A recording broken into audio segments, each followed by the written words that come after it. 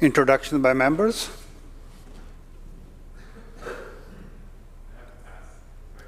Okay. All right, Madam Clerk. Introduction of bills. Orders of the day. Government House Leader. Thank you, Honourable Speaker. I call continued debate on the budget.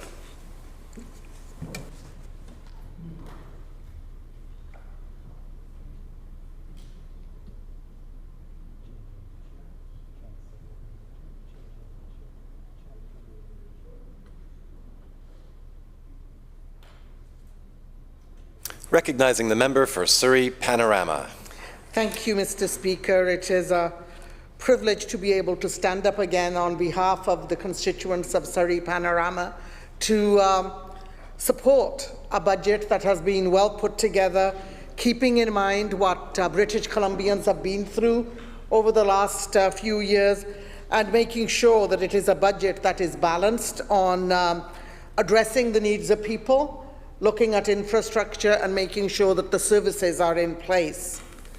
But I also want to say that this budget, and the reason I support it so passionately, has that human side that we did not see in budgets from the previous government in the year 2000 on. And one of the areas that absolutely delighted me as I go through this budget is the support it has in there for kids, from birth right through to graduation, but also for those in our communities who suffer from the areas of sexual assault survivors specifically. And I can tell you, when I read the budget and I saw that item in there, it made every minute in this House well worth it. And that is the reinstatement or the restoring of the budget to the sexual assault survivors and to the centres that provide counselling, preventative medication, critical crisis response. And I remember when those cuts were made by the Liberal government of the day, and how decimating it was and how devastating, and had a huge, huge impact on those services. So absolutely delighted to see that is there in the budget. I was also pleased to see an investment in a growing sector, which is the life science sector. And we know that that is one sector that is growing at a, I would say, lightning speed. And so it should. And to have the investments made by our government to encourage and nurture that sector says a lot about where we're going to be. There is also, we talk a lot about truth and reconciliation, and we can't talk about truth and reconciliation without talking about economic reconciliation. And there were huge, huge barriers, we know, for our First Nations and Indigenous communities in the lack of connectivity. And many of you know how passionately I feel about that, and the need to make sure that the new railroad, or the railroad of the 22nd century, is right there for all our communities. And in this budget is built in resources to ensure that by the end of this budget cycle, 780 plus communities would have been connected with high-speed internet, and that's since 2017. And that is quite an achievement, because that means it has an impact on, we're not talking about FaceTime, by the way, though that is nice for grandparents and parents and our loved ones. I'm talking about the foundation for healthcare services, the foundation for education, the foundation for economic development. And I can remember my friend telling me in the north, we can't even take part in the procurement process because we can't even access it online. So the fact that this is there actually is very, very important. And we always say that the wealth of any province or any nation is its people, And in this particular budget, there's a huge investment in services for people, for infrastructure to grow jobs and provide those services, but also in people themselves as well, in growing a workforce. see the investment in this budget in addressing the huge gaps we have in our apprenticeship program.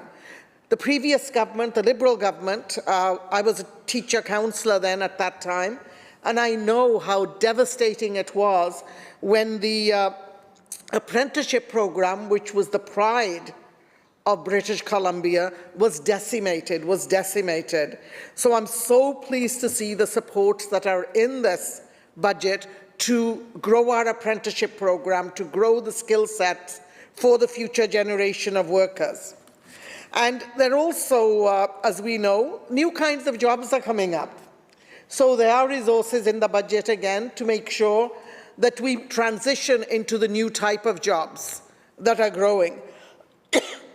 More ECEs, because we know we need them if we're growing the childcare sector, and it is growing. And once again, thank you to the Minister for the work she has done in this area, and for making the lives of so many families so much more affordable as a result of the work we've done in this area. But we can't leave out the one of the key components is having enough early childcare workers, educators. So that is also important, and that is also in this budget. We've already heard about growing more doctors and growing more nurses right here in BC with the addition of the new spaces that are being created. Above all, Mr. Speaker, what I want to say is that this budget is about building together, building stronger together, and it is there to make sure that the gap between the haves and have-nots is beginning to get addressed. And it has a lot in this budget for individuals and what impact it has on their families. At the same time, I am so happy to see the number of hospitals and primary care centres and childcares that are being built right around this province, because we know we have a need for those. And when you look at this budget, whether you are young or whether you are middle-aged or whether you are not so young, there is a lot in this budget. And as a mother, a grandmother, and now a great-grandmother, I can tell you that when I look at this budget and the work this government is doing to support people, it makes me feel proud. Thank you, Mr. Speaker. Thank you, Member. Member for Delta South. Thank you, Honourable Speaker. And thank you. It's an honour to rise once again in this House and present my first set of remarks for the spring session. And I'm just happy to be able to be representing my constituency of Delta South, a great community of generally Ladner and Tawasin area. And I'd also like to, it's been a while since I've been up here speaking, and I'd like to give a shout out once again to my great office staff in Ladner, Michelle Pesey, who is my part-time CA, and my fantastic CA, Taylor Grant, who does such a great job running our office in Ladner. And a big thanks to my wife Pam, who is one of my biggest fans, and she quite enjoys this political life that I do, and she keeps in touch every day as to how things are going over here. And so I also want a big shout out to all the great people that have got us through the last couple of years of this pandemic, especially in my riding of Delta South. Of course, everyone from the healthcare workers, doctors and nurses, custodians in our businesses and our hospitals, the truckers, people that worked in our restaurants and our pubs to keep things going for us during the last couple of years. Of course, our fire department, our paramedics, our ambulance folks, and of course, grocery store workers, and of course, we can't forget our farmers that have kept working 365 days a year to keep going and keep groceries on our grocery store shelves. Since the conclusion of the fall sitting, Mr. Speaker, I've spent the last few months reconnecting with my constituents in Delta South, and what I'm hearing from them is a feeling, Mr. Speaker, of frustration. Frustrated that the second-term NDP government continues to let down British Columbians. At a time when the future is uncertain and people across the province are looking for hope and a plan to tackle the big issues facing society going forward, this budget does neither. It is clear this government, Mr. Speaker, has no plan to secure a bright economic future for British Columbians. This budget fails to properly address the issues people in all corners of the province care about, and I can speak about some of these, such as affordability and the rising cost of housing, the cost of gasoline and diesel fuel for our trucking industry, and the cost of groceries in our grocery stores. Mr. Speaker, the inability to find affordable childcare. $10 a day, that was a slogan 5 years ago, back in 2017, and we still haven't seen anything come of the $10 a day daycare. The safety of their friends or loved ones who may be struggling with their mental health or addictions. Mr. Speaker, 2,224 people died in 2021 from overdose and drug addiction deaths, the highest ever in this province. This must be addressed. They even created a ministry for this, and we haven't seen nothing but numbers go up since 2017 when this government came into power. Mr. Speaker, their difficulty finding a good job or keeping their small business open is more and more difficult every day, and the fact that they have lost the doctors they relied on for most of their adult lives, people cannot seem to find a general practitioner, a family doctor. In fact, just today I watched on Global TV Dr. Fernandez talking about how almost 800,000 people in this province still do not to this day have a general practitioner or a family doctor. These are problems that people are looking to government to help solve, not just because they are top issues in every community, but because these are the issues the NDP has promised time and time again to fix. British Columbians are waiting for this government to finally make their words, slogans, and campaign promises a reality. But instead of delivering on the issues that people really care about, all this government has to offer are more empty promises and the same tired rhetoric they've used for the last 5 years. Just like their rehashed economic plan last week and their throne speech the week before that, this budget is more of the same platitudes and political theatre, nothing to make good on their promises of a more affordable British Columbia. Mr. Speaker, my constituents are beyond frustrated, waiting for the replacement of the congested, seismically unsafe George Massey Tunnel. It is certainly not lost on them that they would be looking forward to the opening of the new George Massey Bridge later this year. The project included 10 lanes, 2 of which were dedicated to transit, major upgrades to the Stevenson and Highway 17 interchanges, highway widening, and the potential to see light rail rapid transit come south of the Fraser in the years to come. The government took all of this away from my constituents when they ripped up the BC Liberal government's plan in 2017. Instead, communities continue to wait, possibly for 10 more years, thanks to a lengthy environmental assessment. It's simply not good enough to have, I'll have more to say on this later in my comments, Mr. Speaker. What I've also heard loud and clear from the people I represent is that life is getting more and more expensive. They're seeing the costs of food, gas, diesel, and housing skyrocket. They're faced with making tough decisions between putting food on the table and making their monthly rent payments. The fact is, Honourable Speaker, this government has been making promises for 5 years now, and they consistently fail to deliver on them. In 2017, this government promised they would make life more affordable. Today, in 2022, I would say life is increasingly unaffordable for the vast majority of British Columbians. This is a government that imposed a slew of taxes on housing in 2018, yet 5 years later, home prices are higher than ever.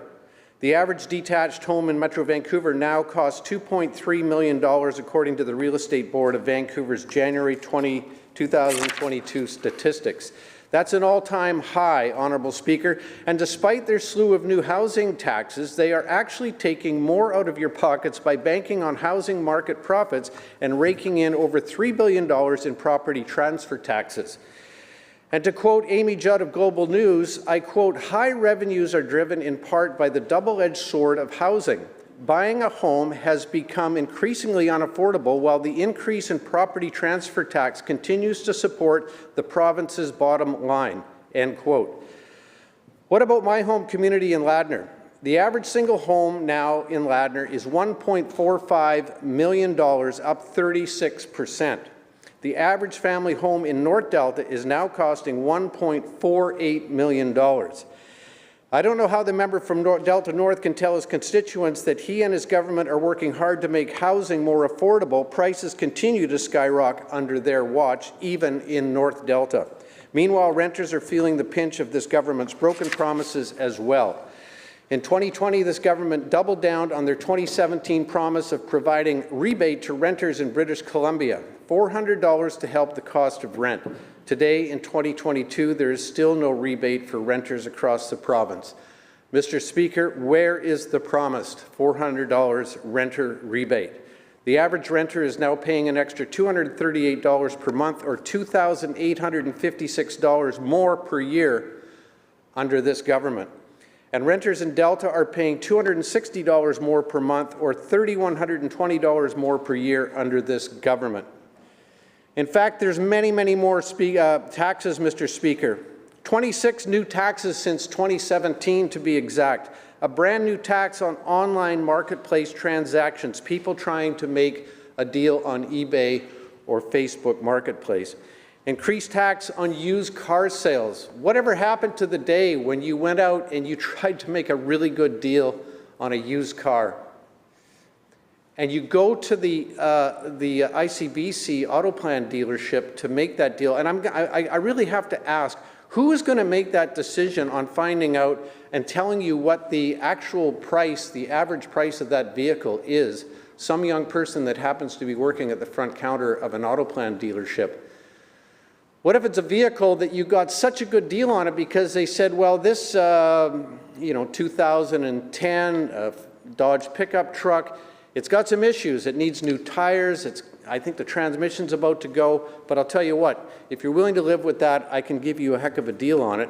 But when you go to register that vehicle and transfer it, somebody's going to tell you that the average price of that vehicle is actually 3 times what you paid for it, and you'll have to pay the PST on that. Increased taxes on the purchase of home heating systems that use fossil fuels like natural gas furnaces. And we've discussed this many times, Mr. Speaker, even in question period, about the fact that people up north just cannot use heating systems that are forced air heating systems, and of course they're going to be taxed much more heavy on the fact that they have to use heating system based on the use of natural gas. And I always question why there's no PST on used electric vehicles. I guess that's a good thing, but in this day and age where so many people are looking to buy, and I'll give you an example, a vehicle with a small 4-cylinder engine that's got a small fuel tank that is very efficient on gasoline. I think there should be a break on people that go out and buy used vehicles that are very efficient on using gasoline, because not everybody's going to buy an electric vehicle. For instance, I drive a pickup truck that unfortunately costs me about $140 to fill up that pickup truck, whereas my daughter drives a little, Toyota Tercel, little 4-cylinder car. It only costs her about $45 to fill her car up. So I think there should be benefits for people that use those. Honourable Speaker, this is a sad pattern of behaviour we've come to expect from this government. Unsurprisingly, this pattern was on full display as I sat here listening to the budget, and before that, the throne speech. There was plenty of reflection on the past and next to no consideration for what we're presently dealing with or what's to come in the future. Lots of recycled promises and looking backwards. This government cannot fix the province's current problems if they remain staring in the rearview mirror. Let's look in closer depth at just a few more of the problems facing British Columbians today. In the aftermath of the havoc caused by the atmospheric river, I traveled to meet with our farmers and ranchers, meeting them where they are to survey the damage caused by the many disasters we saw last year and to hear how these folks were doing. They're not doing very well, Honourable Speaker. Many of their homes, their farms, and their livelihoods are completely destroyed.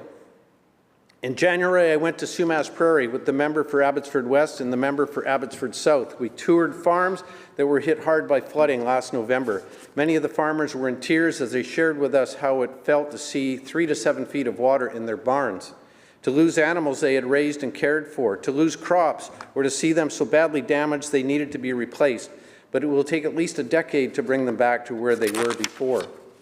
To lose their homes, the places they retreated to after a long day's work to spend time with the ones they love. Hundreds of homes ruined, and people are still not getting the money they need to restore their homes so they can get back from living with relatives or with friends or living in hotels to get back into their homes, getting the money they need to restore those homes. And Lytton is a perfect example of people that are absolutely helpless. They have no idea how they're going to get back and get their homes rebuilt in Lytton, BC.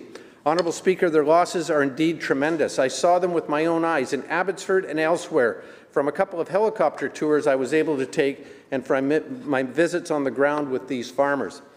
I made it a priority to get out of the legislature and go talk to them as soon as possible after those floods, and I was happy to say that I took 2 helicopter tours as quickly as possible to survey the situation and to get on the ground and talk to farmers in Abbotsford and up in Merritt.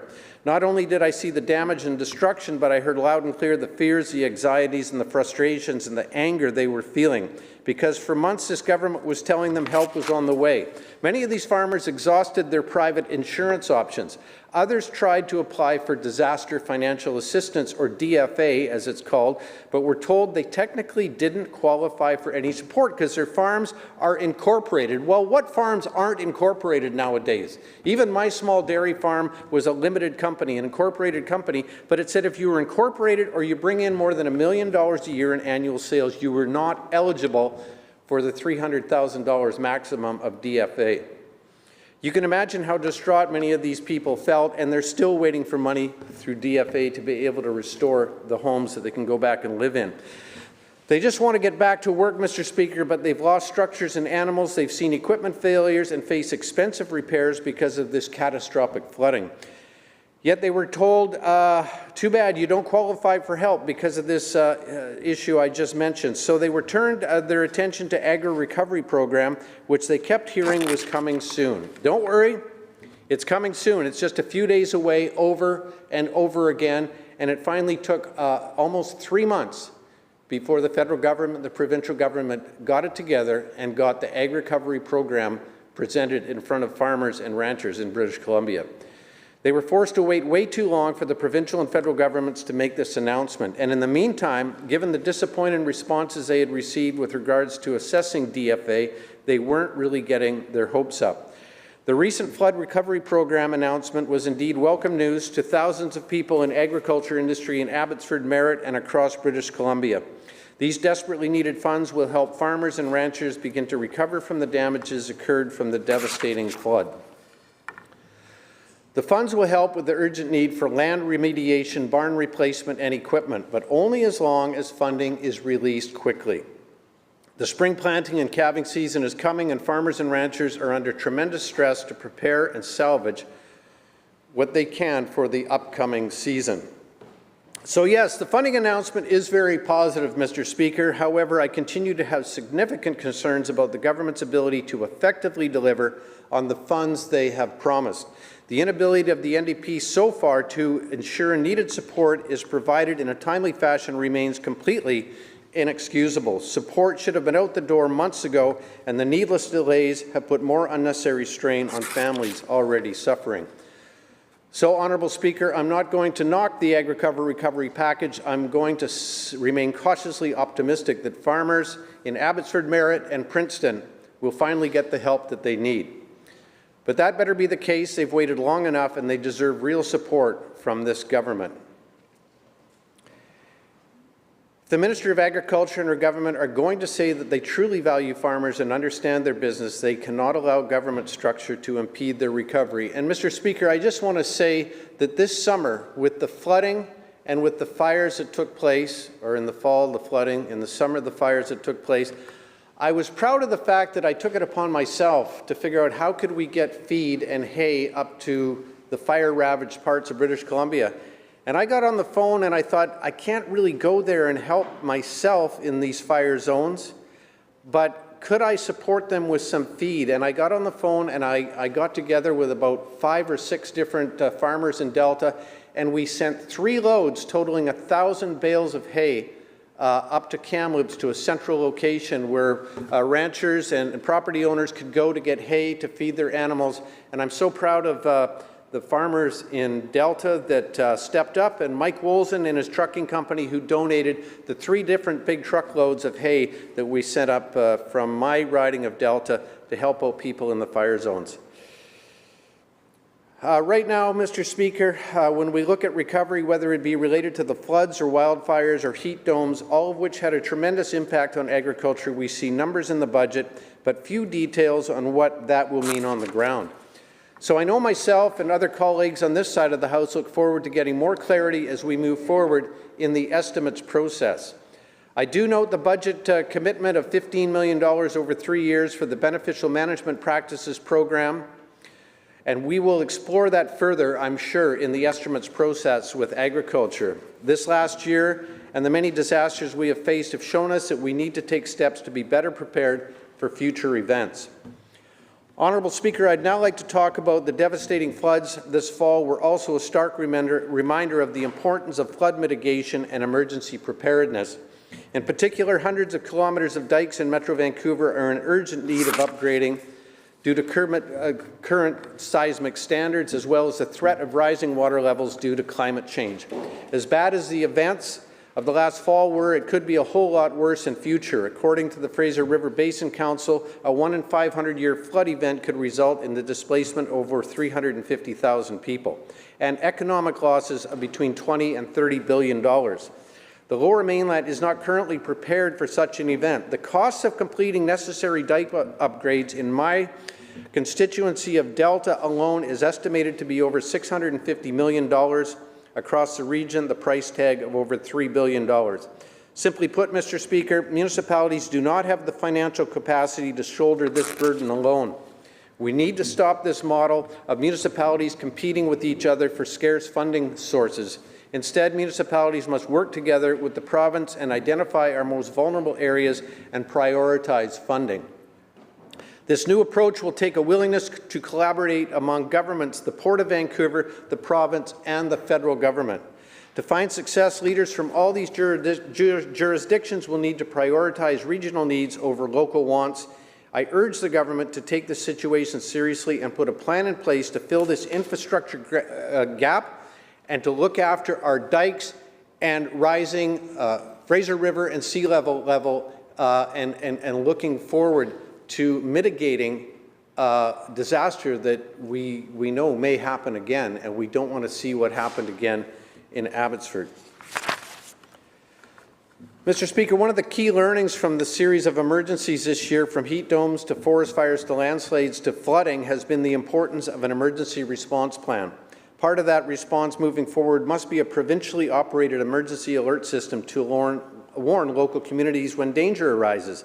Unfortunately, though the province has the technology in place, emergency alert systems were not used to warn residents of widespread flooding and landslides this fall. In Washington State, farmers and residents were alerted through the sound of former air raid sirens of the imminent threat to their homes, properties, barns, livestock, and equipment down in Whatcom County, Washington. This came 48 hours before the catastrophic flooding. This gave farmers time to get their affairs in order. They had time to move livestock to higher ground. They had time to place sandbags around their properties. They had time to pack up some of their belongings. They had time to move some of their equipment. The farmers in Sumas Prairie, the farmers in Merritt, and the farmers in Nicola Valley, they did not have that same time. They didn't receive an emergency alert on their smartphone. They didn't hear sirens. They lost most of their livelihoods. I certainly know not every home, not every animal, and not every piece of equipment could have been saved, but this atmospheric river was unprecedented. When these events arise, it is up to the province to use every tool at its disposal to help those in need. Government must take action and demonstrate leadership in times of crisis. We cannot deflect to other orders of government. We have the ability to use emergency alert systems, and we should be using them in future as these sorts of events occur. Now, Mr. Speaker, I'd like to talk to one of my favorite subjects, the poor passing of the Massey Bridge replacement. Honourable Speaker, this year will mark the 5th year serving the people of Delta South in the Legislature, my 5th year of serving the people of Delta South. And for 5 long years, my constituents have been asking for action from this government on a George Massey Tunnel replacement. For half a decade, the NDP has dithered and delayed on a project that should have been completed by now. Mr. Speaker, I watched as the bridge was being built. Friction piles were driven. They were tested with load to make sure they were ready to hold the weight of the bridge and vehicles on the bridge. Hydro towers were being relocated.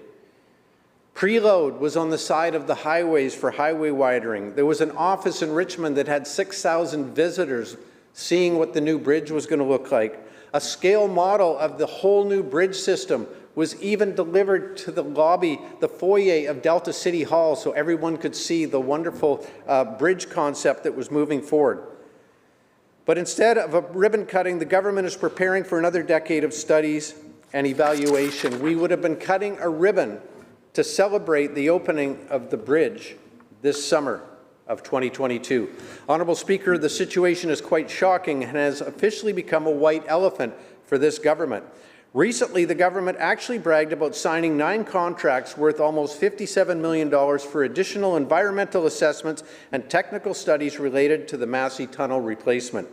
Think about that, Honourable Speaker, $57 million in additional studies on top of the millions of dollars that had already been spent on endless reports, consultation, and pre-planning for the bridge project. The project will continue to rack up millions more in the years ahead without a single shovel being placed in the ground.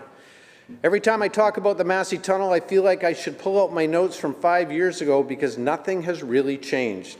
100,000 people are still stuck in gridlock every day, clinging to the vague hope that a new crossing will be completed in 10 years' time. In the meantime, despite years of promises, there is currently no federal commitment to cost sharing on this asset. There is not even a guarantee that the project will pass the rigorous environmental assessment process.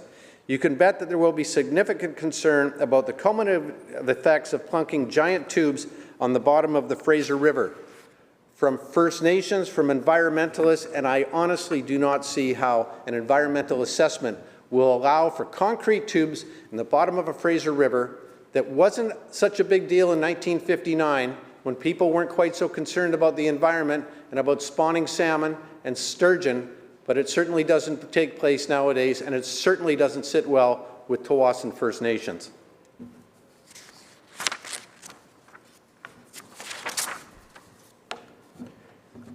Mr. Speaker, the government decided to play politics and cancel the project 5 years later, and it will be another decade at least until we see this project completed. That's 15 years of dithering, delays, and inaction on behalf of this government. There are serious economic implications of inaction.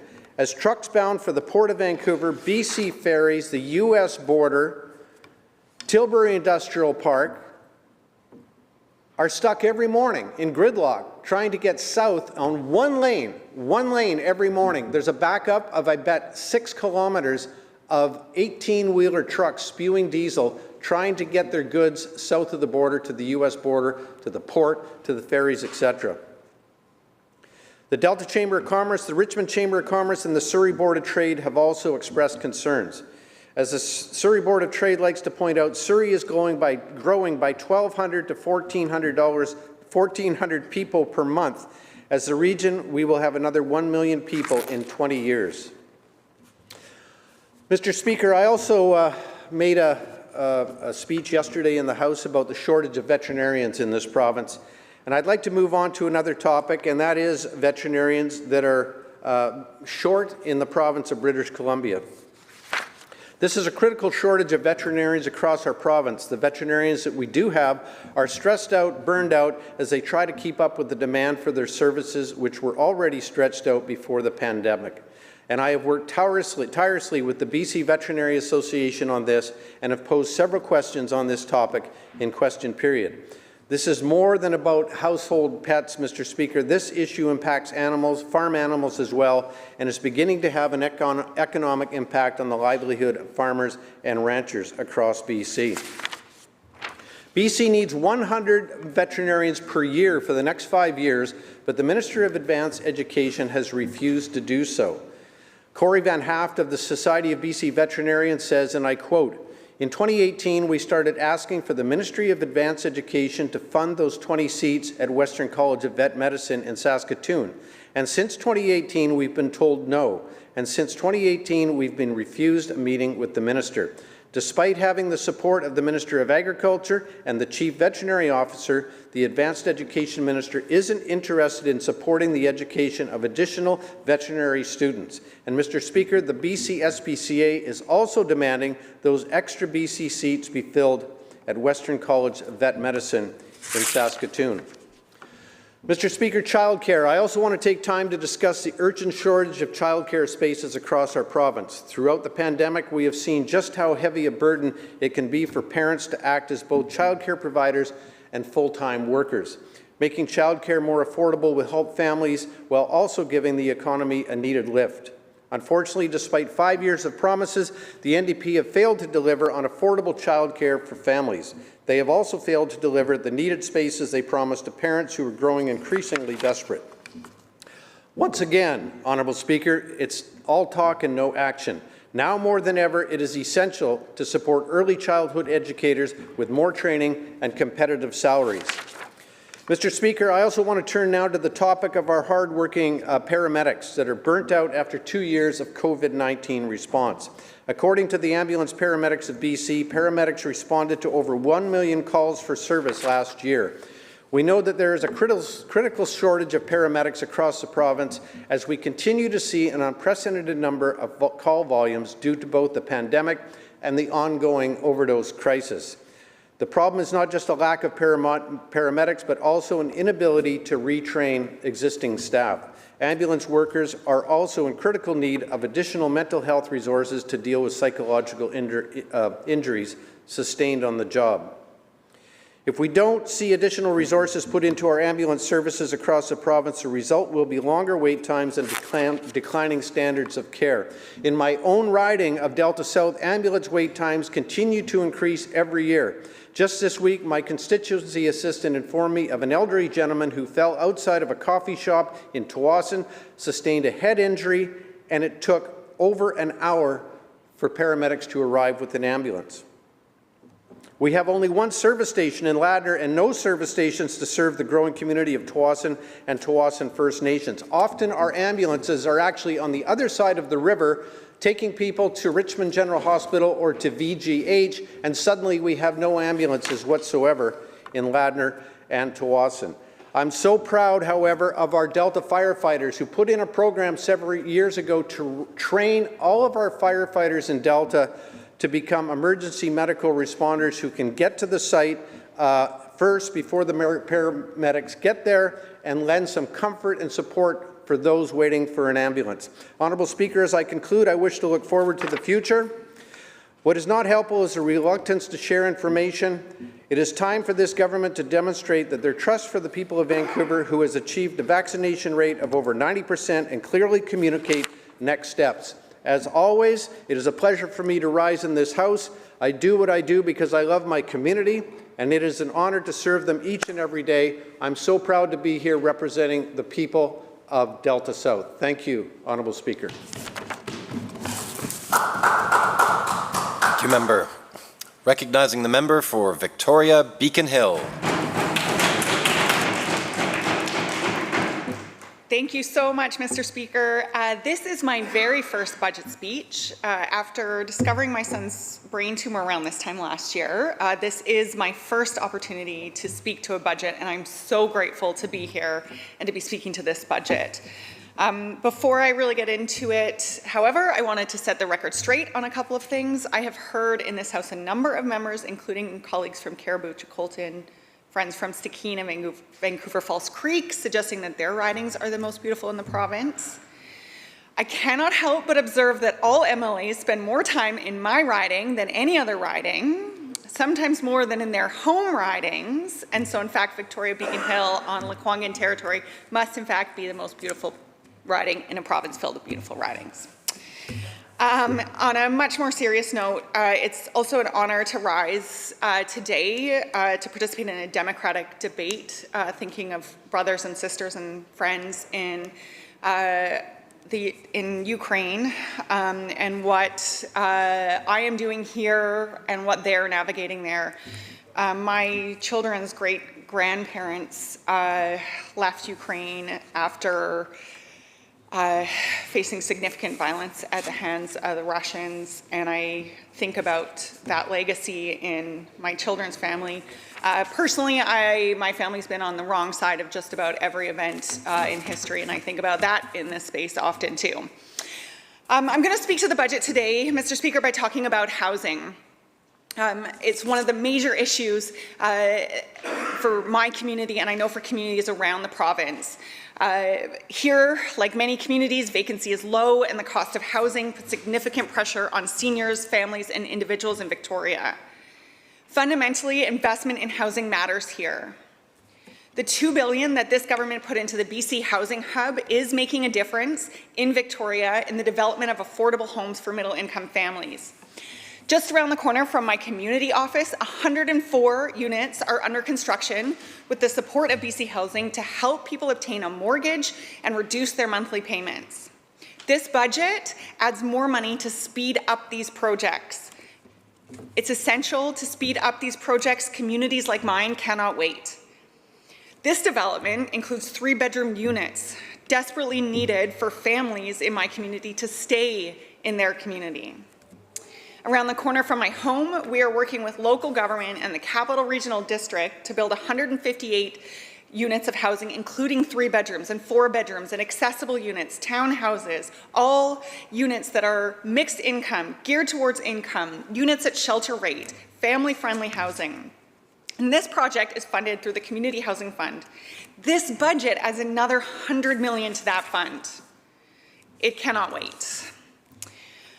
I also want to address something that came up earlier this week during the debate.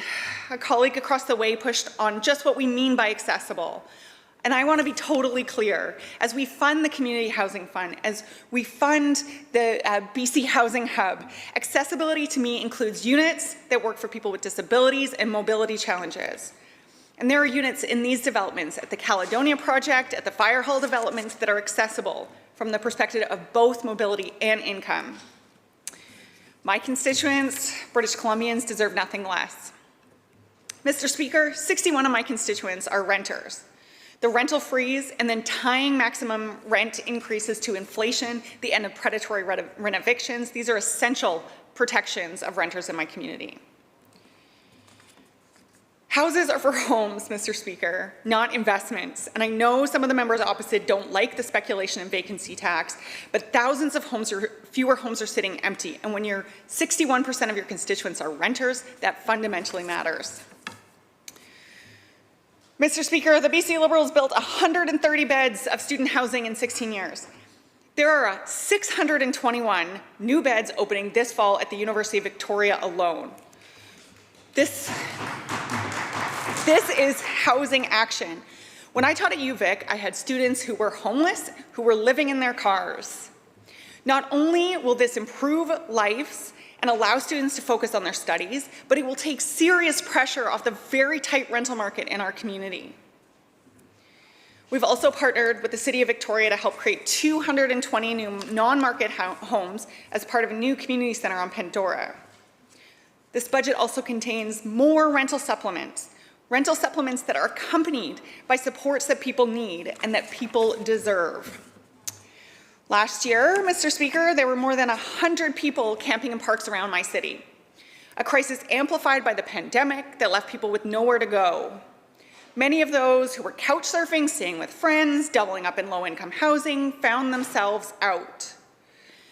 We acted fast. Dozens and dozens of new shelter spaces around my constituency. We created space at the Save on Foods Memorial Arena, and when that was no longer an option, we created homes for those folks to move into at the previously empty Mount Tomey Hospital and built a new tiny town. We created new emergency shelter on Russell Street in Vic West, purchased Paul's Motor Inn, and leased the Travel Lodge, among other efforts to make sure that people had a safe place to live with resources to improve their lives. This budget makes sure that the resources are there to extend those leases, to retain spaces, to keep people housed while more permanent spaces are being built. And they are absolutely being built. Over 190 new permanent supportive units in my constituency, new ones on 4 sites in my tiny constituency. These are homes that will not only provide people with a roof over their head, but also important services that they need and deserve. Included in this housing is new homes on Catherine Street run by the Aboriginal Coalition and Homelessness, supportive housing by and for the Indigenous community here. Mr. Speaker, I was listening last week, and when the member from West Vancouver, Sea to Sky, calls this budget a spending palooza, is this the kind of thing he is not interested in having? We are starting to see the impacts of housing that were made available in my community. Health improvements so dramatic, residents are no longer recognizable. On the weekend, I talked to someone from the Coalition and Homelessness who told me about a constituent that they work with, constituent of mine that they work with, who, like many of those who are unhoused or insecurely housed, face numerous and overlapping health challenges, all while sleeping outdoors. This person described the care they received with the roof over their head as world-class, as life-changing. And while members on the other side have repeated themselves ad nauseum that a cabinet minister's success and remuneration should be measured and rewarded only by whether they balance the books, I fundamentally disagree. People's lives matter, their health matters, community matters. And to be absolutely clear, when you balance the books on the backs of people in community, you do not balance the books. It's a mirage. Homelessness is extremely expensive. The healthcare needed to support those who are unhoused and living in physical and mental crisis is extremely expensive. The costs associated after looking after families, the lost economic and educational opportunities, the lost innovation, the lost wages, the impact on business, these are massive. When your only bottom line is the bottom line, when you balance the books at the expense of community, at the expense of the people of BC, it is not real. It is a mirage. Mr. Speaker, because the needs of the most vulnerable and marginalized here in my community and around the province were ignored for so long, because there was a failure to properly invest in housing supports and the care, we were reacting to crisis, creating and building shelters to ensure people had a safe place to stay, and in my community, so that communities could go back to using their green spaces. Now, Mr. Speaker, with this budget, we're able to shift to proactive strategy. This is how we do right by our constituents, especially those who need us to get it right the most.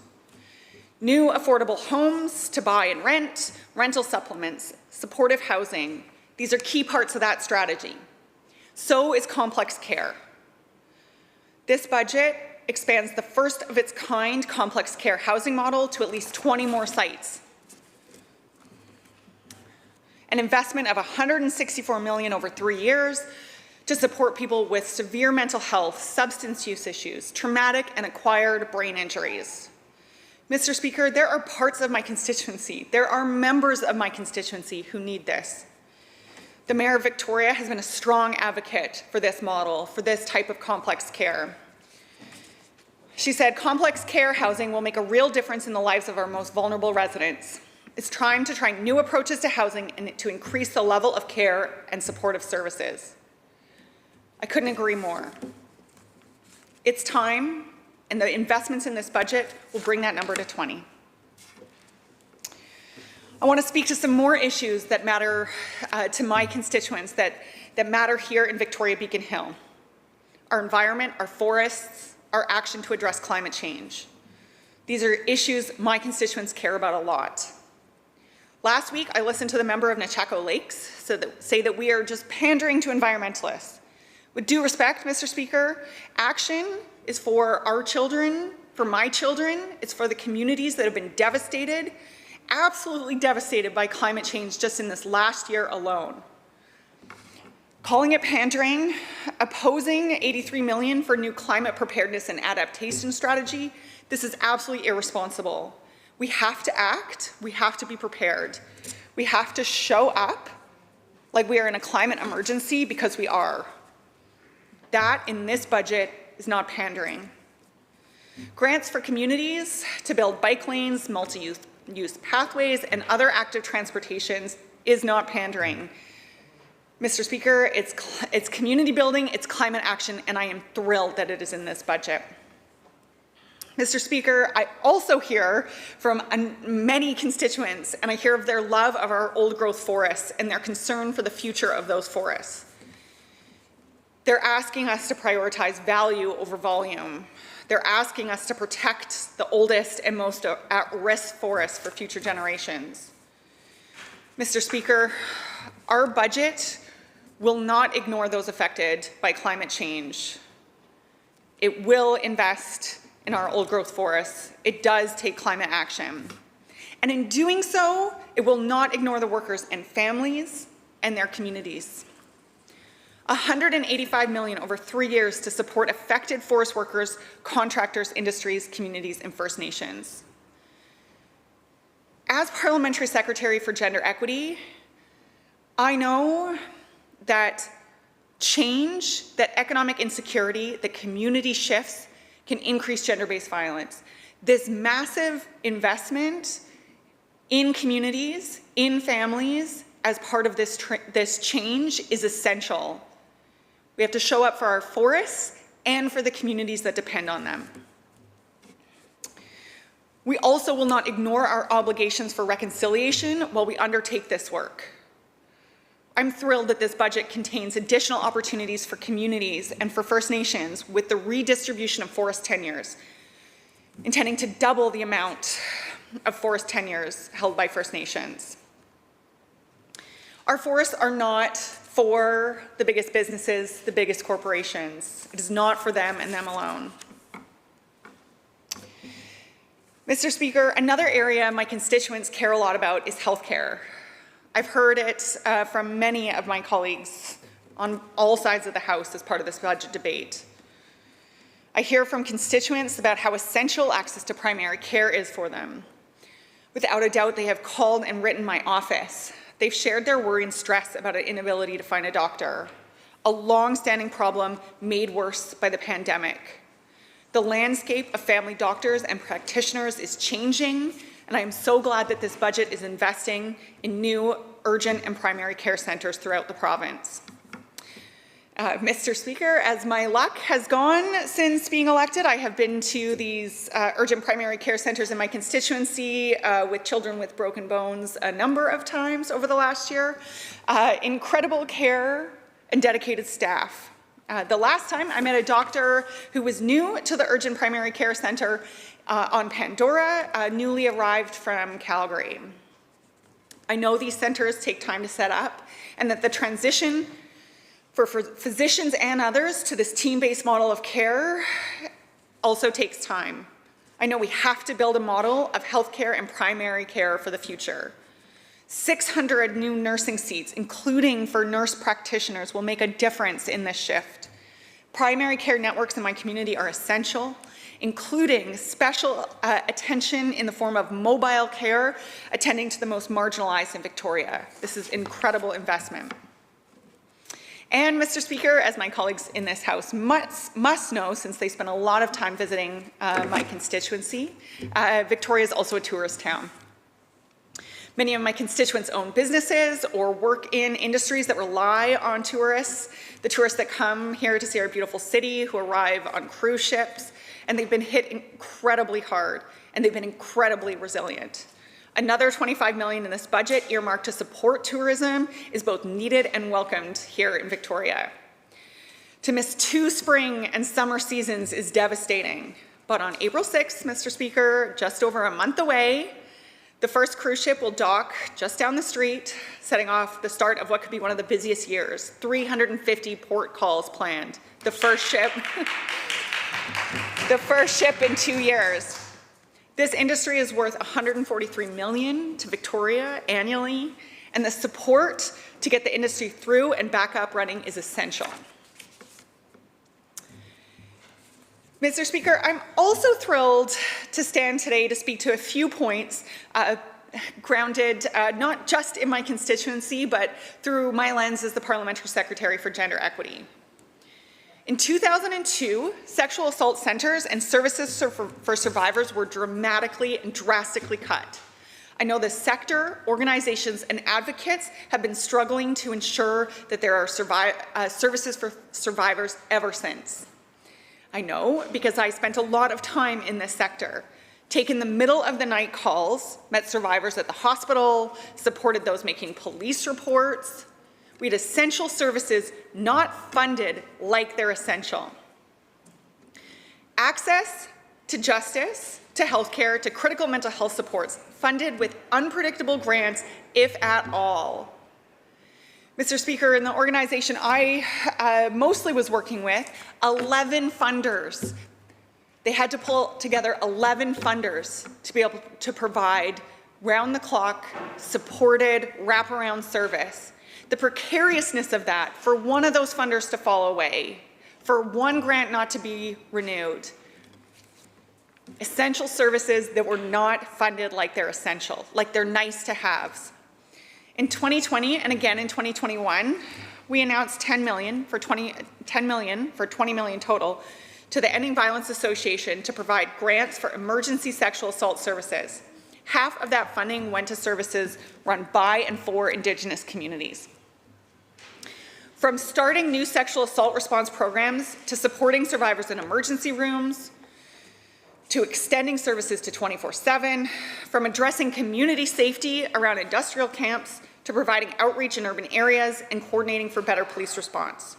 From Surrey to Dawson Creek, from Victoria to Prince Rupert, I know these services have directly impacted countless survivors and their communities. Madam Speaker, welcome to the chair. I wanted to give a couple of examples of what that $20 million did. For the Healthsick Tribal Council, resources to provide support and education, advocacy, emergency response, and connection, all to assist women and girls who've experienced recent sexual assault. Diverse City in Surrey, the creation of a new sexual assault response service to provide coordinated, culturally responsive emergency sexual assault service hub. Services for recent newcomer survivors of any immigrant group, working to prevent re-traumatization, to foster increased reporting, and to support those who've experienced trauma. For the Tahltan Band Council, that money created culturally safe and relevant emergency support services. Telegraph Creek and Dees Lake in particular. The services include support accessing medical care, support networks, referrals, and navigating the challenging systems that survivors must navigate. Around Williams Lake, emergency sexual assault services and response for 7 rural and remote Indigenous communities. I am so thrilled that in this budget, $22 million over the next 3 years for sexual assault services. We know services like these, services that provide care and support after a sexual assault, cannot continue to be provided by unpredictable grants. They are essential. In this year's budget, we announced the funding for these kinds of critical responses will be dedicated and ongoing. That, Madam Speaker, to services that were gutted and abandoned, that meant the abandoning of survivors and organizations that scrambled to make those services continually available despite that change. Dedicated funding for services like these could not wait, but our work is not done here. Next week, we start our roundtables for a gender-based violence action plan. Madam Speaker, investments in this budget, also relevant to this file, increased connection. The resources, the infrastructure for another 280 communities to be connected with high-speed internet. Frankly, all of us here are probably entirely exhausted of how dependent we've become on virtual connections, but that is actually an incredible gift. This investment is necessary for economic opportunities, for education and connection, but it is also necessary to provide opportunities for safety, for services, for those experiencing or leaving violence in rural and remote communities. Beyond gender-based violence, there are other aspects of this that as a parliamentary secretary, I'm incredibly proud of. Our continued investment in childcare in particular. As a mom, as a neighbor, and in my role as parliamentary secretary, this is incredible. It's options for and opportunities for economic independence and security. It's quality and early childhood education for kids in our community. This is about family. It's about family safety. It's about opportunities for our children. The wage supplements for early childhood educators will not only help us address the shortage of ECEs, but it is action towards properly and adequately compensating those who look after our children. From my perspective, it's also action to address the gendered wage gap. The expansion of this in this budget is good news. Mr. Speaker, Madam Speaker, mid-speech shift. The childcare investments in my community are astounding. Again, Victoria Beacon Hill is a small community. The childcare investments are more than 296 spaces and fee reductions worth over $6 million. We've got a $10 a day site. I can't tell you what this means. There are actual babies in my constituency who are now in childcare whose parents decided they could have a family when this government first announced investments in childcare. Actual babies now in those spaces. Driving fees down by half. This is huge. This is action now. Are we done? No. Is it incredibly impactful on people's lives? Without a doubt. It created new lives, as I said. I'm going to end here, Madam Speaker, on a few notes of appreciation. I am incredibly lucky to represent Victoria Beacon Hill. I have some of the most engaged and connected and passionate constituents from Fernwood to North Park to James Bay, Fairfield, Vic West, downtown. People are connected to their community. They're active in their community. They are committed to a city, to neighborhoods that are inclusive and active, that are about the need on the ground, but also where we sit and what we owe the broader province, country, and globe. I want to also say a couple thank yous to the folks that allow me to keep doing this job. Hannah Harris-Hope and Unmal Swatch support me in this place. Brittany Flamenac keeps me going as parliamentary secretary. Matt Landry, Andrew Christie, and Kate Banky show up in and for my community and my constituency office every week.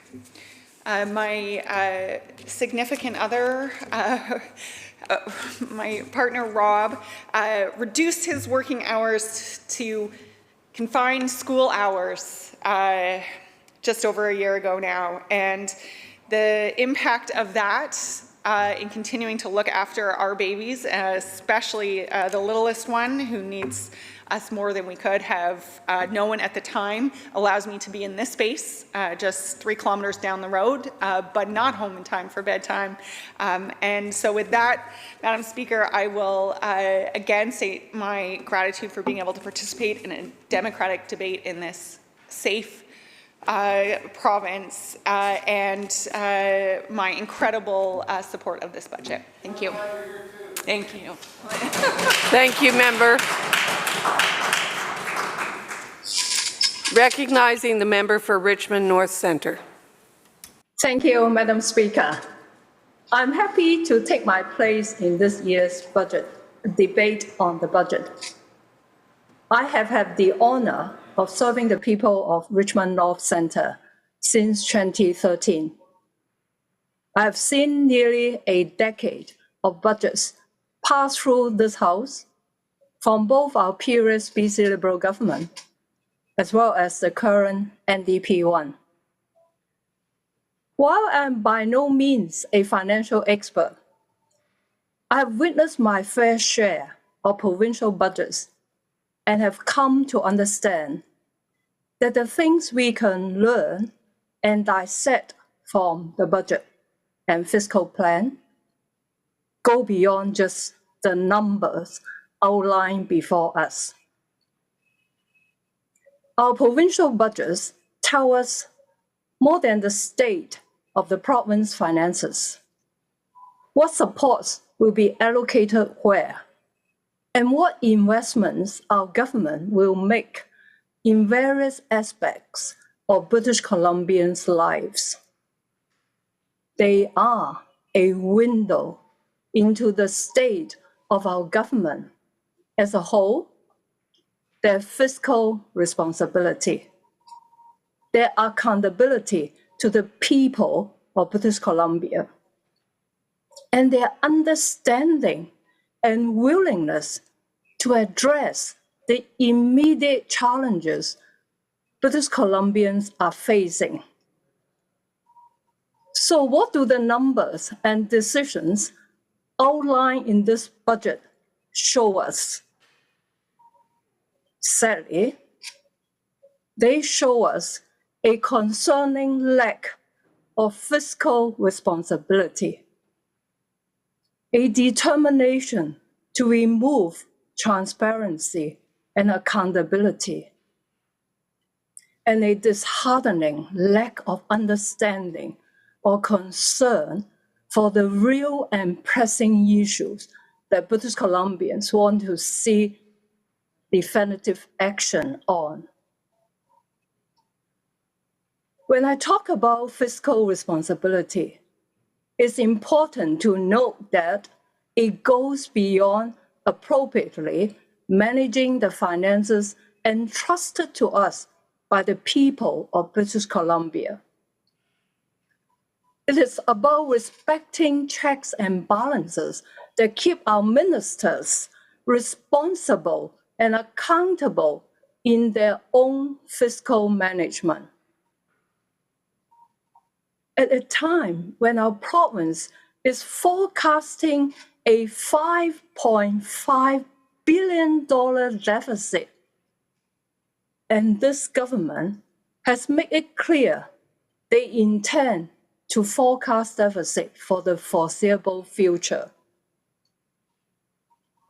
They have decided to permanently eliminate the 10% salary holdback for cabinet ministers, giving themselves a 17,000 pay raise despite projecting one of the largest deficits our province has ever faced. When the Minister of Finance was asked for the reasoning behind this tone-deaf and greedy decision, she said that keeping the holdback would send the wrong message to British Columbians. How would it send the wrong message when thousands, if not millions, of British Columbians have seen their own personal income and finances take massive hits from this pandemic, and thousands of businesses have been forced to close their doors for good? How does taking a raise send the right message? If anything, I would say this action sends the wrong message. When government ministers rewrite the rules so they won't take a pay cut in a year, that so many have had no choice. It is a prime example of how disconnected they have become from the real world challenges British Columbians are currently facing.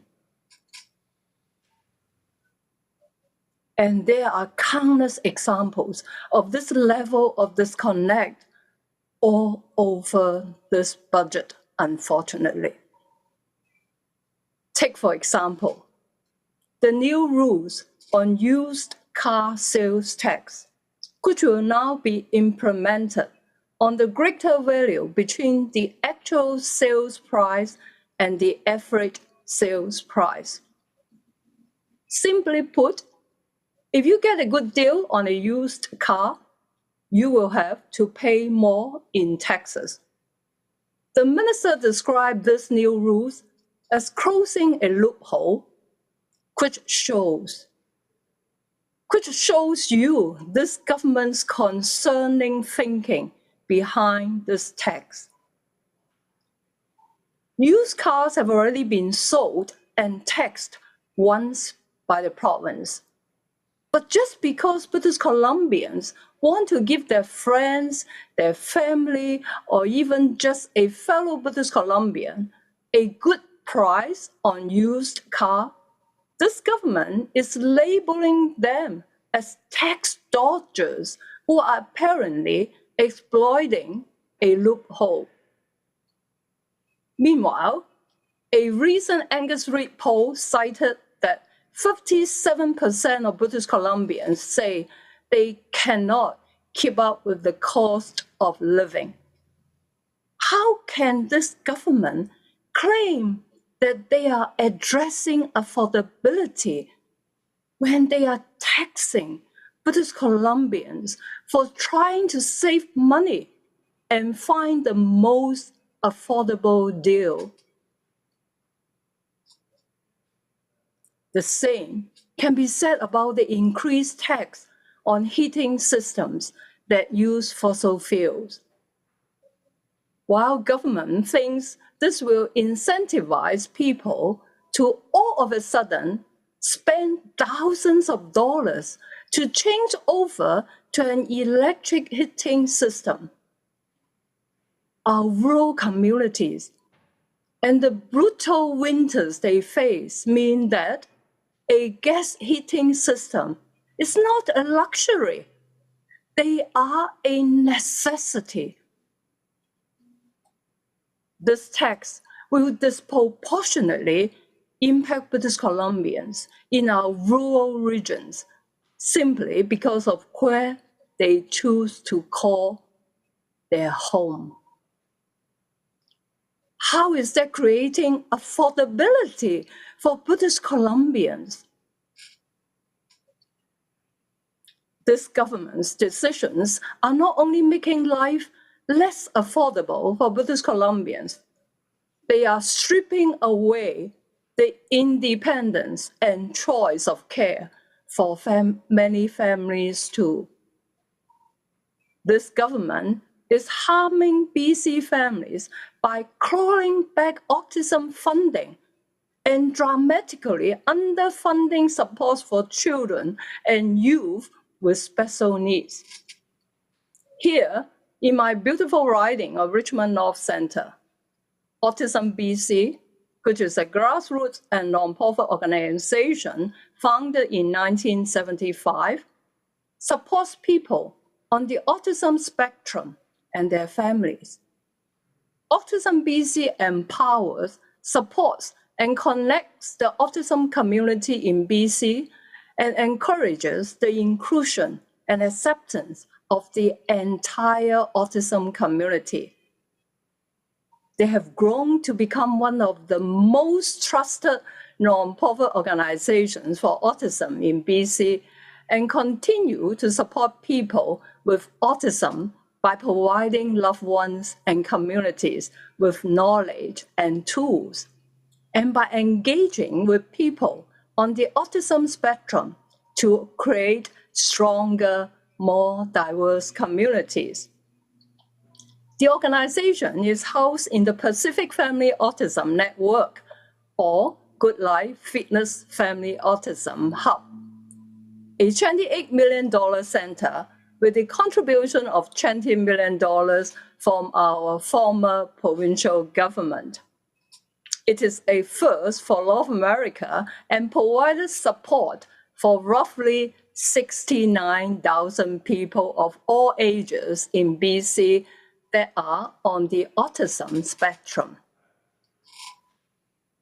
Well, unfortunately, with the recent announcement by this provincial government to phase out individualized autism funding by 2025, and the lack of consultation on these changes, many families fear they will lose their current support and choices. Families are also struggling with rising service fee as there has been no increase to funding for each child in recent years. Now turning to housing. British Columbians are facing the highest housing and rental prices they have ever faced in this province. And yet, there's still no $400 renters rebate or any significant measures in this budget to make the housing market more affordable. The 2020 CMHC rental market report cites that since 2017, Richmondites are paying on average $1,400 more per year in rent. This renter's rebate, if we ever see it, won't even cover the rental hikes we've experienced under this government. How is this making life more affordable? Government has failed to meet their housing targets, and once again, it is British Columbians who are suffering as a result. Only 5,269 homes have been completed by the BC government.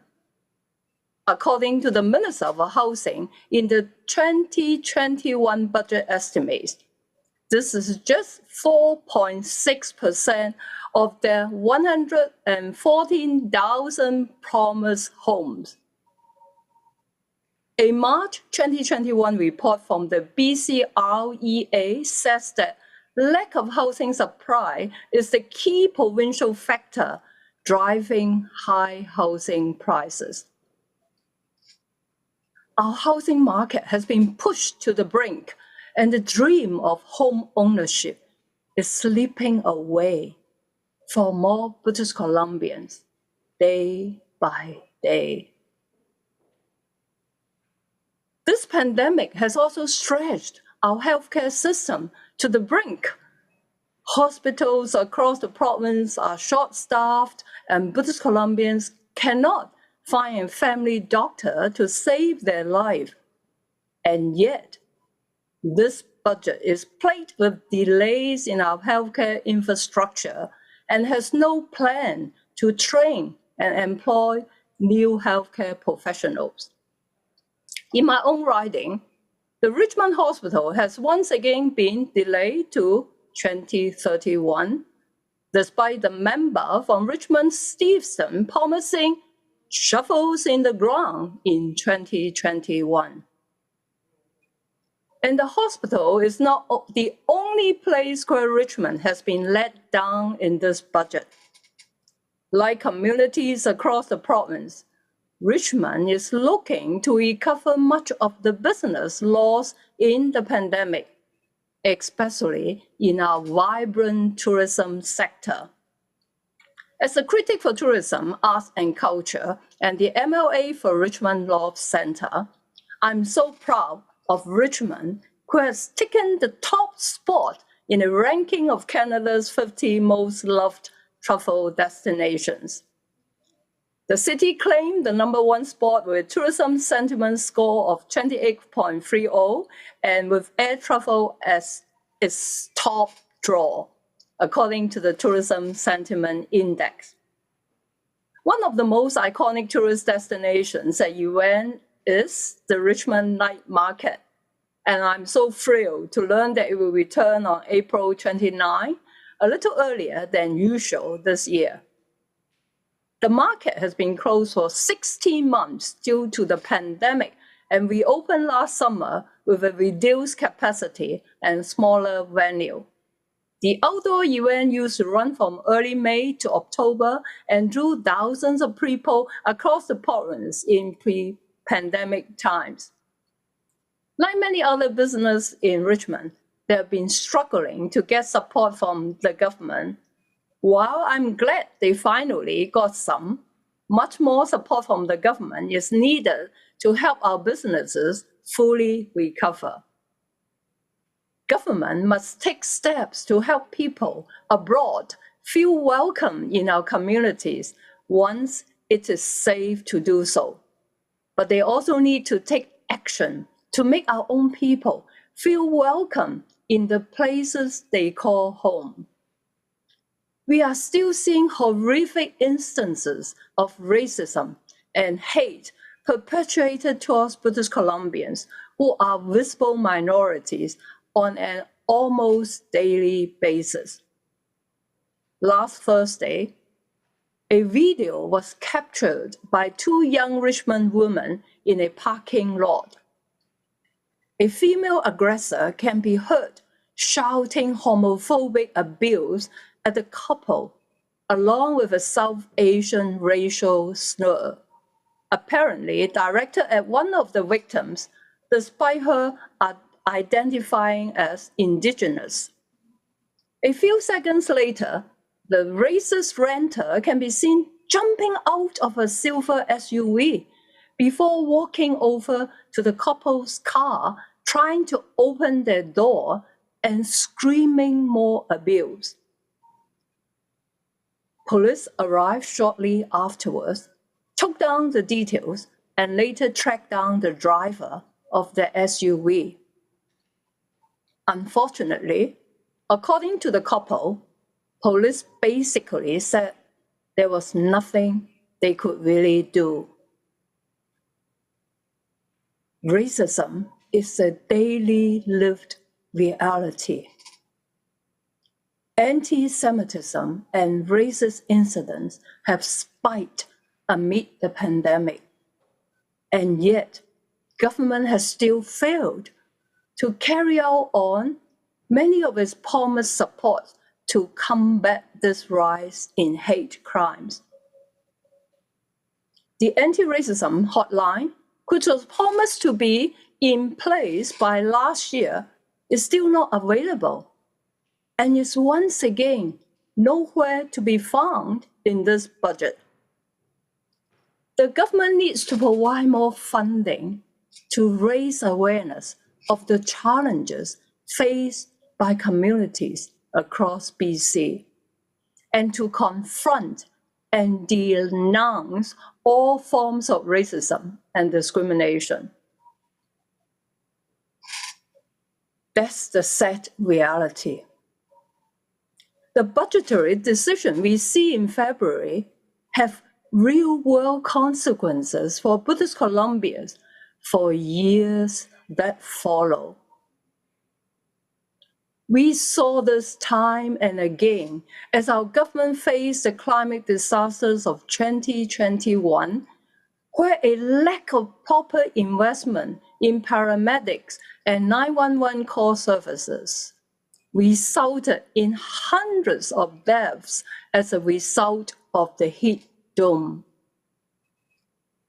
The slow rollout of funding and support have left the people of Lytton without a home or community to return to for more than 8 months.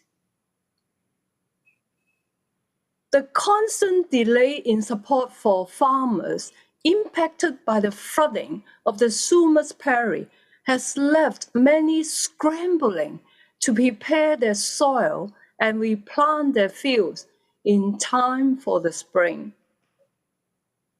This will not be the last time our communities are going to face these kinds of environmental disasters. Government needs to make the proper investment today to ensure our communities are protected and supported against future climate events. 3 atmospheric rivers hit our region last November, including one that resulted in more than 130 millimeters of rain falling on Richmond over 3 days. While it did not experience the same level of rainfall or flooding issues as some areas of the Fraser Valley, Richmond did require extensive use of the city's 39 drainage pump stations and staff to keep things secure. At the peak of the November storms, each of the city's 39 pump stations were moving water at or near full capacity at some point during the event. The capacity of this pump station has been increased 29% since 2005, and they now have a combined discharge rate of approximately 90 cubic meters per second. That is the equivalent of more than 2 Olympic swimming pools every 60 seconds. Current climate change science estimate that sea levels will rise approximately 1 meter by the year 2100, while land in Richmond is projected to subside by 0.2 meters over the same time span. Council recently supported the need for more investment in the existing flood protection infrastructure, despite its performance in managing one of the heaviest rainfall months on record. The previous government invested so much in strengthening the pumping station and dikes in Richmond in preparation for the rainstorms. I hope this government will also focus on planning and taking tangible action for the future.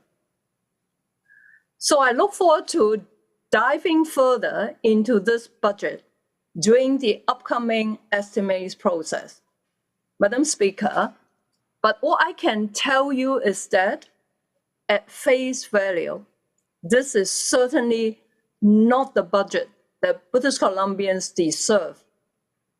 One that will encourage government accountability, one that will invest in people more than politicians, and one that will provide our communities the support they deserve to build back a safe and prosperous British Columbia. Thank you, Madam Speaker. Thank you, member. Recognizing the member for Maple Ridge Mission. Well, thank you very much, Honourable Speaker, and I rise today to speak to Budget 22, Stronger Together. I'd like to say that I'm, as many of our colleagues, I'm very, very proud to represent Maple Ridge Mission and the constituents of Maple Ridge Mission. And this second term has been very, very challenging for all of us, everyone in this House. And I just wanted to say thank you to everyone at home and everyone in this House who've made incredible efforts during these very difficult times. Before I say anything else, though, I did want to start with just a little acknowledgement about Ukraine. I know a lot has been said by all members on all sides of this House about support for Ukraine and a condemnation of Russia's unlawful attack on this sovereign nation. I am very lucky, in fact, to my wife's ancestry is Ukrainian. Her ancestors, her grandmother moved from Ukraine to the prairies of Canada, as with so many Ukrainians. In fact, Canada is one of the second largest places in the world for Ukrainians to settle if they leave the Ukraine. And so I feel very fortunate to have a family with Ukrainian descent, and my thoughts and hopes go out to everyone in Ukraine. And I also want to say that it's very good to see how many countries, including Canada, who are opening doors to refugees. And I can say without hesitation that any Ukrainians coming to Canada, you're welcome. You're welcome in my riding. You're welcome in anywhere in British Columbia. So please come. Next, I think it's important before I get into the budget to talk about two other pieces. Of course, it's very difficult to jump into a budget without talking about COVID recovery and, of course, the overdose crisis. And I did want to to really thank the ministries and the staff and the frontline workers and the people of British Columbia for all of the work they've done, particularly during the pandemic. My heart goes out to all the families who've lost loved ones to the overdose crisis and dealing with mental health and addiction issues. And I know the Minister of Mental Health and Addictions, her staff, and everyone are working tirelessly on that front. So also, as we saw in 2021, the impacts of climate change hit us very hard with the heat dome, with wildfires and floods. And floods affected many of our ridings, including my own, and particularly the riding of my neighboring riding of Abbotsford Mission. But I was very, very pleased to see $213 million of support for farmers from the partnership with the federal and provincial government. Very important funding. Also, obviously a thanks to the Minister of Agriculture for all her incredible work, and of course the Minister of Transportation. I just went up to Stump Lake, which is near Merritt, to visit my wife's family for the first time in a number of months because the Coquihalla had been destroyed. And seeing the pictures of the Coquihalla, honestly, I didn't think that we'd be driving up that road for a year. The fact that the ministry was able to mobilize and that engineers and workers and builders and people on the road workers were able to turn that around in such a miraculous way. It was absolutely astounding. And driving up that road, it was awe-inspiring to see what we can do together as a province in the time of need. And I think that's part of the reason why the Minister of Finance has called this budget Stronger Together, because I think we've seen that over and over again during the pandemic, during the heat dome, during wildfires, during floods, how British Columbians come together and how we work better when we work together. I also, there's a few things I talked to in the throne speech that I probably won't get to specifically, so I just wanted to reiterate them quickly, because I've heard a lot of the opposition talking about affordability, and I will be talking about the housing crisis in a few moments, but I think it's impossible not to talk about affordability without talking about some of the measures that have been taken by our government since we took office in 2017, including one of the first things we did was eliminating the tolls on the bridges, and that had a profound impact, particularly in my area on the Golden Ears Bridge and the Port Mann Bridge in terms of affordability, up to $1,500 a year, Honourable Speaker. And of course, the new leader, Kevin Falcon, and I've been said, you want to say these things to his face. Well, Citizen Falcon, I'm speaking to your face right now, the best I can until you get a seat in this House, and hopefully you will get a seat in this House. So, Citizen Falcon, I'm speaking to you on this, and I've heard that you have said that that you would have gotten rid of the tolls. In fact, you were one of the architects of the tolls, and in fact, you increased MSP premiums during your tenure. We eliminated MSP premiums, Honourable Speaker. In fact, Honourable Speaker, the Leader of the Opposition was one of the ministers who raided ICBC for years to balance their budgets on the backs of British Columbians. We've made transformative changes to ICBC, and people are saving an incredible amount of money, $500. Actually, we have one friend who actually saved $2,000, a young friend of our family, a year, made a profound difference in their lives, absolutely profound and transformative changes for our young people and for people in this province. Again, the Leader of the Opposition would have gotten rid of those, and I hear chirping from the other side because the fact is we've done incredible work, Honourable Speaker, in terms of affordability for this province. Childcare alone, thank you. Childcare alone can save families up to $19,000. If you add it all up, Honourable Speaker, for a young family with young children, that's $25,000 a year that they can be saving under our affordability. You add up ICBC, you add up sales, you add up childcare, tolls, MSP premiums, ICBC, and what would the Leader of the Opposition do? He would get rid of all of that. Let's talk about affordability, Honourable Speaker. They're not interested in affordability. They're interested in tax cuts to the most wealthy and cutting services and cutting things that people need. And I've heard this a lot. All of a sudden, the opposition is talking about people, Honourable Speaker. Well, I'll tell you what.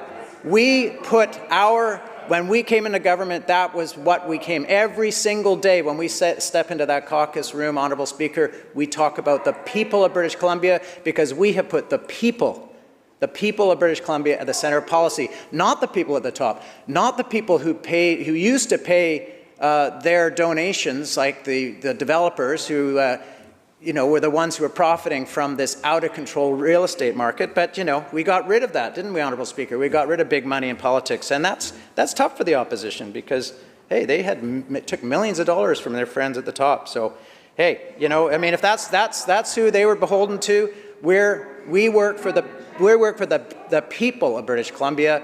They work for people at the top. Now, let's talk about some of the criticisms we've had, Honourable Speaker. I like to think that I look at our ministers, I look at our Premier, I look at our Minister of Finance, and there's three things I really see, Honourable Speaker. Compassion, competence, and prudence. Those are three things. Now, I have heard, this is a really interesting thing, I have heard from the opposition in regards to our budget and the fact that there is a deficit. Well, yes, Honourable Speaker, there's a deficit, but the budgets that we had for the first 3 years before COVID, we had balanced budgets. We are a prudent manager of the public purse in this province, and everyone in this House, including the opposition, when it came to funding businesses and people, the highest per capita funding for people and businesses in the country, I might add, this opposition approved that. Well, all of a sudden, now that we are moving slowly towards balance, if you look at every year, year over year, it's going to take a long time to get out of this pandemic, Honourable Speaker. They know that. So what they're saying to us, Honourable Speaker, is, you know what? You should go to balance right now. Well, you go to balance, what does that happen? That means we don't have money for recovery. And that seems to be what they want. They want, and at the same time, Honourable Speaker, they're saying you're not doing stuff fast enough. I mean, they didn't make up their minds because they don't even know what they're talking about. Now, as it turned out, Your Honour, the Minister of Finance budgeted $9 billion originally for last year's deficit because we didn't know what was going to happen. It looked really dire in terms of what was going to happen with the economy. But because of the people of British Columbia, because of us having some of the highest rates of vaccination in North America, in fact, the world, we were able to, and with the policies that Dr. Bonnie Henry was able to bring forward, we were able to really bounce back in our economy. In fact, we have more people, we have tens of thousands of people moving to British Columbia, which is another part of the challenge on housing. But that's because we have one of the strongest economies in the country right now. So now during the pandemic, Honourable Speaker, we made some choices. It's always about choices, and I think that's the thing that I'd like to speak about, Honourable Speaker, is that when we got into government, we chose to put money into people instead of cutting taxes from the top and cutting programs and services. And so we put money into healthcare, into childcare, into internet for rural and remote communities, into housing, into supports for small business. These are the building blocks that we've had during the pandemic, and it's really paying off now in terms of our economy. And so, as I said, the opposition would like to see us roll these back and halt our economy. I have no idea why they would want us to do that. Again, compassion, competence, prudence. It's just about making choices, and we choose people. We choose people, and we don't choose trickle-down economics, these old economic versions, Reaganomics, that the BC Liberals keep trotting out about giving tax breaks to the wealthy so that it'll somehow flow to the workers, and that just doesn't happen. In fact, what we've seen is, with those outdated economic policies, is that the rich get richer and the poor get poorer. And we've seen the income gap grow and increase over time. Now, we believe, as the BC NDP, that the economy should be strong, and it is strong. It's been strong under our government. It continues to be strong because of the prudent fiscal management of this province. But the economy generally is indicated, the indicators that that a lot of economists look at as GDP and things like debt to GDP ratios and all of the things that are sort of the traditional indicators. And quite frankly, Honourable Speaker, you could literally have an economy that has, quote unquote, a strong economy, and yet you could have massive unemployment. You could have people living on the street, you know, in a war situation. Sometimes what will happen is GDP will go up because what I'm trying to say, Honourable Speaker, is it's not the only indicator. In fact, in the new economic plan that the Premier and the Minister of Jobs, Economic Recovery and Innovation launched, Stronger BC, the economic plan, this is a new long-term economic plan that it's about growing the economy, but growing an economy that works for people and families. So the idea is the plan will make life better for people today and tomorrow. And it's basically built on the belief that when you grow an economy, you can grow and thrive while addressing two core issues: inequality and climate change. And we will continue to ensure that the traditional indicators will be taken into account, like GDP and credit ratings, but also look at some other key indicators to see about our success, for Honourable Speaker. So some of these missions, for example, is supporting people and families using what's called the Gini coefficient, which looks at core housing needs, poverty indices, post-secondary education. Building resilient communities is another mission under this plan. It looks at community resilience indicators like new business openings and regional economic diversity. Advancing true and lasting meaningful reconciliation. That obviously needs to be developed, as DRIPA would say, with Indigenous people, and we will do that to get those indicators.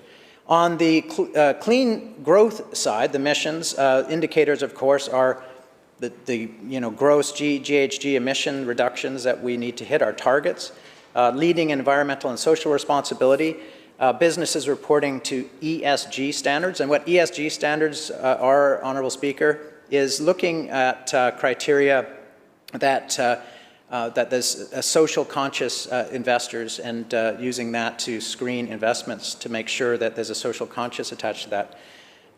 Fostering innovation, for example, looking at the value added that innovation brings. And so there's going to be a number of ways that we are going to do that. We'll have measurements, we'll have a dashboard with annual reporting, and we'll look at gender, race, age, economic region, and all of these things will form part of this sort of new lens that we'll put on what is success. Because honestly, Honourable Speaker, in order for our economy to be truly successful, it has to be successful for everyone. So what are some of the things in this budget that are going to directly affect this plan? Well, there's $664 million of an additional funding for K-12. There's $148 million for the BC Emergency Health Services Action Plan. We're going to have 40,000 childcare spaces over the next 7 years. There's going to be a new proactive approach to homelessness, $633 million towards that, which is very important. It's very important to have that complex care that we know is needed in many circumstances. Investing in infrastructure will create up to 100,000 jobs. The incredible investment we put in the Pathway of Hope, billions of dollars to make sure that we're dealing with the mental health and addiction issues, and addressing homelessness. So in budget 2022, we're saving families more money as we move to $10 a day childcare. We're going to, the average fees will be reduced this year to $20 a day or less, and we're increasing training seats for early childhood educators, and we're going to deliver 40,000 new licensed spaces over the next 7 years, Honourable Speaker. And that's having a profound impact on the ground, Honourable Speaker. In my riding, we have a $10 a day childcare prototype site, which is Heritage Park Childcare. It's incredible. I've talked to parents there, burst into tears when they had the opportunity to participate in that program. In fact, there's incredible investments being made. Just in my riding alone, $26 million to total childcare investments Investments, parents are saving through fee reductions, $16 million. Total licensed childcare spaces funded, 238. Also, and this isn't talked about a lot because it happened during the pandemic, but the BC Early Childhood Tax Benefit. Now, this is going to the age of 18, and I have, well, it didn't help me, I have kids between 19 and 25, but I can say that up to the age of 18, it's important to have this money because it's costs of children actually go up, not down. And so this is actually going to help the income. So it could be $1,600 for a family's first child, another $1,000 for the second child, and $800 for subsequent children. This is going to make a profound difference on lives, Honourable Speaker. As far as building resilient communities, since 2017, we've actually connected 500 communities to high-speed internet. This is very important for sort of the democratization of working within the province to have that access to high-speed internet. And also is a very key part of reconciliation. Nearly $300 million invested to connect over 280 First Nations in rural remote communities. Again, very important to allow First Nations to participate in the overall economy. 82% of rural and remote communities and 92% of FN communities, First Nations communities, will be connected to the internet. That's a goal in this budget. $210 million for community climate change preparedness and emergency management. We saw what happened with the floods. We saw what happened with the wildfires. Having that emergency preparedness is so important to build resilient communities. $25 million to support our tourism sector. And this is very important, Honourable Speaker, because during the pandemic, tourism was one of the hardest hit sectors, and it's so important to support that.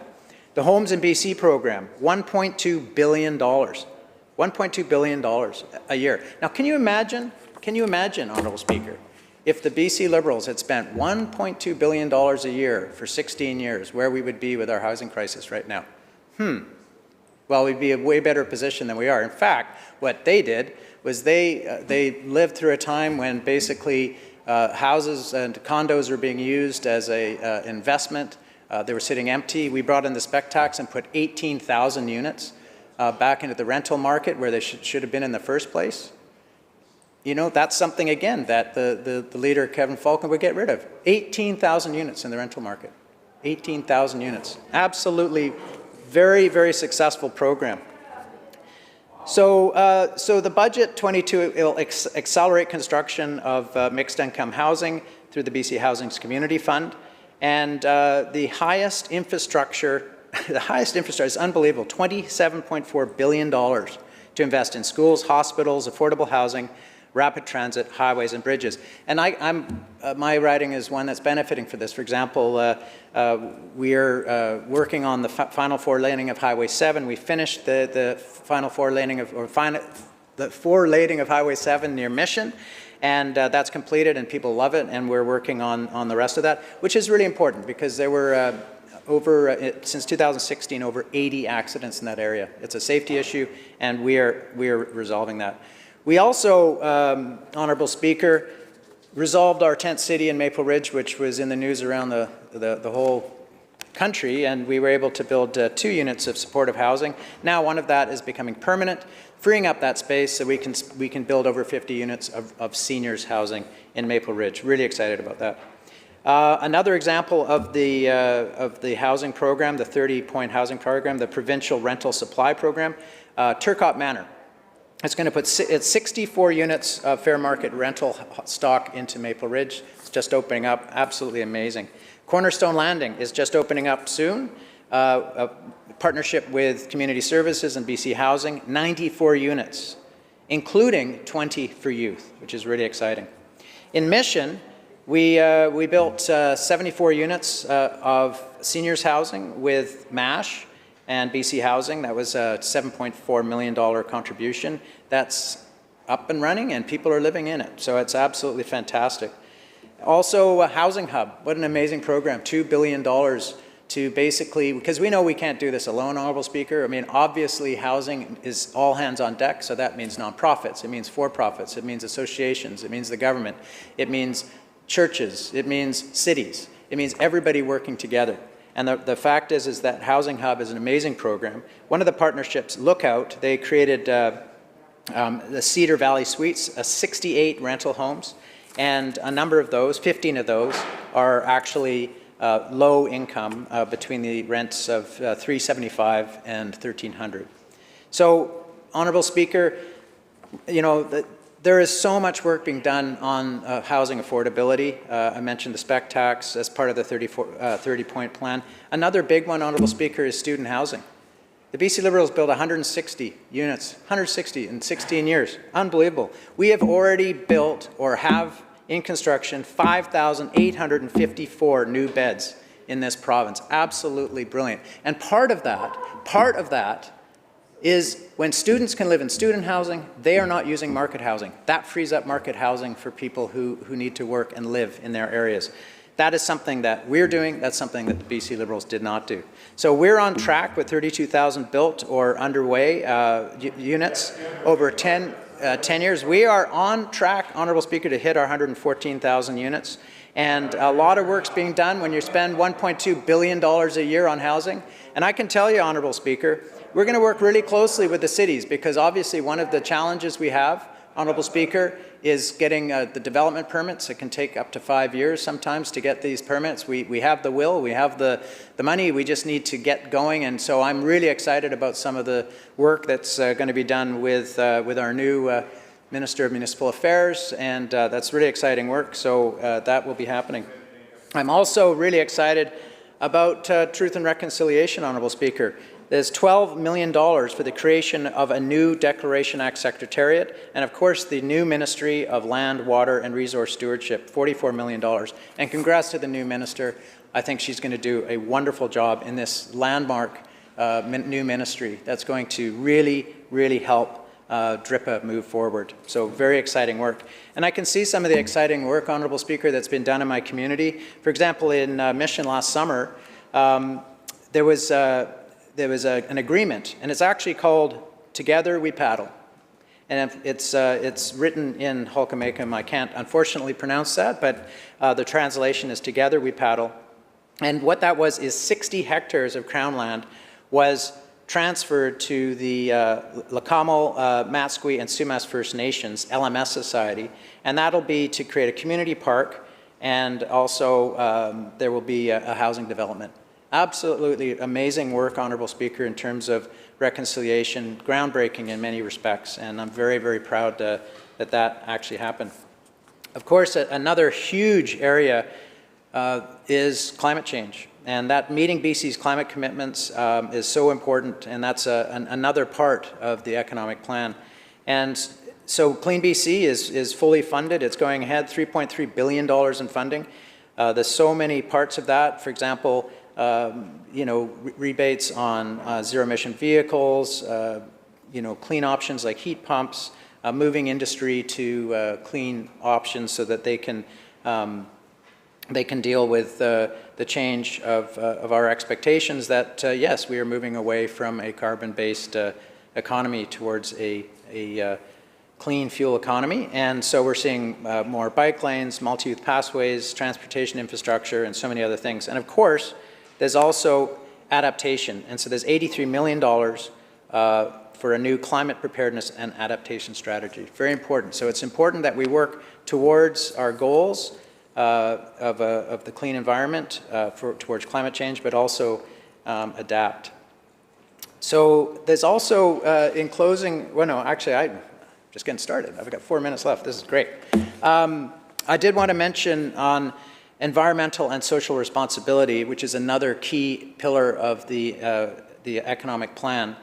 2021 saw a 50% increase in mining exploration, and $18 million is being invested to continue growth of the mining sector, and $9 million to expand the low carbon fuel standard.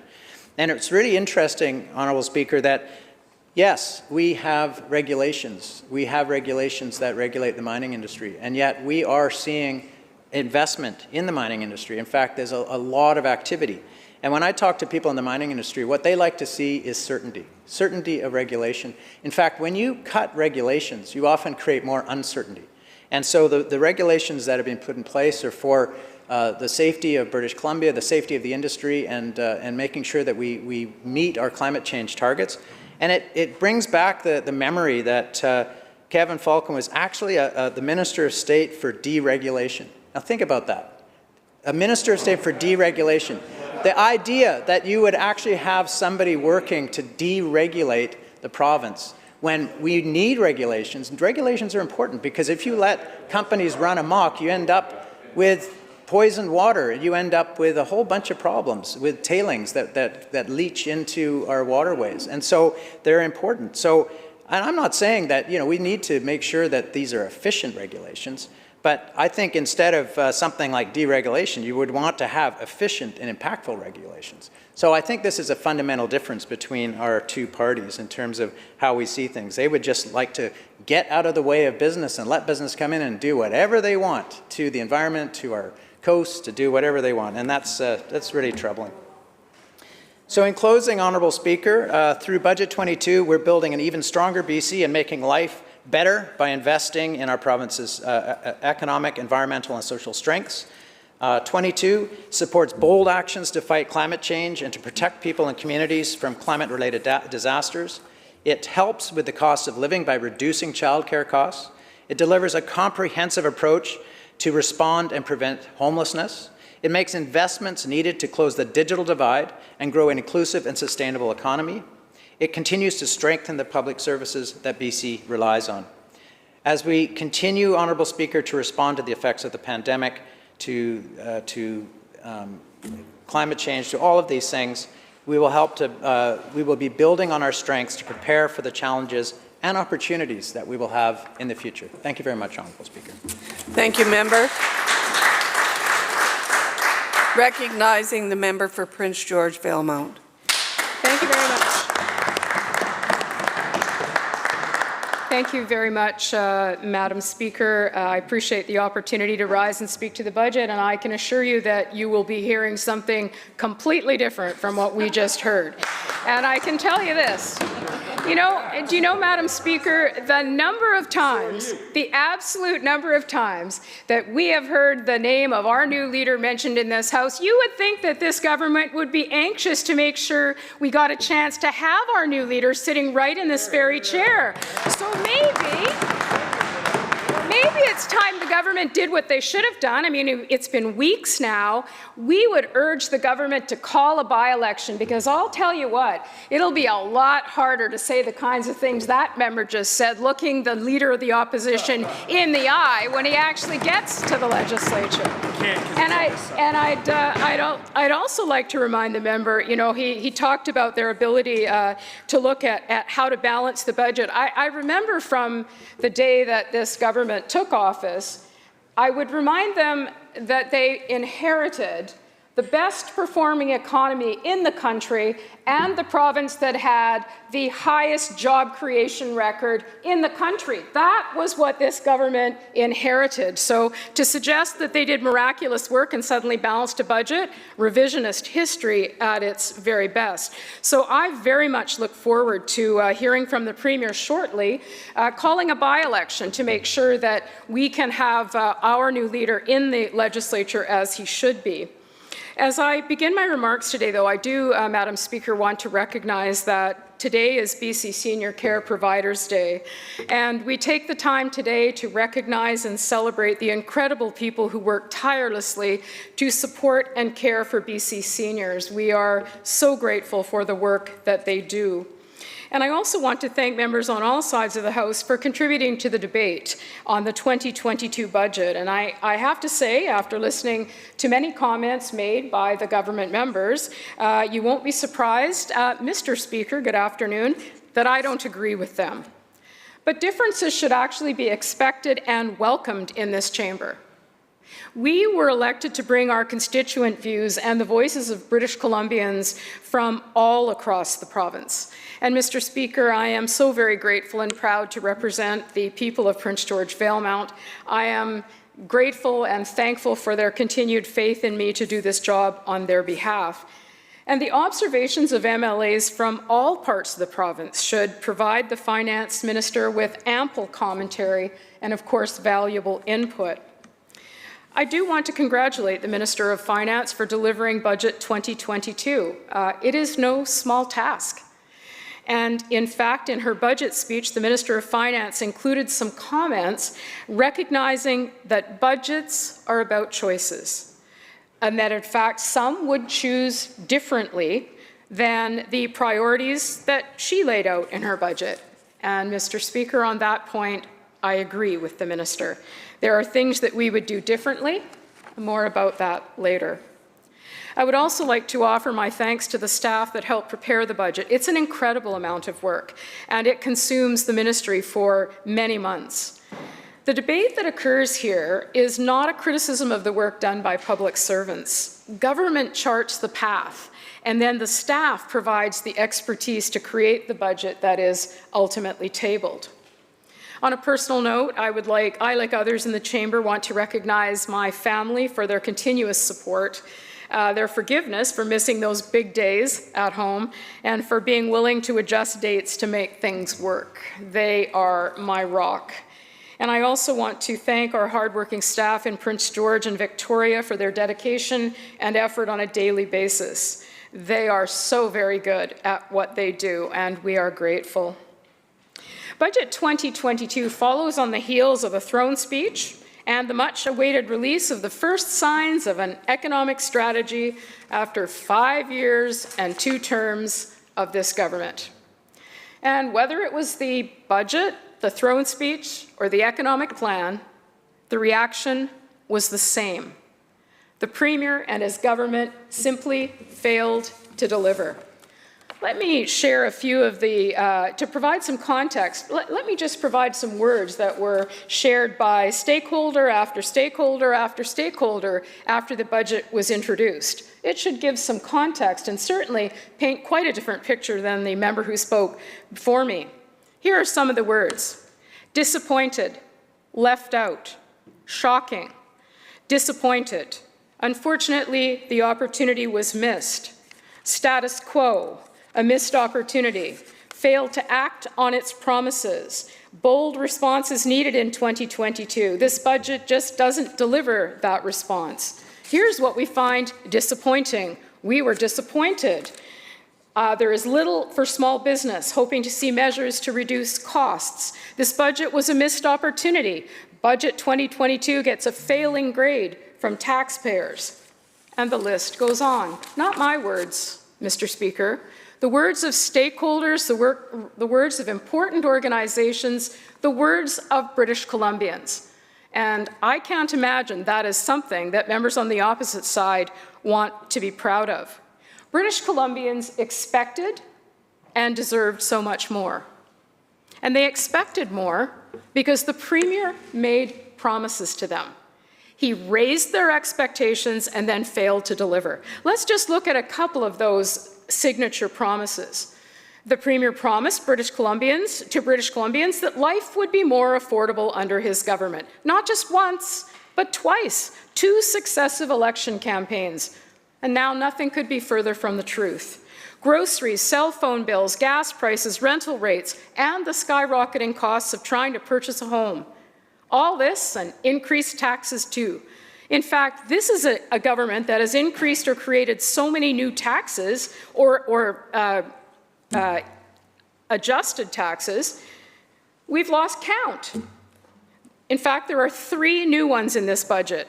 And that, once again, after a specific promise from the Premier that he would not be increasing taxes, but he did it anyway. There are 3 main taxes to highlight from this budget alone.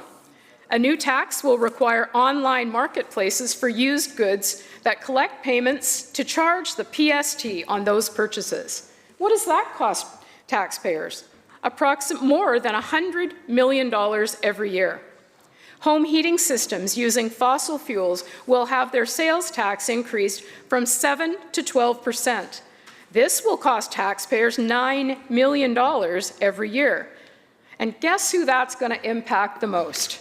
Rural communities. Why? Because rural communities are more likely to rely on natural gas heating systems, and the tax increase hammers homeowners who live in cold climates. But yet, the Premier promised life would be more affordable.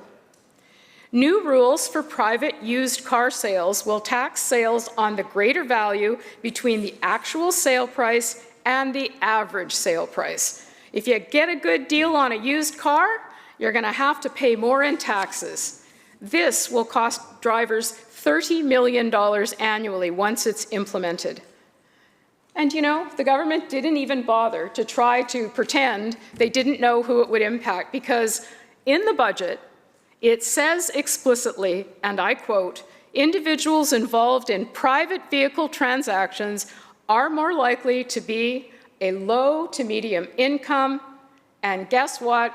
They'll be living in a rural area, end quote.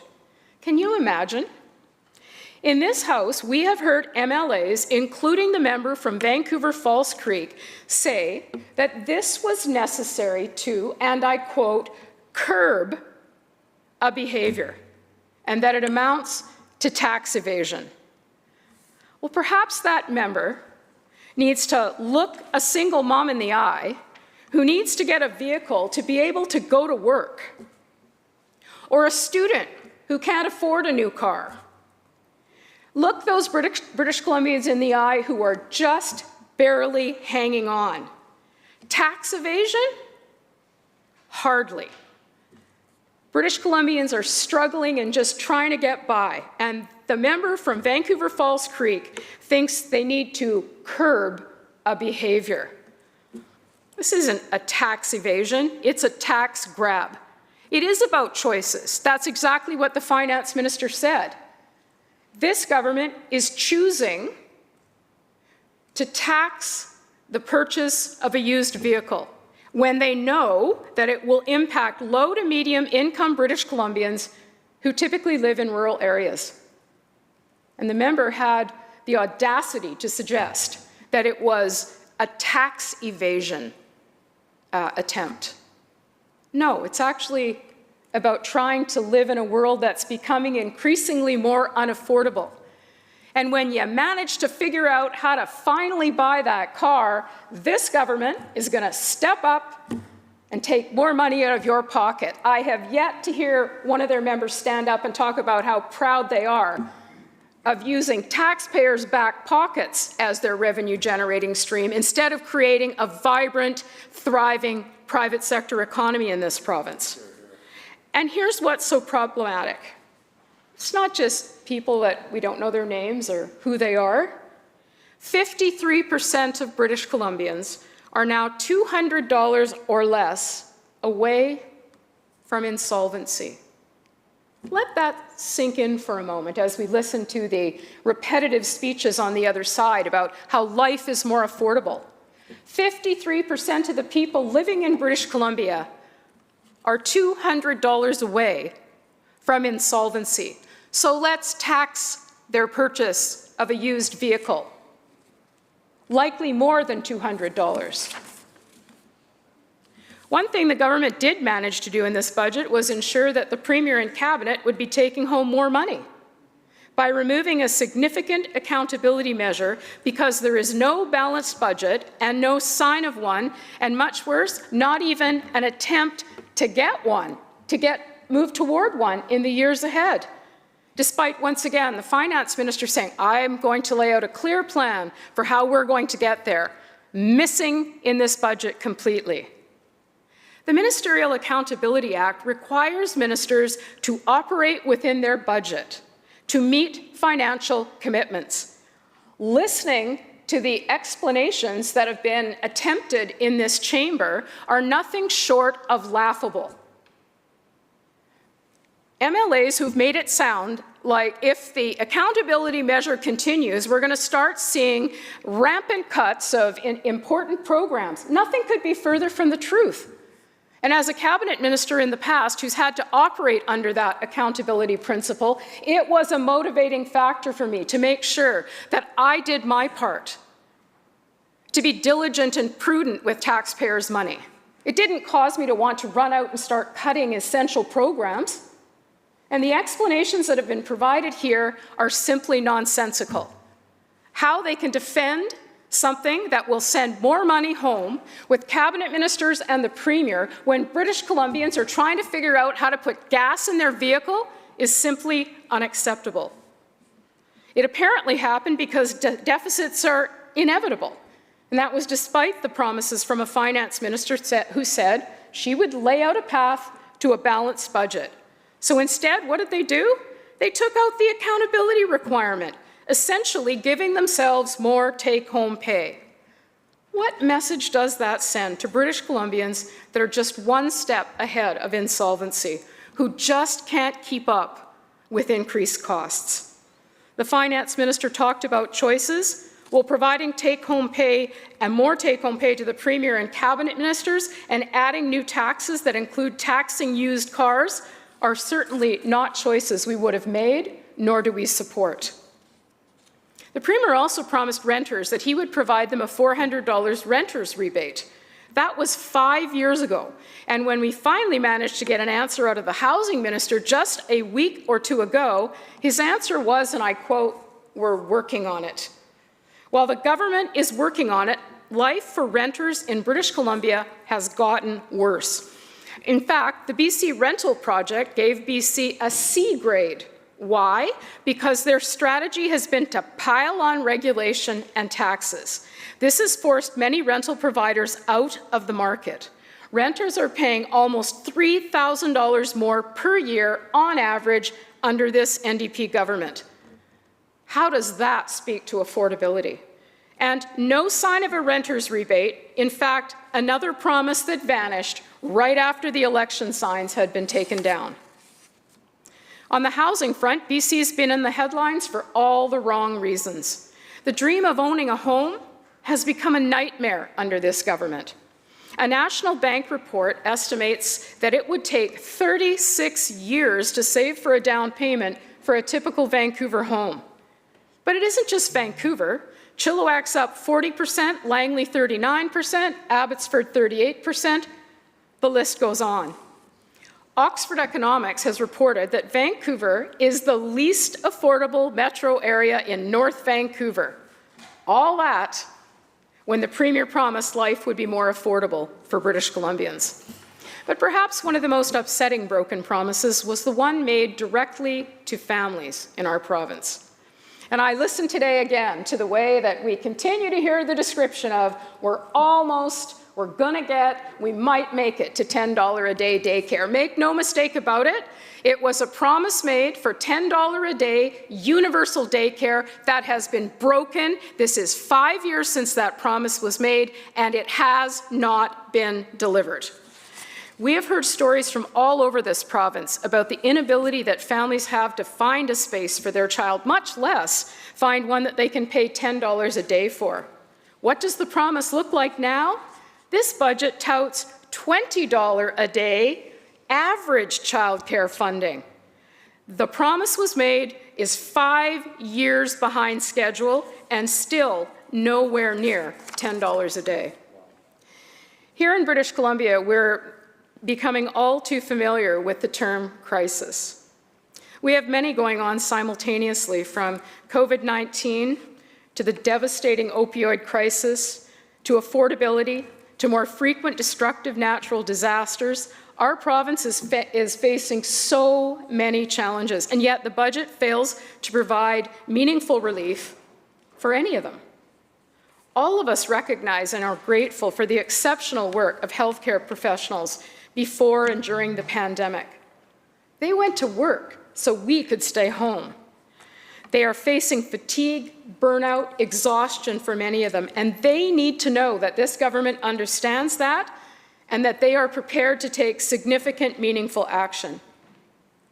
Mr. Speaker, we are living with a healthcare system under immense pressure. This is especially noticeable when we're looking at chronic and worsening staffing shortages seen throughout the healthcare system. From nurses to primary care providers, hospital staff, lab technicians, we are seeing shortages, and it is impacting the care that British Columbians receive. And before any government MLA hops up and suggests that we're being critical of healthcare workers, nothing can be further from the truth. These shortages do not fall on the shoulders of healthcare providers.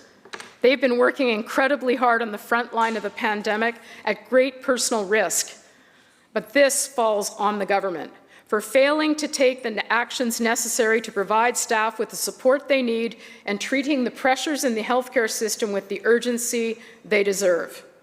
We have repeatedly asked this government about a health human resources plan that will tackle the shortages of healthcare workers that exist across our province. The health minister told us last year that he was going to present a health human resource plan that addresses these issues in the fall of 2021. But here we are, in March, another throne speech, another budget, nowhere to be seen. The kind of investment we need to see in our healthcare system must be part of a comprehensive strategy, one that assesses what the needs are, where they are, and then builds a training plan around that work.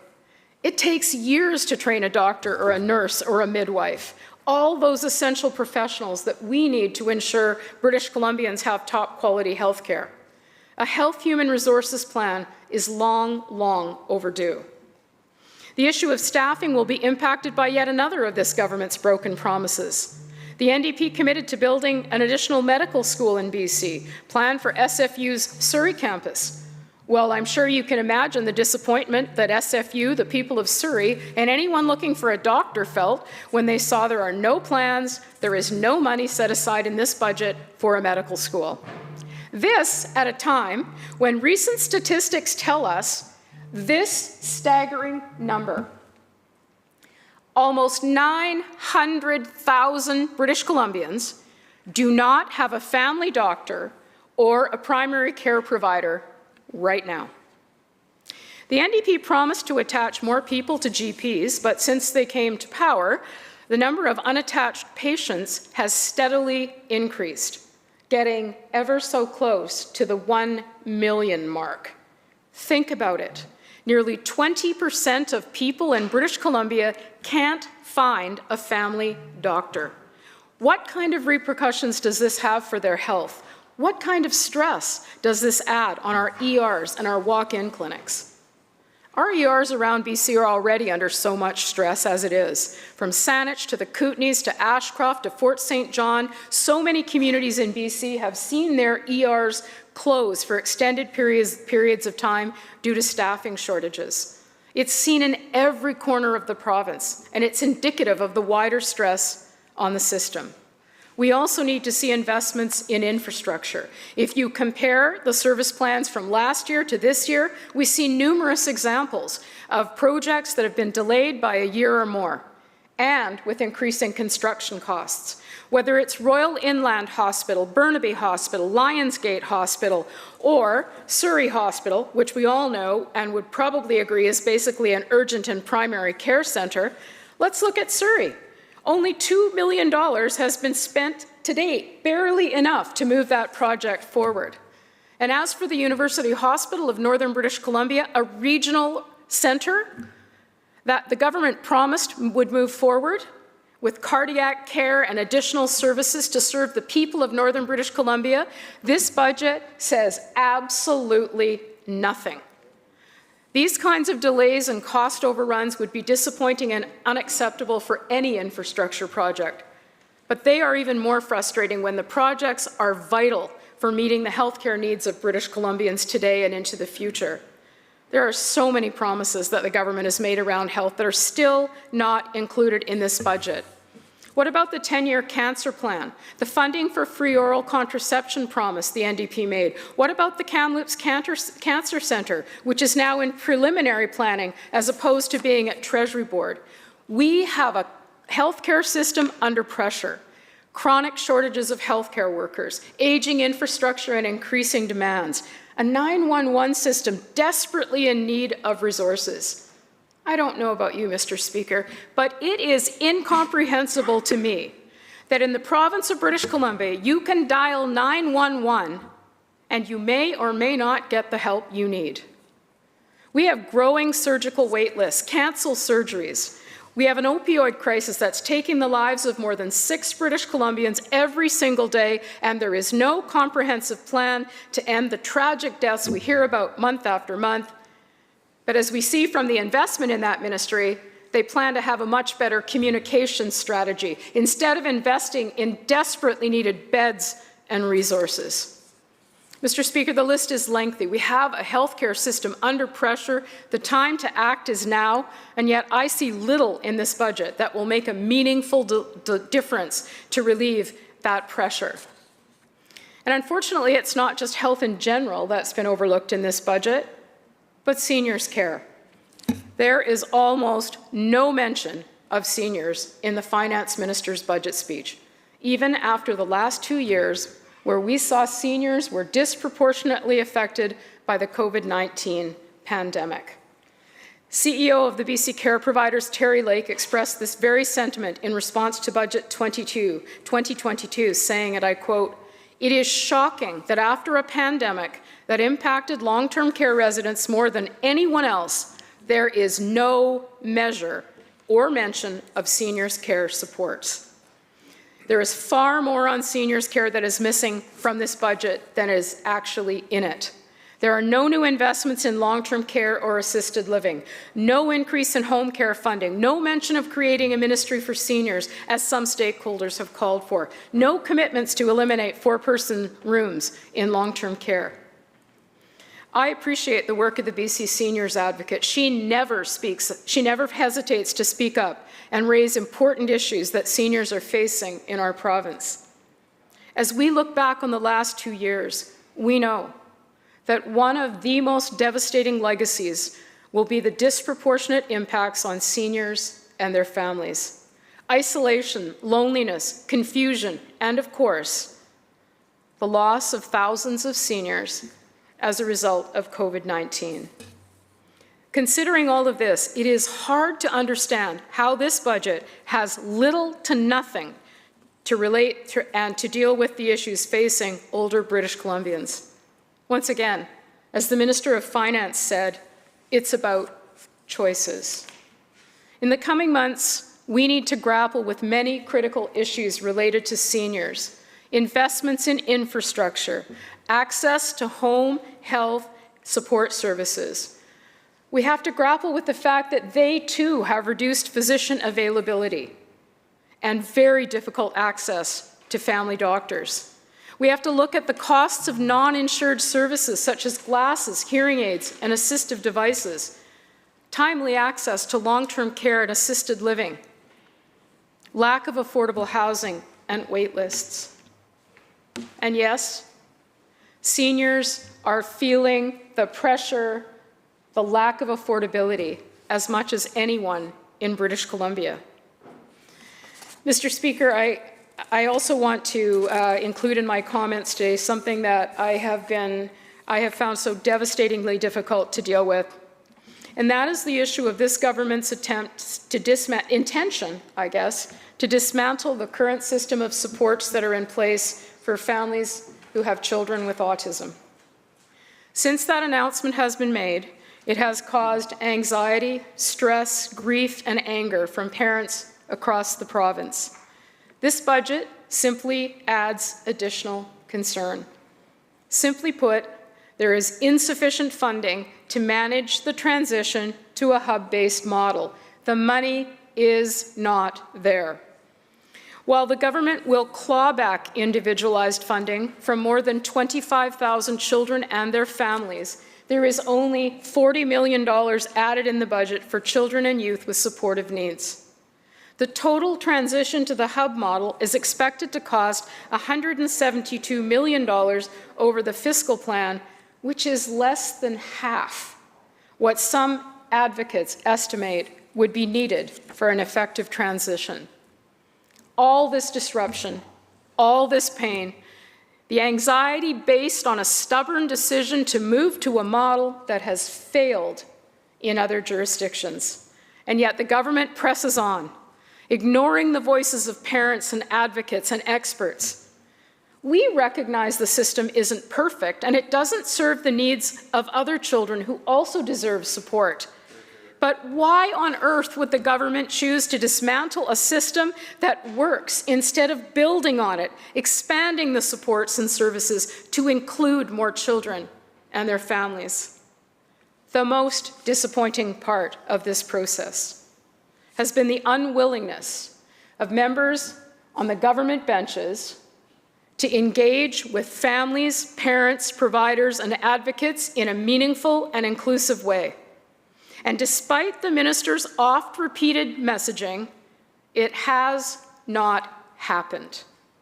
These families deserve so much more. They deserve to speak to their MLA. They deserve to have the minister and the premier listen, hear, and understand the concerns that they have. But again, in the words of the finance minister, it's about choices. And I can assure you, we are going to continue to raise the issue of this clawback over and over and over again to support those families who feel like their worlds have been turned upside down by this government.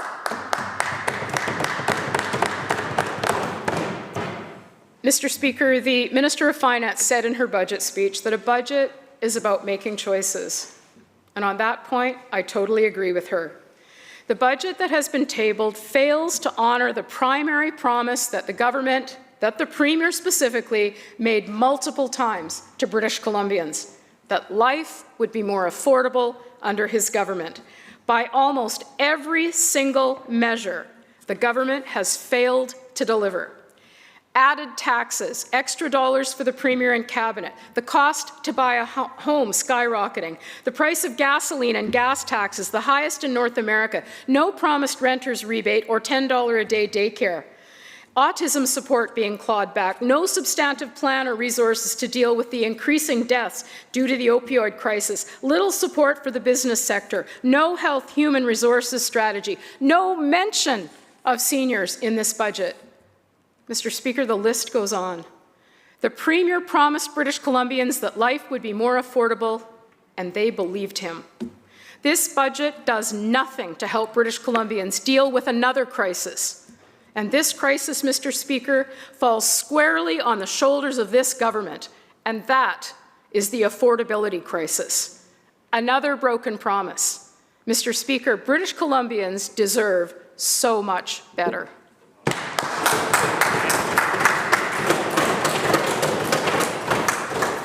Thank you, member. Recognizing the member for Surrey Cloverdale.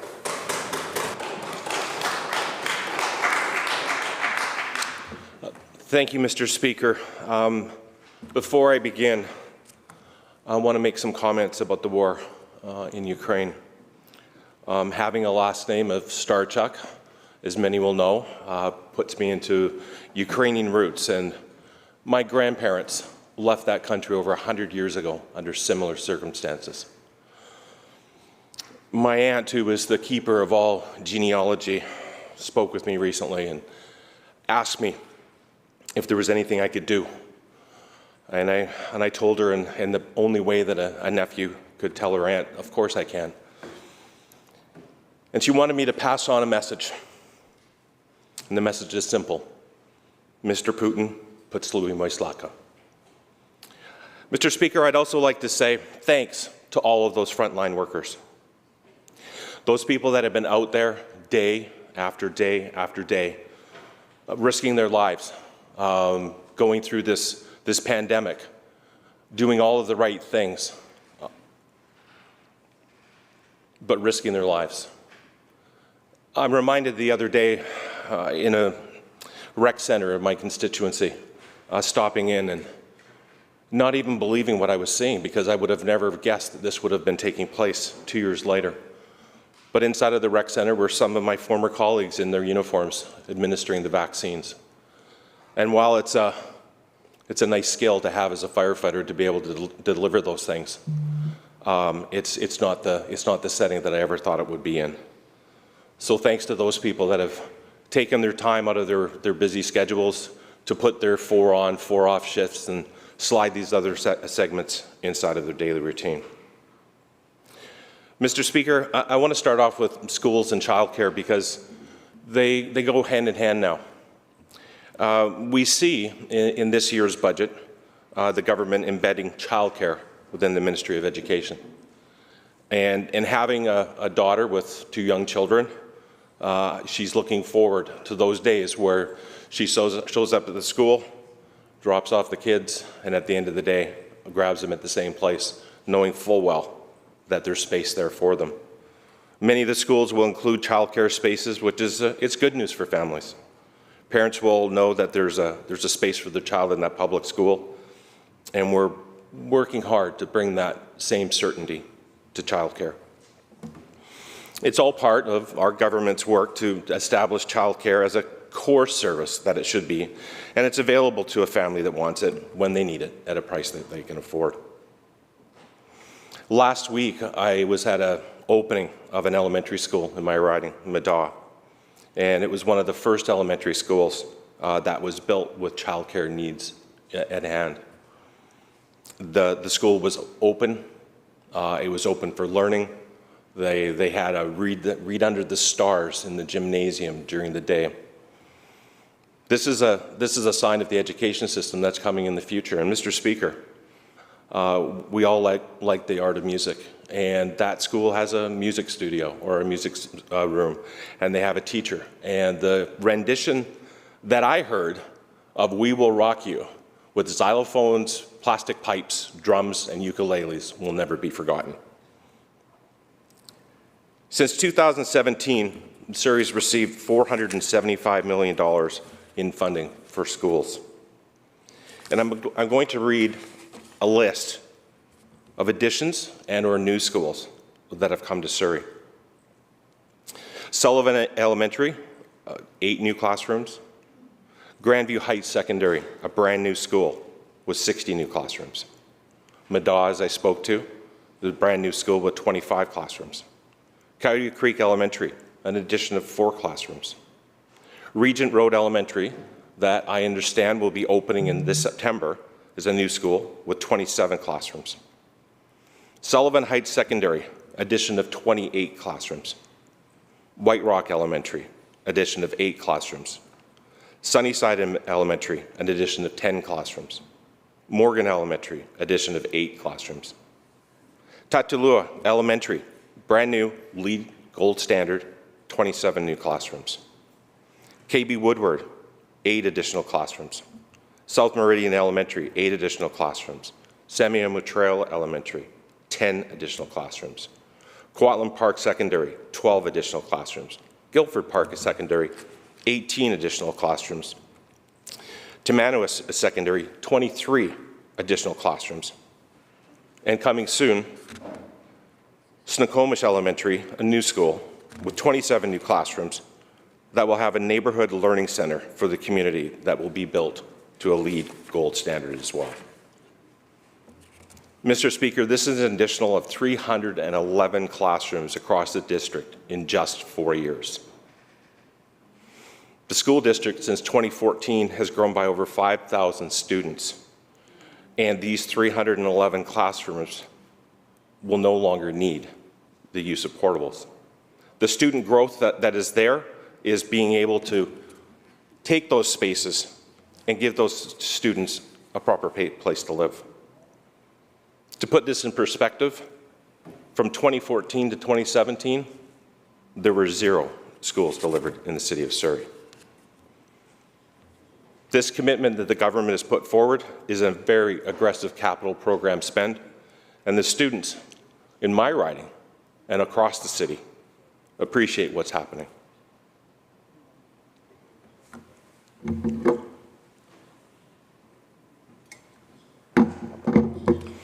Mr. Speaker, we've all heard it here. A new hospital is coming to Cloverdale. And the hospital's made a little bit of controversy by the former MLA for Surrey Cloverdale. The former MLA for Surrey Cloverdale stated recently on a radio program that he didn't think Cloverdale was the right location. The former MLA for Surrey Cloverdale also stated that he wanted to have a hard look at where it's located. It would appear that the former MLA for Surrey Cloverdale doesn't want Surrey to have a second hospital. The former lands that were purchased when the former MLA for Surrey Cloverdale was in cabinet was located at about 6 kilometers west of the current location. And it was in Panorama. I believe the member for Surrey Panorama had spoken to this. The local area residents of Panorama were excited with the promise of a new hospital that was going to be coming to their community. Then, years later, when the former MLA for Surrey Cloverdale was still in cabinet, sold the Panorama lands to a private developer. Well, let's make things very clear. The seniors that I've had conversations with are concerned of the comments from the former Surrey Cloverdale MLA when they said that it wasn't a great location. The people of Cloverdale believe emergent and urgent medical care is a priority. These seniors are concerned the comments made by the former MLA for Surrey Cloverdale could stall the project. To be clear, there is a hospital coming, and it will serve Cloverdale and the surrounding community. Since our government has announced this in 2020, you can see the hospital has received funding in 2 consecutive budgets. On November 24th, 2021, we announced a request for qualifications, inviting teams to express their interest and qualifications for designing and building this new hospital. Through this process, Fraser Health will now identify up to 3 proponents who will be invited to participate in the request for proposal RFP stage. These provincially owned lands are now rezoned. The City of Surrey gave its final reading to the rezoning and subdivision of the property on January 18th of this year. The individual steps in this $1.6 billion project are on track and on schedule. Construction is scheduled to begin in the middle of 2023, with the hospital expected to be open for the patients of the summer of 2027.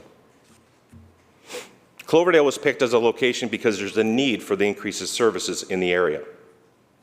My constituents want to be serviced by this hospital in Cloverdale. The growing seniors population is extremely pleased to know that when the hospital is ready, there's no need to worry about that drive of over 20 kilometers to another hospital when they're seeking emergency medical attention. Mr. Speaker, I heard it from a senior who had a fall in their backyard last summer and lied there for a while trying to figure out how to get the neighbor's attention. And the whole time that she was there on the ground, and I give her credit for trying to prune those trees, and she was wondering how she was going to be able to transfer herself all the way to SMH. When that conversation took place, we were talking about the possibility of a shorter drive, and whether or not it was done in an ambulance or in a taxi cab or a neighbor's car, it was assuring to her to know that there was one that was coming to Cloverdale. Part of the hospital coming to Cloverdale is a regional cancer center. And we know from many people that we probably associated with that spending hours in traffic to get the treatment required to beat the disease just adds to the tension of healing. Having a regional cancer center to serve the community will go a long way to easing the stressors while undergoing treatment for their cancer diagnosis. Mr. Speaker, I have not heard from any constituents who thinks Cloverdale does not deserve to be served by this hospital. I have not heard from any constituents who think Cloverdale doesn't deserve a regional cancer center. One has to wonder what the motivation of the former MLA for Surrey Cloverdale was to moving it from its current location. More recently, the opposition has been categorizing the new Surrey Hospital and Cancer Center as a primary urgent center. And I'm not sure how that happens. It has a certain amount of, whether the word is ridiculous, but to call it a primary urgent care center, the first one that opened in Surrey, which was the 4th one in the province, was about $3.1 million. That's a one-time capital cost. And if I compare that to Kamloops, that was a $3.4 million capital cost. So to be calling the hospital an urgent care center and spending $1.66 billion, this seems a little bit ridiculous. It's the second biggest health project In the province right now, the only project that's bigger is the rebuild of St. Paul's.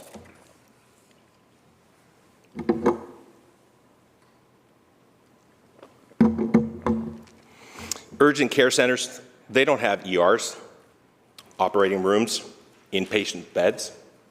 The new Surrey Hospital will have all of those things. And while it's true, it's smaller than Surrey Memorial, but there are very few hospitals of that size in the province. The new hospital of 168 beds, it's comparable to Langley and Peace Arch Hospital.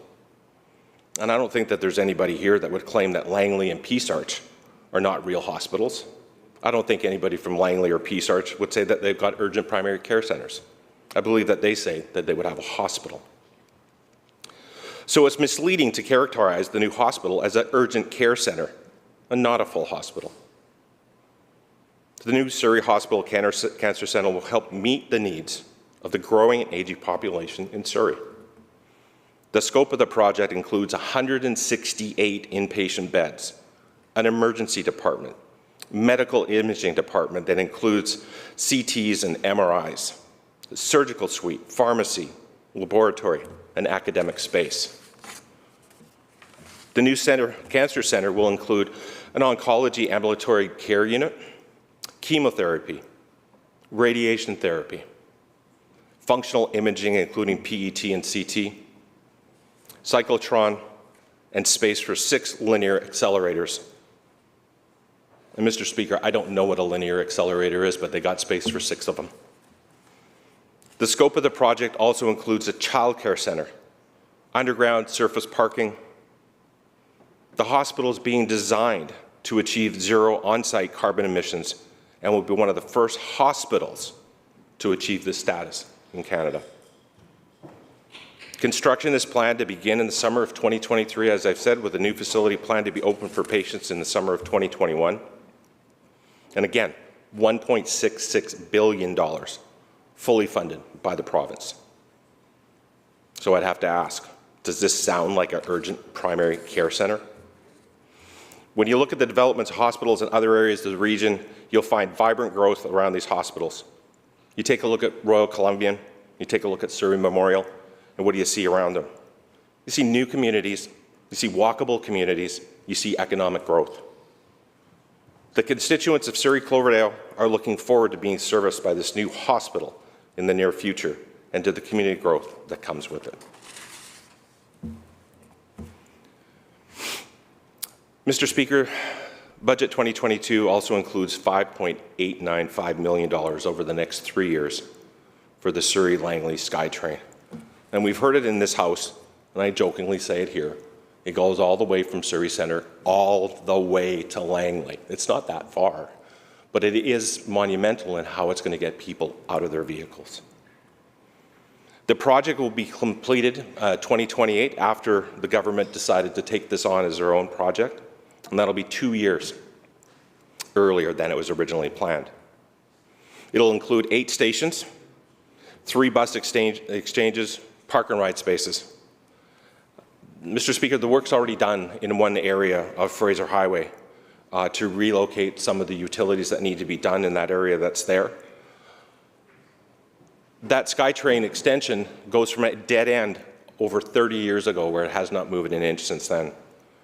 And I can happily say that in my riding, there will be 2 stops, and the connectivity between SkyTrain and our new hospital will also be the connectivity to other areas of the city into Campbell Heights. The Surrey SkyTrain project is going to bring many jobs to the area. There's a lot of local families that are in the area that will have those jobs, and the jobs that we talked about creating in our jobs outlook with all of the trades that are there. And I'd be remiss if I didn't mention that KPU, while not physically in my constituency, it does service the students of Cloverdale, has a top-notch trades program that's there. And talking to those students late last year about the prospects of working at the hospital across the street, or working at SkyTrain that's a few kilometers away, or the new schools that are coming, it made their days. The electricians, the carpenters, the welders, we're all looking forward to working in a place where they don't have to cross a bridge to get themselves to work. Last year's fires, floods, and other natural disasters were on the forefront of everything that we've seen.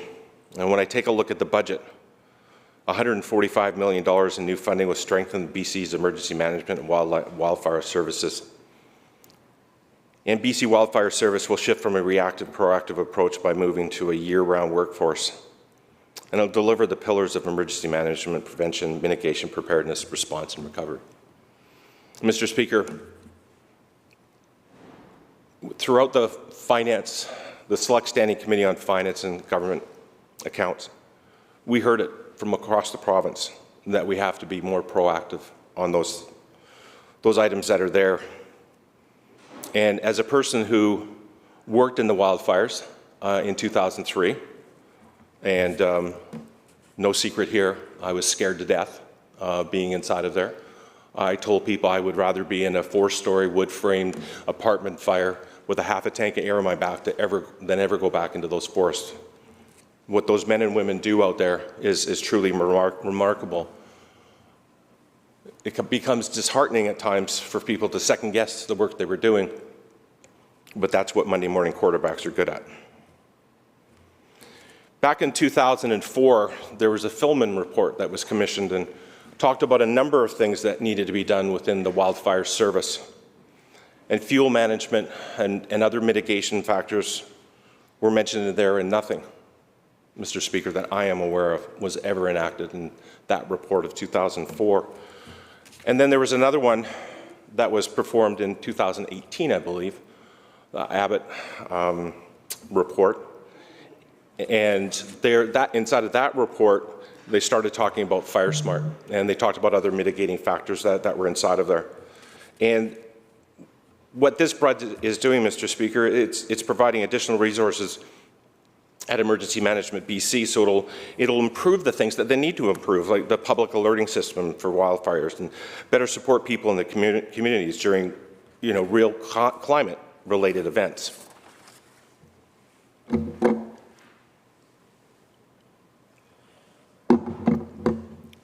An additional $98 million over the plan to fund wildfire prevention work and maintain Forest Service roads to respond to forest fires. And we'll talk about $210 million to support community climate change preparedness emergency management, including the Fire Smart program, the Community Emergency Preparedness Fund, Indigenous-led emergency management priorities, and to support communities and First Nations to build more resilient dikes, floodplain mapping, and other risk reduction activities. Mr. Speaker, when I read this, and you talk to the people that are out there, you can see the potential that our nations can create their own wildland firefighting forces. There are plenty of times when we have to go outside of the province and resource the people to work in BC, whether or not they're coming from Alberta, Ontario, Quebec, Australia, Mexico. They're coming here. Well, what a better opportunity than this to provide the training and education to our nations who have a vested interest in protecting the lands that they're on. Mr. Speaker, the ability that is here to have one nation help out another nation should there be a fire in theirs. It's staggering to believe that the opportunity is there now for them. They know the forest better than anybody else. They know what the wildlife that's there. They know what the fruit and berries, and they know what's there, and it's theirs to protect.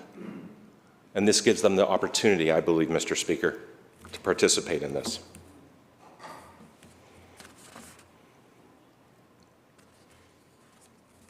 Mr. Speaker, I also want to address the one part of the budget that talks about the increased risk of homelessness faced by former youth in care by improving how we support the thousands of young adults aging out of government care up to the age of 27. When we sat on that government finance committee, we heard from numerous groups, and we're given the stats of the bleak outlook that was there for these youth as they were basically told, "You're 19, goodbye." We now have the ability to provide the education and help to make them survive. Their homelessness rates were astounding, and when the government takes this on and moves it forward, this is a humanitarian effort that should not be forgotten.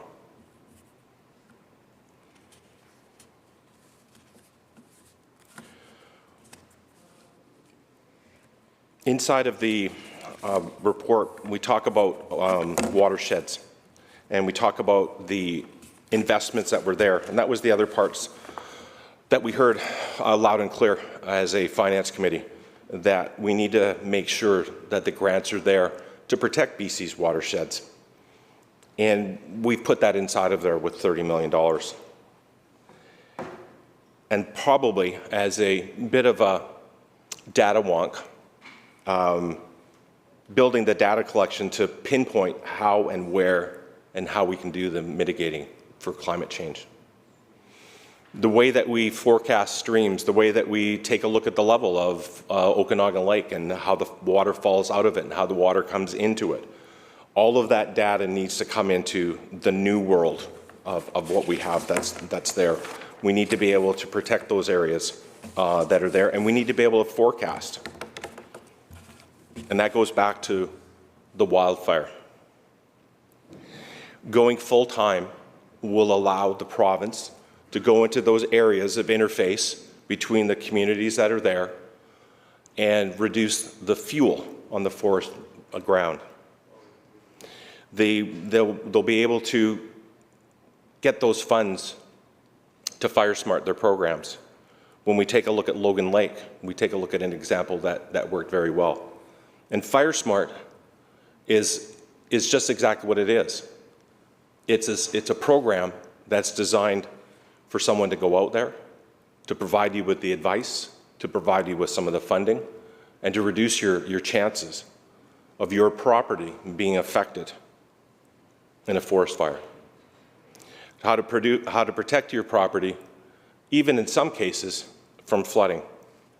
But again, Mr. Speaker, that goes right back to being a proactive approach and having the new ministry take a look at this and bring it forward so that those people that have those properties, that have those interfaces, can deal with their own property in a very proactive way. So I go back to it and I harp about it because I've been there and I've done that and I've seen it all that's there. And we hear the stories from those constituents that love the beauty of the forestry in their backyard, but they also live with the danger that's associated with it when you have these climate events where there's no rain for great lengths of time. So it's my hope, Mr. Speaker, that the weather gods may help us out this spring. We'll be able to go out there and do the burns and cleans that we need to do to protect the properties that are there.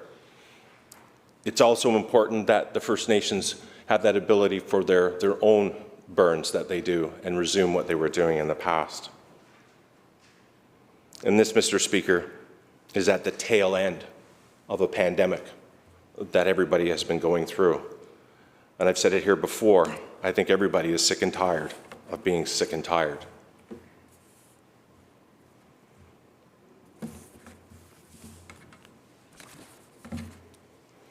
Mr. Speaker, I believe I'll close it off with what I feel is one of the members of the Select Standing Committee for Finance and Government Accounts.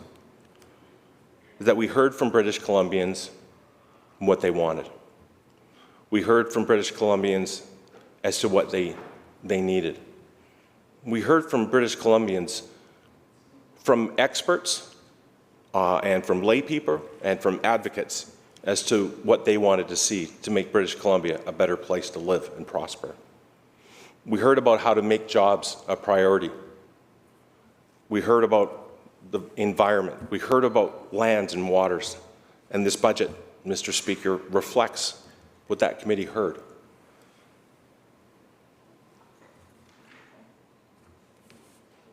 Mr. Speaker, I believe as a committee that we heard what British Columbia wanted and we delivered in this budget. Thank you.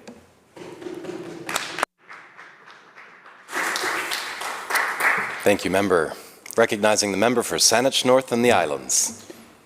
Yeah, thank you, Mr. Chair. Thank you, Mr. Speaker. I'll be the designated speaker for the BC Green Caucus here. Today, I'll be building on the comments that I made in my response to the throne speech, where I highlighted the importance of the government to honor and respect the processes of this legislative assembly. Each process is a necessary step leading to the next one. Skipping steps makes it difficult for the public, media, and importantly, the members in this assembly, members of the opposition, to hold the government accountable. The point of the speech from the throne is to clearly lay out the vision, objectives, and goals of the government, so that when we take the next step to the budget, we can see the choices government has made to achieve their stated vision. These are the building blocks of democratic accountability. If respected, the processes of this assembly can produce an effective, dare I say, efficient, governing body that creates systems which produces services for all the people. It is timely for us in this chamber to consider democracy and autocracy. Democracy means the power or authority is in the people. Autocracy means the power or authority is in the self or individual. We have agreed that we exist in a democracy. To advance our collective interest, this government was organized over a matter of hundreds of years. A series of checks and balances was created to regulate against the dangerous concentration of power of the people into an individual or a small group of individuals. For this institution to function properly, there must be a healthy, respectful tension between the government and the opposition. The government must not use their temporary access to this concentration of power and authority to limit the opposition from using tools they have to provide effective oversight of the government. Nor should the government interfere or obstruct the opposition's ability to enforce the accountability of the government. One of the highest values to be protected in this assembly is truth-telling. Without transparency, the credibility and integrity of the entire democratic institution is in question. Concentrating power and authority is incredibly tempting for humans. We are witnessing the terrible and tragic events of the unquenchable thirst to gain and maintain power right now in Europe. I think this is one of the reasons why it's troubling to hear any member of this assembly openly desire a majority government, or to suggest that the only way this assembly can work well is if there is an unhealthy concentration of power and authority, because that is fundamentally antithetical to the proper functioning of this institution. Majorities are the goal of another entity that lurks in the halls of this assembly: political parties. The goal of a democracy is to ensure that power and authority remains distributed and out of the reach of individuals or small groups of individuals, while political parties are that workaround. All the members of this assembly should be in service to our constituents who elect us. Unfortunately, political parties pursue power and refocus the efforts of this institution. They create a four-year partisan race to see who can advance their own selfish interest, not those of our constituents. Autocracy, not democracy. As the stewards of democracy, who are all part of a political party, the members in this assembly should always be vigilant and balance the interests of the people we serve with the aspirations of our political parties. Remember when the Premier went to the Lieutenant Governor's house to request an election? Remember when the Premier told British Columbians that they needed to elect a majority government to get anything done in this assembly? I don't think the person who said those words will fashion themselves as an autocrat. However, the core of those words is autocratic. In the summer of 2020, the Premier moved to concentrate more power into his office by gaining an overwhelming majority of seats for his political party. Indeed, the BC NDP captured 65% of the seats of this assembly with only 47% of the popular vote. However, it's worse. Only 54.5% of eligible voters in British Columbia voted in the 2020 election. So essentially, the BC NDP secured 47% of the 54% of the voters who voted. It is an astounding accomplishment, really, that basically 1/4 of the BC voters yielded a consolidation of power where the Premier enjoys an automatic confidence of 65% of the seats in this Assembly.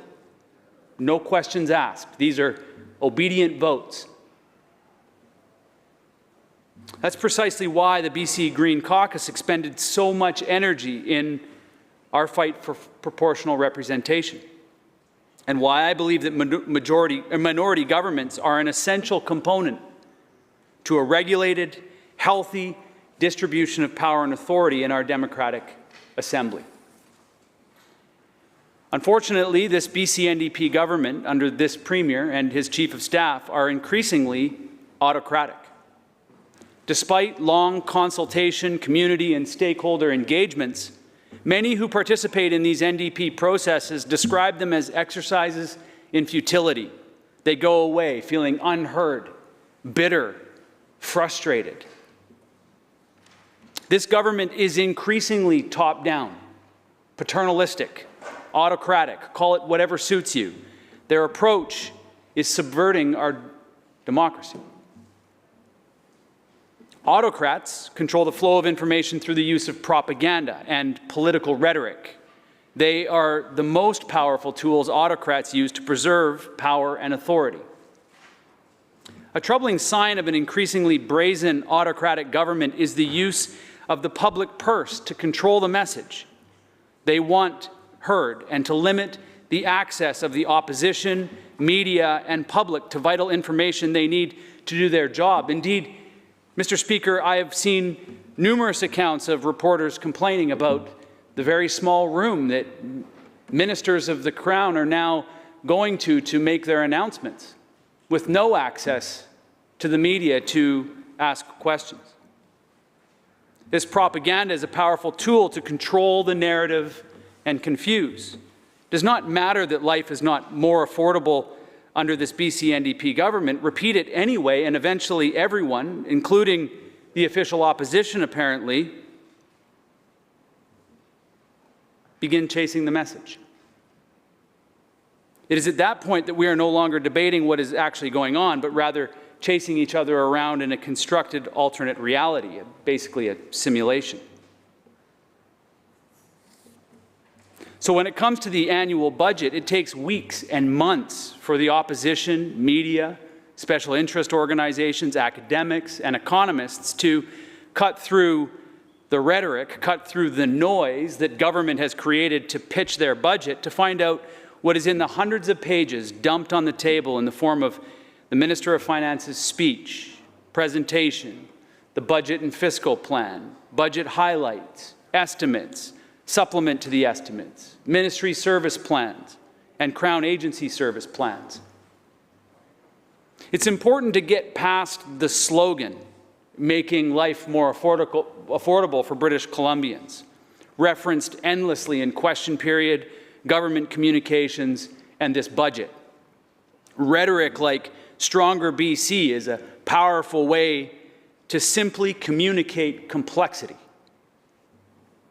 So if the Cabinet's goals and objectives are to, quote, make life more affordable, the budget should show us how they are making life more affordable. This BC NDP government has been consistently building on this making life more affordable narrative for several years now. Don't be confused if your life is not more affordable. The point is not necessarily to make life more affordable, but to repeat it often enough that you believe that your life has indeed become more affordable. It's as if the more you say our lives are more affordable, that it will overwhelm the bitter taste of the growing unsustainable and unaffordable cost of our basic needs, shelter, food, and fuel, and our consumptive wants that are increasingly out of reach for most people.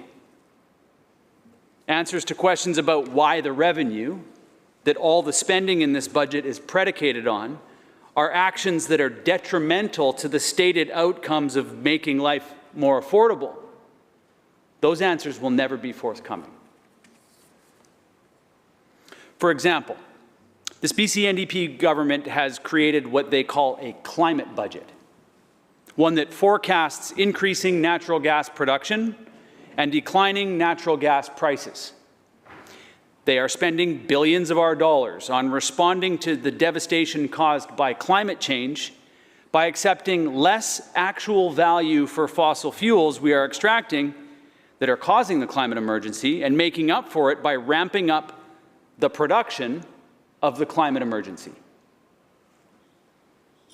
Then came the astonishing debate in question period over the past couple of days.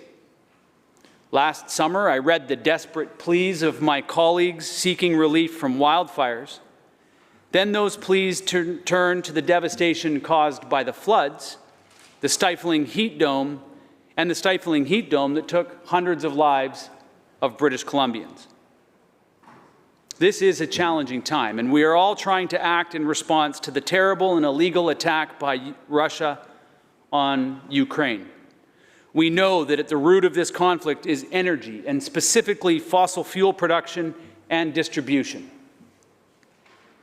My colleagues in the official opposition have been asking important questions about divesting Russian assets from British Columbia pension investments. Somehow, though, these questions morphed to the permits for the expansion of fracking, gas liquefaction, and exports in British Columbia. To be clear, we have no existing capacity to replace the loss of fossil fuel energy in Europe to make up for the supply that has now been cut off from Russia. As a response, though, the official opposition is suggesting that we ramp up permits of fossil fuel production in BC while totally ignoring the reality that fossil fuels are exacerbating the climate emergency that has been so catastrophic for communities across our province. We have the Minister of Environment and Climate Change Strategy trying to limit the impact of climate change. At the same time, the Minister of Energy is ramping up production. That is a climate change budget in British Columbia? We have an official opposition that is apparently so out of touch that they're leveraging a devastating war in Europe to try to increase the LNG industry in British Columbia at a time when we are facing a climate crisis caused in large part by the extraction and combustion of fossil fuels. Let's add some context, shall we? The report on the Intergovernmental Panel on Climate Change released this week said the following, quote, "Any further delay will mean missing a brief and rapidly closing window of opportunity to secure a livable and sustainable future for all," end quote. As Ho-Sung Lee, the chair of the IPC, said, quote, "This report is a dire warning about the consequences of inaction. It shows that climate change is a grave and mounting threat to our well-being and a healthy planet. Our actions today will shape how people adapt and nature responds to increasing climate risks. Half measures are no longer an option," end quote. As Antonio Guterres, the United Nations Secretary General, said, quote, "I have seen many scientific reports in my time, but nothing like this. Today's IPCC report is an atlas of human suffering and a damning indictment of failed climate leadership. People and the planet are getting clobbered by climate change. Nearly half of humanity is living in the danger zone now. Many ecosystems are at the point of no return now. Unchecked carbon pollution is forcing the world's most vulnerable on a frog march to destruction now. The facts are undeniable. This abdication of leadership is criminal. The world's biggest polluters are guilty of arson of our only home. End quote. As U.S. Secretary of State Antony Blinken said, quote, "We know the significant risks climate change poses to our health and safety, and we know the climate plays a decisive role in shaping the trajectory of peace and prosperity in the world. While political and economic decisions are the primary drivers of conflict, climate change will increase as a threat to global and local stability." End quote. I could go on. However, I don't think I need to say anything else to underscore the complete absurdity that has been displayed in this assembly over the past couple of days.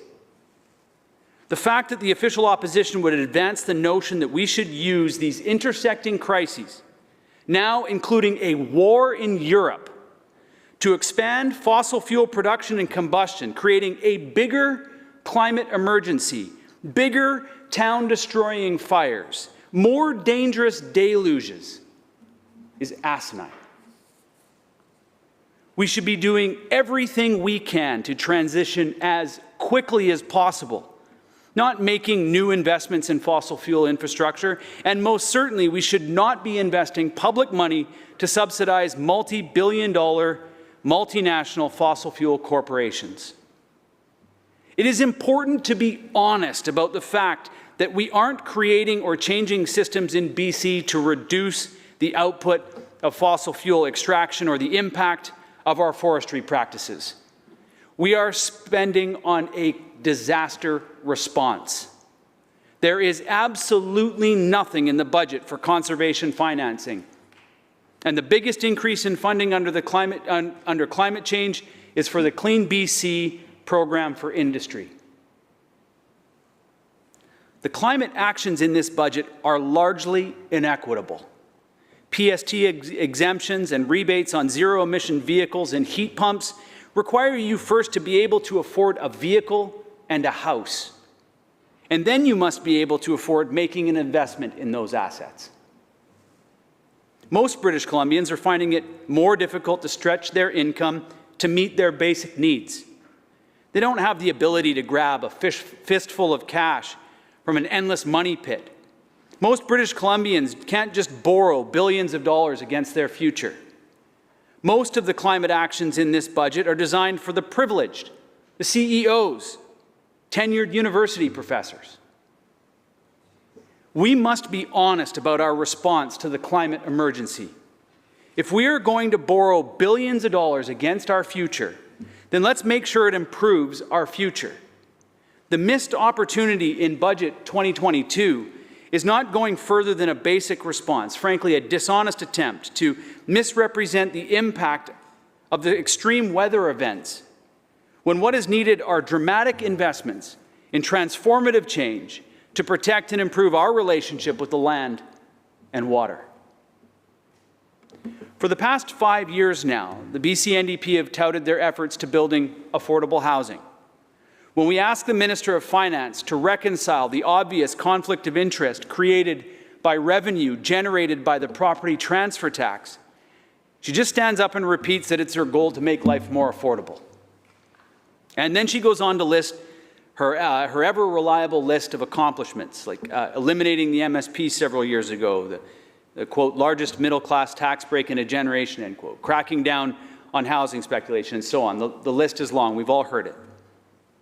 The Minister of Finance never reconciles the issue that our increasingly unsustainable housing market actually benefits the bottom line of her budget directly. Let's not pretend this is the Lego movie with our very own homegrown Tegan and Sarah song, Everything is Awesome soundtrack, reinforcing our own narrative. Overall, life is not more affordable for all British Columbians. This is most certainly true with respect to the cost of housing in most communities in this province.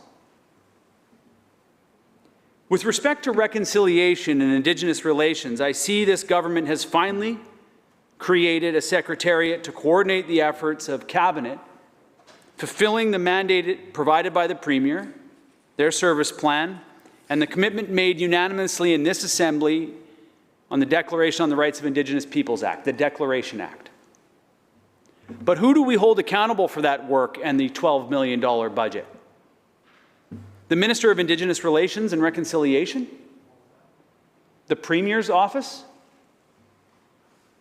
This Secretariat has the potential of 18 staff. I can imagine that the 3-year budget commitment will be sucked up by HR and administrative costs alone. So, I ask the question, if Indigenous reconciliation is a commitment of this government, and as the Minister of Finance suggests, the budget reflects the Cabinet's choices, then this BC NDP is either little or no priority on the 79 actions in their 79 action plan. I see nowhere in any of the estimates of the Cabinet a line item for actual action on the action plan. Are the actions being funded through the base budgets of each ministry? If so, good luck. This BC NDP government tells you that it is important, but then it puts zero priority in the budget to fuel the important work of reconciliation that this Legislative Assembly committed to over 2 years ago. I hear the government talk a lot about protecting the health and well-being of British Columbians. Thousands of people in my riding alone are without access to equitable, universal, primary health care. In the early days, the BC NDP embarked on an ambitious program developing primary care networks, team-based primary health care. However, the minister got bogged down in politics of the doctors and party politics. The unwillingness of this BC NDP to confront head-on the internal politics of physicians and the remuneration models with our constituents at the center of their work, and the desire of the BC NDP as a political party to be able to announce patient attachment numbers or the need to celebrate ribbon cuttings forced a change midstream. The focus went away from primary care networks and instead focused on health authority-run urgent care centers. The difference between these UPCCs and PCNs is big. PCNs, or primary care networks, create longitudinal care for people, whereas UPCCs, or urgent care centers, are more like walk-in clinics offering episodic care. I've heard from the experts in my community that the UPCC model has been disastrous on the delivery of longitudinal care for my constituents. Primary care providers locked into fee-for-service models cannot compete with health authority-operated UPCCs. Health authorities are poaching medical assistants and doctors, and yet they never have to show the actual numbers of these UPCCs. We hear the minister and his government tout the success, but they're not showing their work. How much does a patient visit at a UPCC actually cost? Is it $31? $250? How many people do they see in an hour? How many patients have actually been attached? Even though these questions are never answered publicly, in Budget 2022, this government is expanding the UPCC model by 26. How are we evaluating the success of the UPCCs? By the increased number of ribbon cuttings? Let me be clear, and I heard it from the family physicians in my riding. The primary care networks that the Minister of Health was originally invested in was a good model. It was just poorly executed. And I continue to hear that this ministry is increasingly autocratic. They don't listen to the advice from the grassroots. The program is top-down, paternalistic, not evidence-based, unless the goal is to destabilize primary care delivery in every community where UPCC's doors have opened. How many articles have been written about family physicians walking away from their practices? Frustration, exhaustion, anger, resentment, are being repackaged as retirement. Let's be honest about what is happening to the equitable, universal primary health care in this province. It is being undermined and eroded because the minister and members of this assembly are more engaged in petty politics than actually evidence-based decision-making. Need I remind this government that very recently a government in Nova Scotia changed because more than 150,000 Nova Scotians didn't have access to longitudinal primary health care. This issue is motivating my constituents, just like it is motivating constituents across the Capital Region, Metro Vancouver, the Interior, the Coast, the Southeast, and the North. How did they solve this issue in Manitoba? Well, rather than autocratic, top-down decisions provided covered by slogans, they listened to the communities. They actually got down into the grassroots, provided funding for solutions that were developed for the people, by the people in the community. Instead of doubling down on an autocratic approach, in Manitoba, they embraced a democratic one. One doctor in my community said to me that they don't believe this government cares for the health of its citizens. It's a doctor in my community saying that they don't believe this government actually cares for the health of British Columbians. How did we get there? How did we get there? How did we get there? You can say it's ridiculous, but how do we get to a position where that exists? It's time to build services from the ground up. Look, I can understand that this is an emotional topic, and it's one that conjures a response. That's something that the cabinet on that side of the table, the government on this side of the House, needs to reflect on. Because I didn't make that up, and I'm giving voice to people in our community that are speaking to it. So, if it's something that is conjuring an emotion within you, then you need to have that conversation around the cabinet table, because it exists. Pretending like it doesn't is a mistake. It's time that we build the services from the ground up, a community-informed response, rather than the top-down autocratic approach that this ministry has been taking on this particular issue. What is outrageous is that this BC NDP government is now sitting on the sidelines while a corporate tech giant and others disrupt our universal health care model, entrenching access to the layers of services based on privilege. Back in 2007, this Minister of Health decried the Copeman Clinic for finding cracks in our policy to establish basic primary care accessible by all, and premium services available only to those who can afford the premium fees attached. To be clear, the so-called premium services, prevention, screening, access to diagnostics, were always part of a primary health care plan.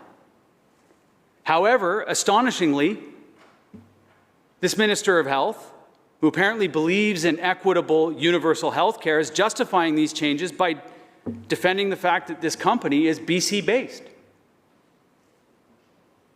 Sure, the minister will always be able to say to British Columbians that there is episodic primary health care services, walk-in clinics, in-person or virtual, paid for by billing the government.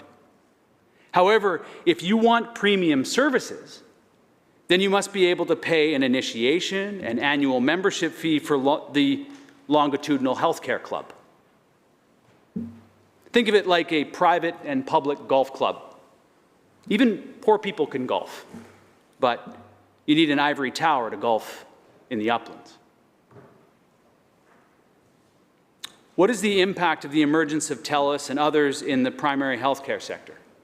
Well, according to the healthcare providers in my community, they're also poaching medical practitioners and paying them much larger salaries than can be afforded by primary care providers working under the fee-for-service model.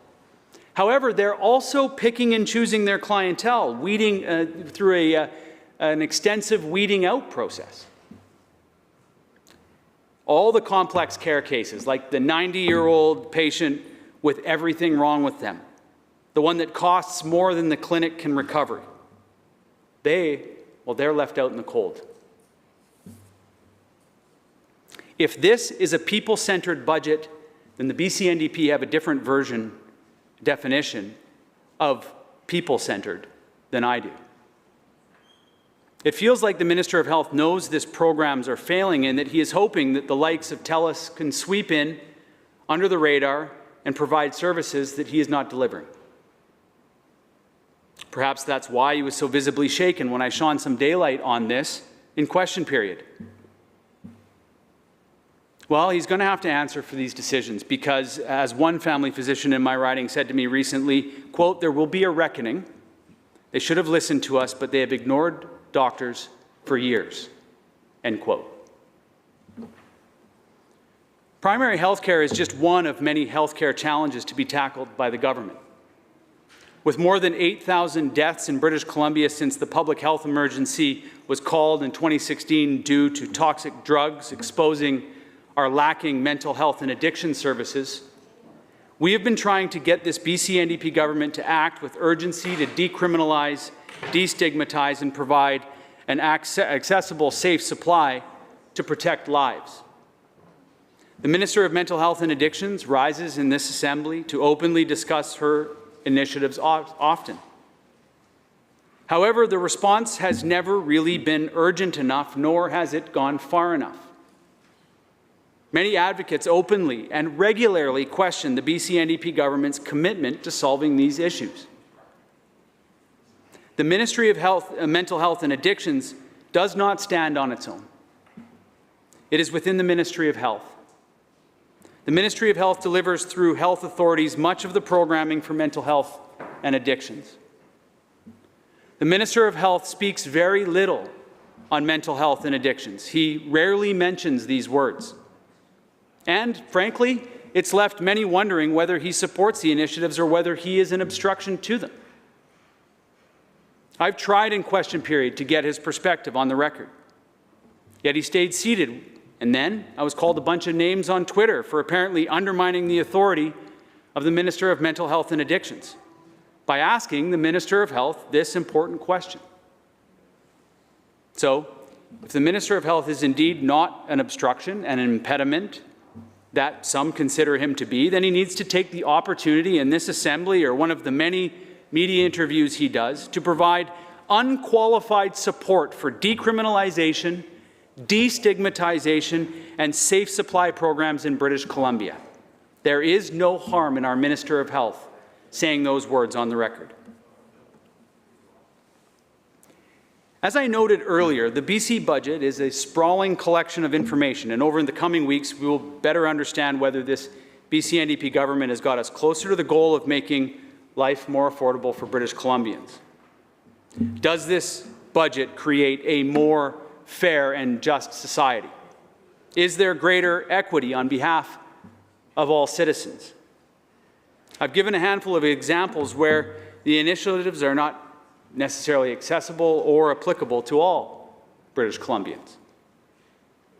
I think about an issue that I've raised several times over the years. Access BC has been advocating for free contraception for British Columbians for a long time. As a cis male, contraception is widely available to me. There are numerous places I can access a lifetime supply of free or nearly free condoms. However, for virtually all other British Columbians, contraception is expensive, and the public health care system must get involved to provide prescriptions. Toilet paper is widely available in every public washroom. However, to access menstrual products, those, in most places, are something you have to pay for. There is inequity in the decisions that are being made by this government. In the BC NDP's 2020 election platform, right there on page 14, under the heading, Making Healthcare More Affordable, is the promise. It reads, quote, making contraception free. Costs should not prevent individuals, particularly young people, from their right to make choices about their reproductive health. While condoms can be easily found for little or no cost, and vasectomies are covered under MSP, prescription contraception is not covered. It's time to make free contraception free for all. End quote. When? Not in the 2021 budget. In Budget 2022, the notion of, quote, free contraception for all remains a goal for a future time. Why? Why has this BC NDP government not found the resources to make good on this election promise? It's a promise that is supported by all the political parties represented in this Assembly. The Premier tweeted just a few days before the 2020 election day, on the same account that he uses as the Premier, I might add, quote, cost shouldn't be a barrier to making choices about reproductive health. We'll change that, making sure everyone can access the contraception they need. Hashtag BC election 2020, BC votes. The Premier remained seized with the idea of free contraception for all in the early days following the election when he produced the Minister of Health's mandate letter. On page 4, it says, quote, make prescription contraception free for all, end quote. I make a big deal about this issue because, well, it's a big deal for millions of British Columbians. It makes no sense that this issue has not been solved yet. But, as the Minister of Finance has said, budgets are about choices, and it does not appear that making good on the promise for, quote, free contraception for all is a choice that this government was willing to make, at least for 2 successive budgets. Madam Chair, I will continue to raise my concerns about the autocratic trends that are emerging in this Assembly. Government must be mindful of its responsibility to the people of British Columbia through this institution. Confidence in our work in this chamber is founded in truth-telling, in the openness and transparency of those entrusted with the greatest amount of power and authority, in the respect those members of the government pay the accountability measures given the opposition to guard the public's interest in this democratic government. There is always the potentials for members of this Assembly to try to consolidate more power than any one person or small group of individuals should have in this Assembly. When political parties and individuals lose sight of who they are to serve and accept, or even desire a majority, even a false majority, this institution becomes increasingly secretive, and that is not in the interest of democracy, and it must be treated as a move toward autocracy. Let's call it what it is. Any move towards autocracy is a selfish and self-interested act. In our system, the power must reside in the people and is only temporarily bestowed on a government and members of this Legislative Assembly.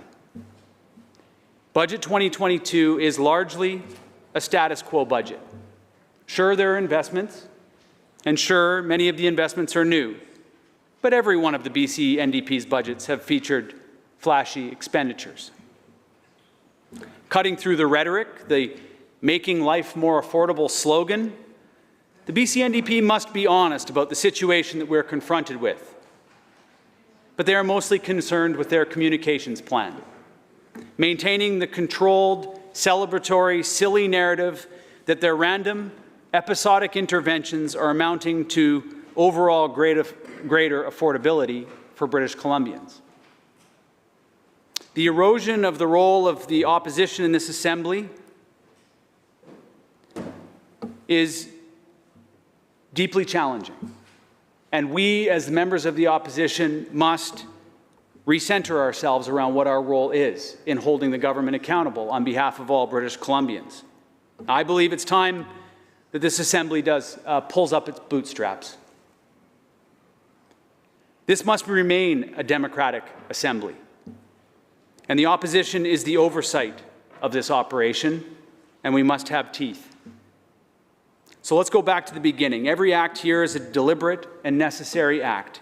We do not serve here at the pleasure of the Premier and his cabinet, ideologically and obediently defended by a political tribe, populating seats in this chamber through a false majority. We serve here on behalf of the people of British Columbia. It is their interests that must be defended first, long before the colors of our banners. If we do a good job, then they may choose us to form the next government. And that should be the outcome of our effective work, not the goal. Unfortunately, for political parties, it has become the goal. And so political parties in this assembly need to be reminded of their proper place in our democratic institution, subordinate. Through the throne speech, the government should clearly articulate their vision and objectives. In the budget, we see how they are going to activate their vision by where they spend our money or our future money. They make their choices and priorities known. In the coming weeks, I and my colleagues in the opposition will engage in detailed debates and budget estimates in each minister with their priorities. I hope that the quality of their responses increases and the excessive time wasting decreases. So with that, I will take my seat, having completed yet another necessary step in the cycles of this governance institution. And I hope that with each one, I am improving the quality of our collective service to the people of British Columbia. Thank you, member. Oh, I'm just finding your name. Minister of Forests, Lands, Natural Resource Operations and Rural Development, except it probably has a new name now. Yes, it does. Thank you very much, Mr. Speaker. Madam Speaker. Okay, Madam Speaker, we're thank even. you very much. Yes, you have a new name too. Yes, Minister of Forests. Yes, yes. So very excited about that and very happy to be here. And I'd first like to recognize the Indigenous nations on whose traditional territory we're all gathered today. I'm pleased to join you today from the territory of the Lekwungen-speaking peoples, the Songhees and the Esquimalt Nation. And last week, our government announced the latest round of investments brought forth in Budget 22, all of which will help improve the lives of British Columbians and build a stronger BC. Not what I would call flashy announcements. I would call them really sound announcements, really sound investments in the people of BC and the people of this province. You know, last year was unprecedented. You know, we had record flooding, and then, you know, we went to unprecedented wildfires. You know, the last couple of years have been so challenging for so many British Columbians. I know the Speaker is well aware of this. I mean, we spent some time traveling together last summer and looking at the horrible devastation to Lytton and other communities. And you know, the past season when the Premier and I, you know, when we flew, and I believe there was a couple times that the Speaker joined us, you know, we flew over those fire-ravaged landscapes and we visited the impacted communities. And, you know, as I mentioned, what was announced, this new funding during the budget, you know, we toured, we went toured over Lytton, and we spoke to the devastated residents. You know, we spoke to the wildfire professionals, the people that were out fighting the fires. And some of those people we spoke to, you know, some of those firefighters had lost their homes. Well, still out there fighting other fires. One firefighter said to me that he got a text while he was out fighting another fire. He got a text from his wife, and all it said was, "It's gone. It's all gone." He didn't know what she was talking about. He did not know what she was talking about until he got back into cell range and could actually try to get a hold of her to find out what she was talking about. And we had a really, you know, long chat about what had happened, everything, how it had affected so many people. And then he said something that just astounded me, astounded the Premier. We were both quite taken by this. He said, "I'm going back out to fight the fires." He said, "My family's safe. They're, you know, where they need to be right now. And I'm going to go back out and fight fires." He was part of the Rattlers, they call themselves, you know, Indigenous firefighters based out of Lytton. And that commitment, that commitment to not only wanting to fight fires, to accepting what's happened, but getting back out there, it stayed with us. He also spoke about wildfire mitigation and how we need that in this province. They talked about the need for work to be done on a year-round basis. Talked about the need for, and who better to do it actually than firefighters? People that truly understand firefighting, truly understand wildfires, and for them to be able to do the mitigation, it just made sense. I also had the chance to tour a number of the fire camps and talk to people, not only talk to people from across the province who gathered to fight fires every year. They come from all over the province to get together to fight these fires. But also from other provinces across Canada and other countries. I had the pleasure of meeting with the delegation, the firefighters from Australia. And what resonated with me is the firefighters said that, they're from Australia, where they're used to fighting wildfires. They have significant issues with wildfires. But he said, never in their lives had they seen such an erratic fire as what they saw last summer. Never had they been faced with the consequences of a fire and what they saw.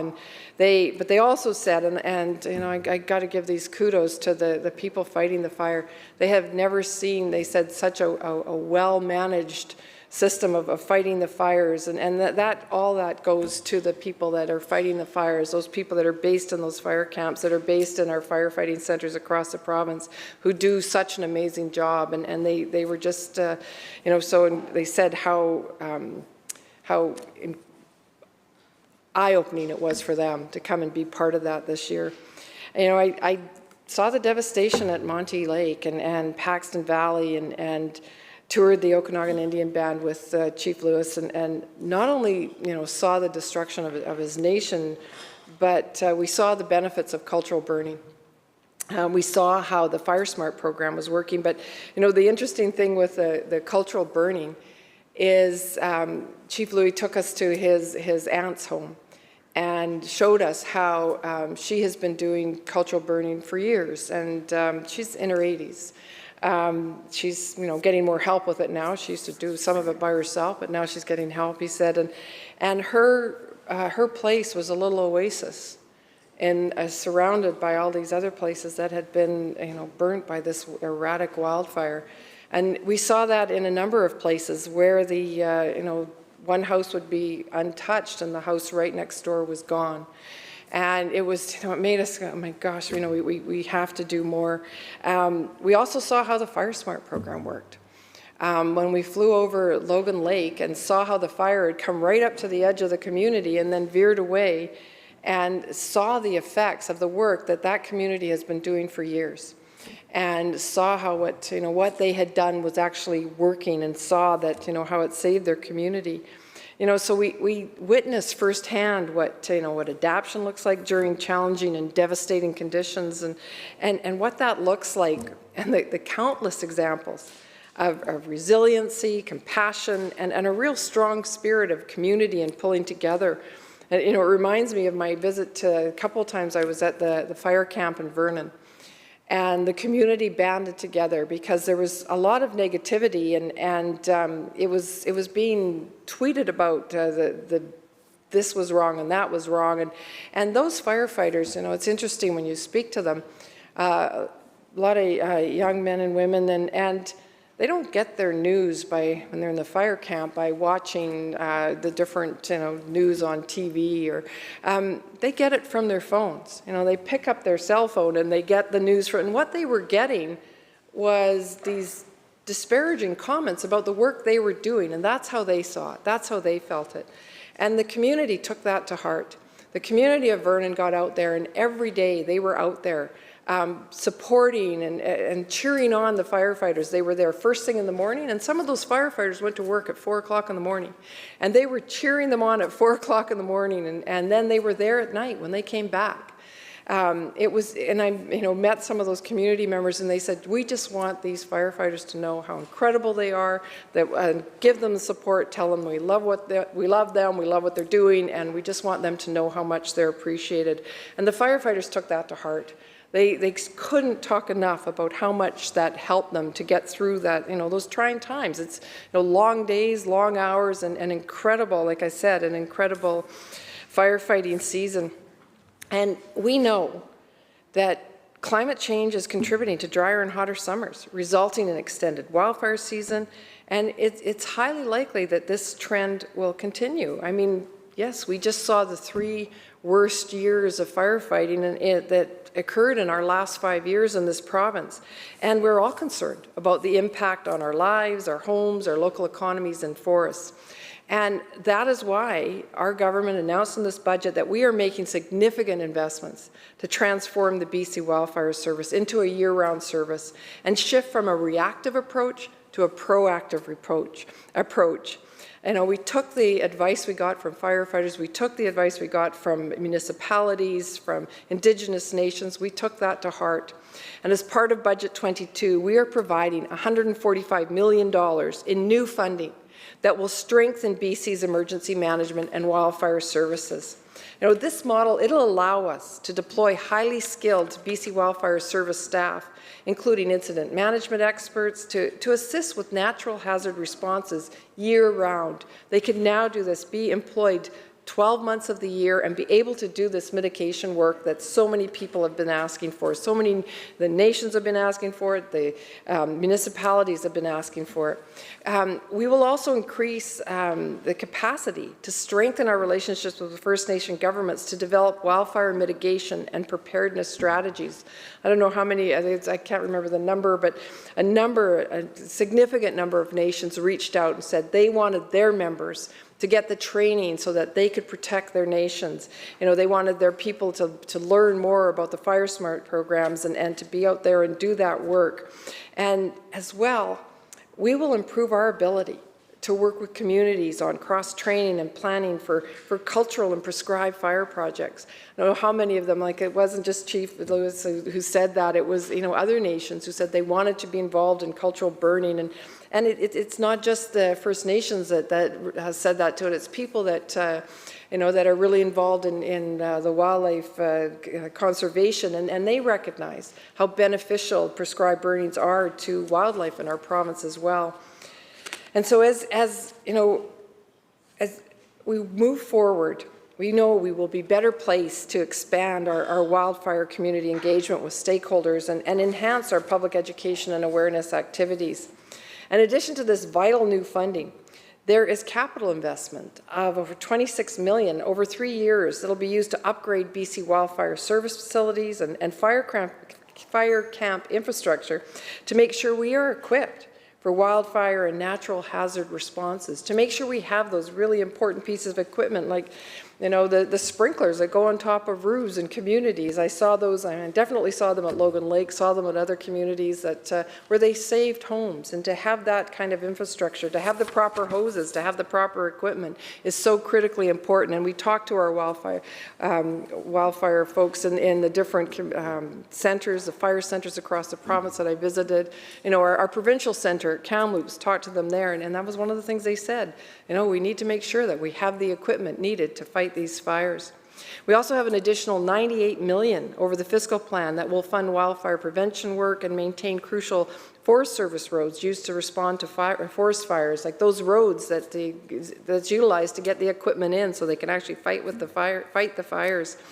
And Budget 22 also provides $90 million in community grants for the Fire Smart program to help make homes and communities safer from wildfire risk. We're doing this in collaboration with the Union of BC Municipalities, so communities can apply for this funding, and also we're working with the Indigenous nations to apply for the fundings. So we can look at communities. I know in my own community it was quite frightening in the beginning of the year. There was a fire just outside of Castlegar, and I had to, my father and his friend got evacuated, had to come stay at my house for a night. It was frightening. And it showed me, but it also showed me, you know, when you watch the collaboration between communities, so between the, you know, the City of Castlegar firefighting department, you know, the regional district of Central Kootenay was actually, the fire was on their land right outside of the community, so they were in charge, and then of course BC Wildfire Services, they were involved as well, and to see that collaboration amongst all the different levels of government, to see everybody working together, it was really incredible, but also to hear people saying, we have to do more of the mitigation work, we have to do more to protect our communities, and now there's $90 million to do this. And I don't think that's, as a previous member, the member for Sandwich North and the Island said, that we're making flashy announcements. I don't think that's flashy. I think that's substantial. I think people are looking for it. They want it. People recognize that climate change is an issue, and we need to be prepared for these disasters. So in addition, the Community Emergency Preparedness Fund will receive $120 million to support communities and First Nations to build more resilient dikes, and that floodplain mapping to be able to assess the risks, to do the map flood hazards and develop a broad range of flood risk reduction options, including the upgrades, potential upgrades to orphan dikes by local governments. Like, we need to make sure that we have those dikes in place, that we can do that assessment to assess the risk of future flooding. These investments, they're about people, and our plan to support communities as we cope with the ongoing impacts of climate change, which are significant, but we feel like, you know, there's significant dollars that have been invested for the coming years to ensure that we have the funding, we have the people that can do that work, that can do the mitigation. So I'm really happy with that fund, those funds that have been announced in Budget 22, good things for many communities across the province. This also is a time of great change in British Columbia, and one thing that remains constant is how important forestry is to British Columbians, how important it is to our province. It is and will always be an important industry for our province. The vast majority of British Columbians care both about our forests and forestry jobs. And this past June, through the intentions paper, we released our modernizing forestry policy. Our government put forward a vision for strengthening BC's forest sector.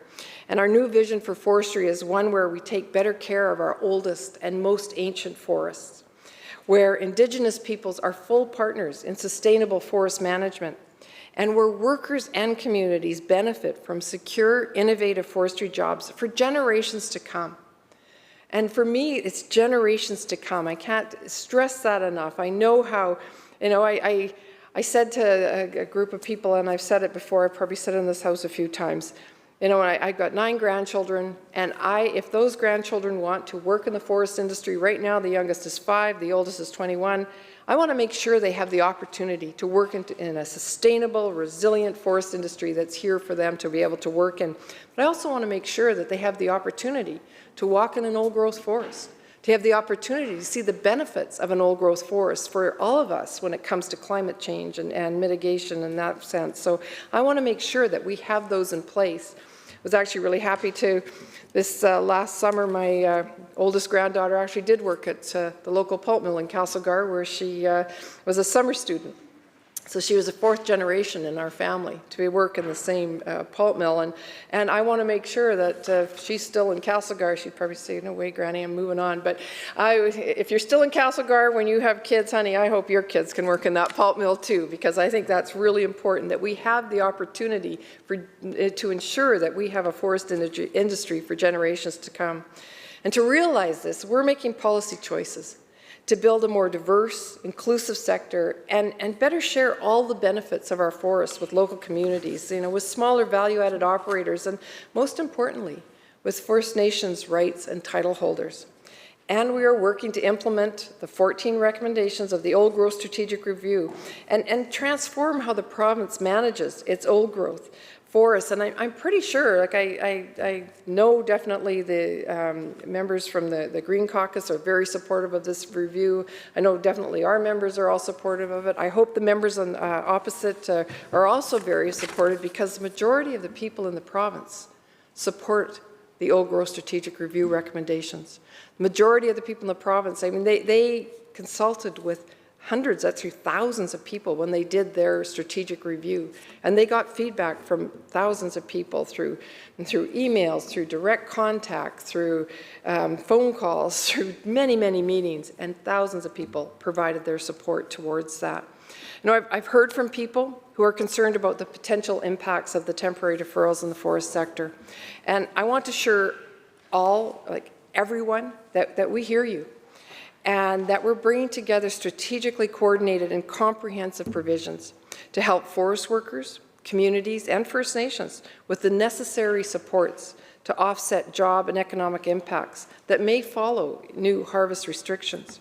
So in our budget, Budget 22, it provides $185 million over 3 years to support forestry workers and communities that are affected by old-growth logging deferrals. And with the $19 million coming from this year's budget that still can be utilized until the end of this fiscal year, that's over $200 million to support forestry workers and communities. And these programs will include connecting workers and contractors with short-term employment opportunities and providing education and skills training. You know, we've talked to workers who said, you know, I recognize that this job might not be here for me, and I actually am interested in this and want the training for it. We're looking at ways to support people so they can get that training, so they can move to different jobs. We're looking at ways to support, you know, if one spouse might work in the forest industry, the other might not, and the other spouse might want to get better training or new training to be able to move into a different type of job. We're looking at that too. So we're looking at it as a family, as a collective unit. You know, funding will also support the Bridging to Retirement program, which will provide up to $75,000 to eligible forestry workers and contractors 55 years or older to transition to retirement. I know there's been some, I say disparaging, but comments about this program. But it is, when we did this program in 2019, it was oversubscribed. There was more people that wanted to do this program than we had enough funding for. You know, people said they want to bridge to retirement. They want to do that and ensure that younger people can stay working in the industry. And that's what we're going to do. You know, the province will also work in partnership with businesses and communities to develop new supports that will assist rural communities to create jobs through diversified economies and infrastructure projects and innovation in industry. So again, this is over $200 million, and I can't stress that enough, that we are there to work with people to ensure that we have a forestry sector for years to come. And the government will be with those people every step of the way to make sure we're there to help you with it. You know, in this time of challenge of wildfires, drought, and floods, our goal is to attack climate change from all sides. And climate change has fueled our devastating wildfires and the mountain pine beetle epidemic that we are still, you know, feeling the repercussions of. It impacts the air we breathe, the burning of our forests, the flooding our lands, and in some cases, causing devastation in entire communities. And it's why we're working so hard on these issues. You know, taking action to reduce greenhouse gases and waste and identifying new technologies and opportunities that will help government and industry to meet our long-term climate goals. So families, communities, the forestry sector, and our climate itself can thrive for generations to come. You know, the forest bioeconomy is one of the key pathways of our Clean BC roadmap to 2030.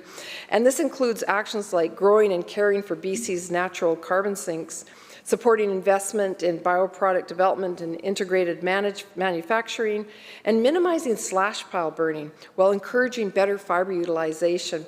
And to support this work, Budget 22, it allocates funding of $22 million over 3 years and is allocated to promote emissions and reductions in BC's forests. And we've already had companies reaching out to us saying they want to work with us on this. There's been some incredible work done by the Forest Innovations at UBC, that, you know, minimizing slash piles. People are in the interior, and not too many people, that slash pile burning doesn't happen too often in the lower mainland, but in the interior, people see those those huge piles being burned, and it's the smoke, it's, you know, the greenhouse gas, and all those things, where these piles could be utilized to a better way. They can be utilized in pulp mills. They can be utilized in pellet plants. They can be utilized in the bioeconomy, where we have to say we need to use our fiber in a better way. We have to ensure that we're using all the fiber, that we're not letting it go to waste in the forest and by burning it. So $22 million over 3 years is allocated to make sure that we do just that. You know, this includes $15 million over the fiscal plan to strengthen BC's forests to improve their ability to sequester carbon, another really important things about our forests. And also $4 million over the fiscal plan to expand the Indigenous Forest Bioeconomy Program to include an accelerator program. And we've heard from Indigenous nations who want to be part of this. They want to work together with us, so we're really excited about that. You know, it'll help participants commercialize and scale up innovative forest-based products. And supporting innovation is a key to achieving our goals for the forestry sector. It's part of our vision to modernize forestry, to create new sustainable jobs and low carbon products that are marketable at home and around the world, and to fight climate change so we can sustain our forests for life and create secure jobs through innovation.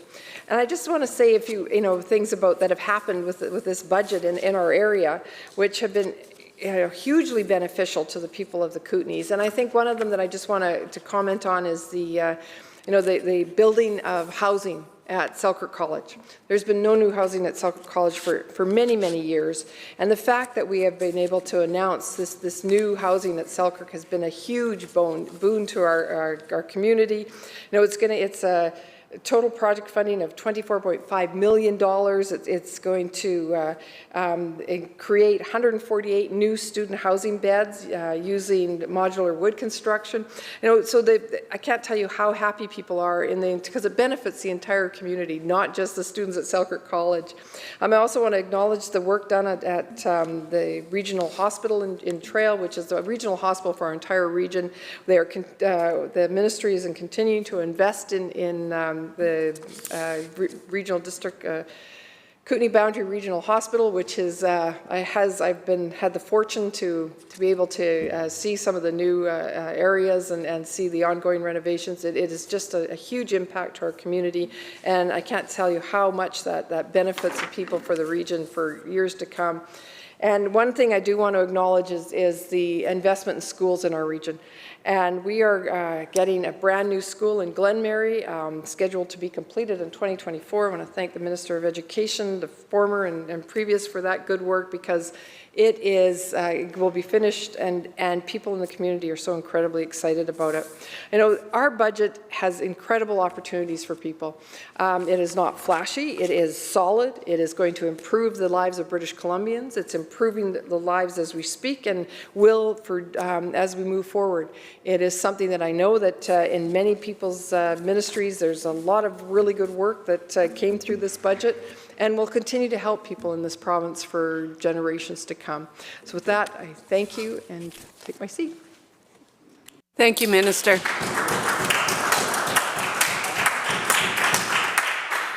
Recognizing the member for Caribou North. Well, thank you very much, Madam Speaker. It truly is a pleasure and an honor to rise today to speak on behalf of the constituents of Caribou North. Madam Speaker, sometimes I sit in this House and I listen to the members of the NDP government, and I feel that we are absolutely in a different universe. For the Minister of Forests to stand up in this House and talk about how rosy and how great everything is in the province of British Columbia, how you have workers' backs, and how you're putting all these things forward, when at 4:50 a.m., 700 workers in the province of British Columbia just received temporary layoff notices. Madam Speaker, where is the money that, through you to the Minister, where is the money to support those families? Where is the money to support those workers? You know, I've heard, Madam Speaker, the Minister of Forests stand in this House on multiple occasions and talk about how, and she even said today, the potential impacts that could happen, that they are strategically aligning all of these supports for people in the forest economy. And yet here today, just moments ago, as I get off the phone talking to workers, talking to families impacted, I hear from this minister all of the great grandiose things that will be done. I would like to see, through you, Madam Speaker, to this government, government action. I want to see how the money in this budget that she just announced is going to get into the hands of people in my community, in communities right across this province, for those 700 workers that have just been impacted less than a half an hour ago before the minister gets up and delivers a speech. I want to know where people will find the supports that this government repeatedly says that they have your back. Where are those supports? Where are those supports?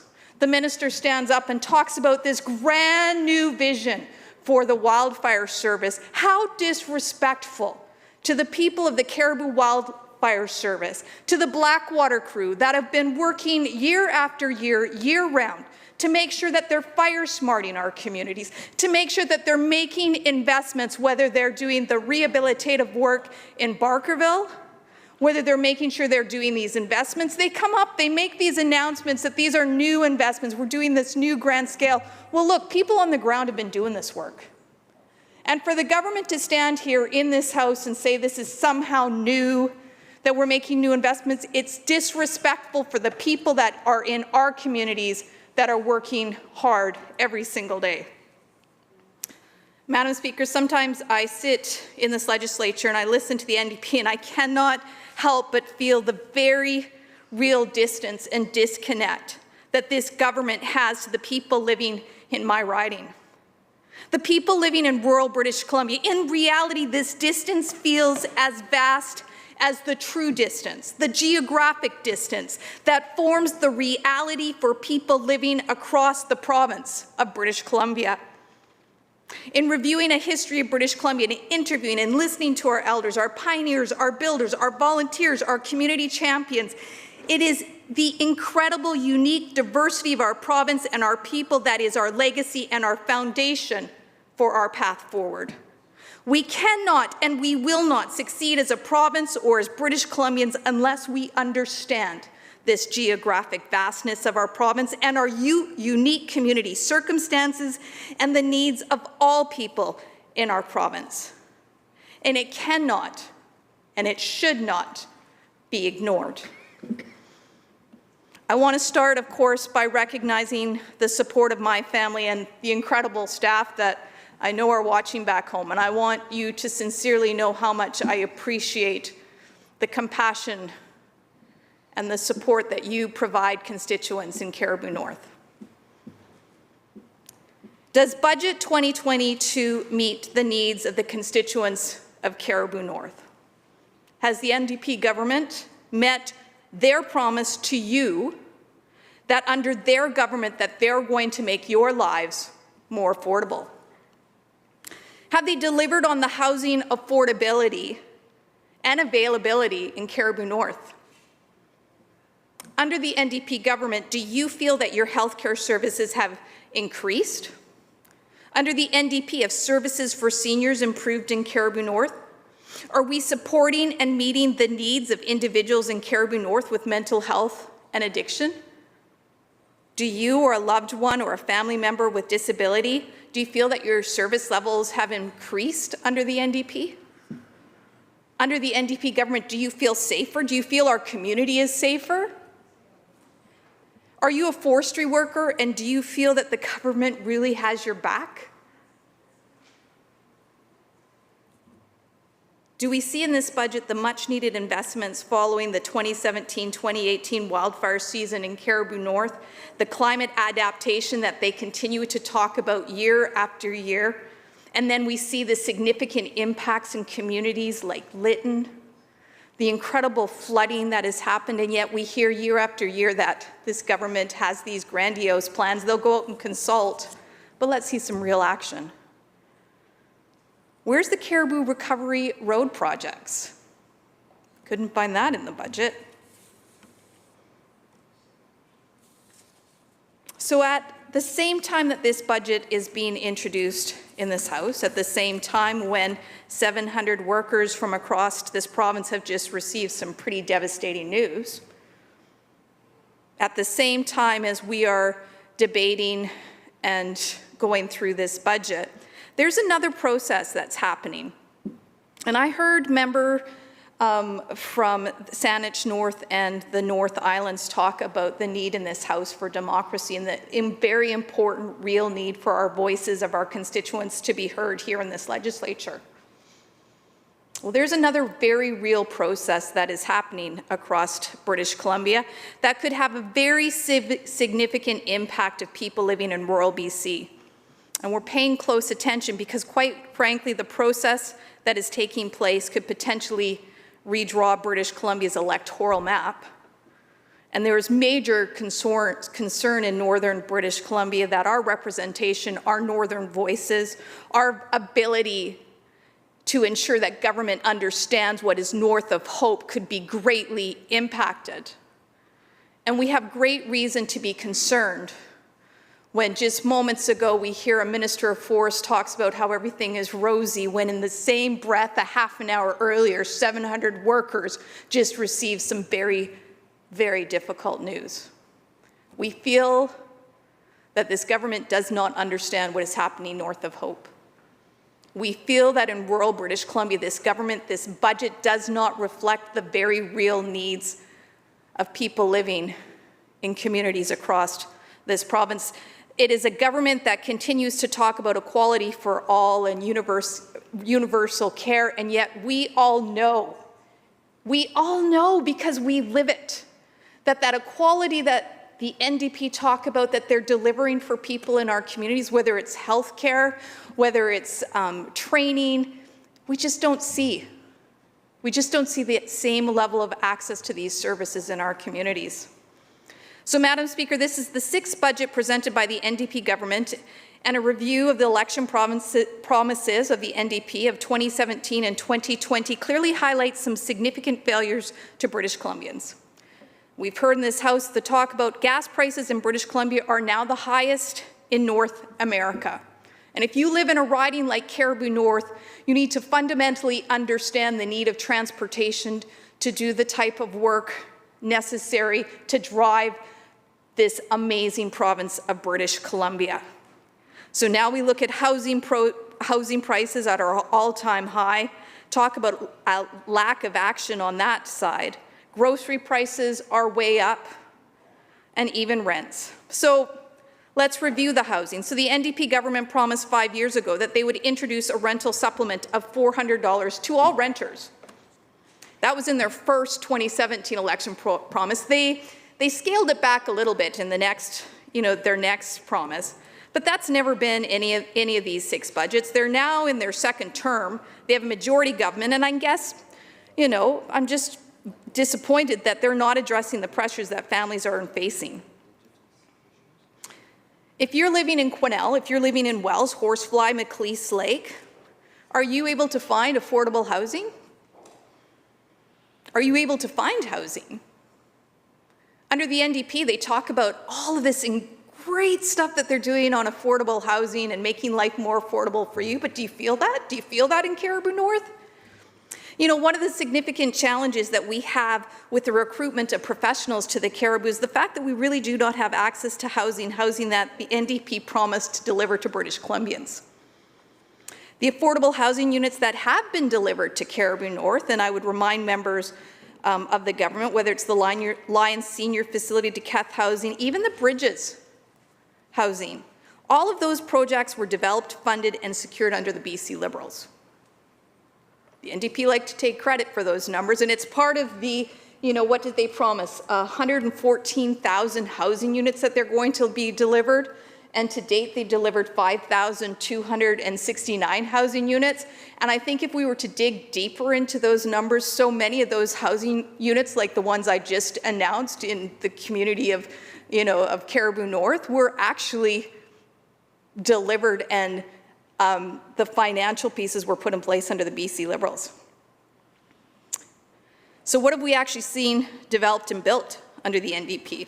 If you're a first-time home buyer, do you feel that you will have the ability to own your own home? Just look at the housing supply.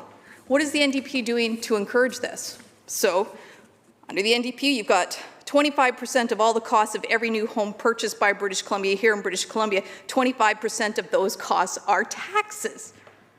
It's the property transfer tax, it's the community amenity contributions, the development cost charges, the provincial sales tax, GST, and the list goes on. And what our leader, Kevin Falcon, wants to make very clear is that under the BC Liberals, we want to look through the lens of a first-time buyer because we want to make sure that our young people have a reasonable, realistic prospect of buying their own homes one day. The NDP have failed. They have failed to set forth a vision for young people in this province of British Columbia, and that's why I'm incredibly proud of what our leader has stood up to say moving forward for young people. So all they've done is add more costs and more taxes to housing, and that does not make housing cheaper, it makes it more expensive. And it's having a terrible impact on families that are just trying to get into the housing market. Now let's look at the cost of heating your home. And I know I've heard from many constituents in Cariboo North on the significant increase of heating your home that you've seen on your bills. It's the sticker shock. I cannot believe the rising costs and it's taxes and it's all of these other layers that the NDP have cumulatively put on our bills that are making it far less affordable. So now let's look at putting gas in your car. Anyone who's filled up at the tanks recently in Cariboo North certainly have seen, how those prices are. I believe the Premier had made that promise that he was going to make sure that gas prices would be far more affordable, and he was going to tackle that, just like he was going to go down and get a good softwood lumber deal as his first order of business, and we saw how that worked out.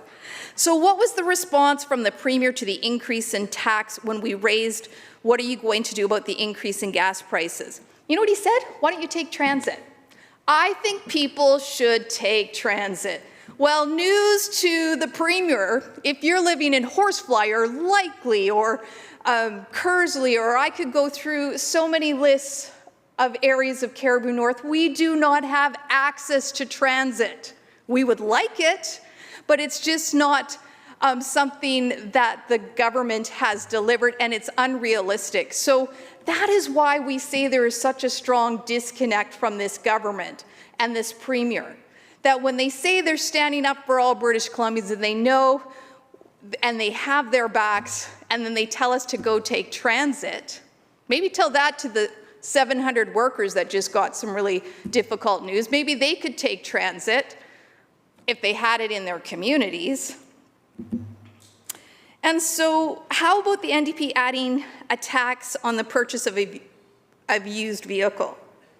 So think about that young person. And, all of us have those young people in our family who get to purchase their first used car, and they're so excited and they save for so long to get that first vehicle. I remember my first vehicle. It was a Chev Citation.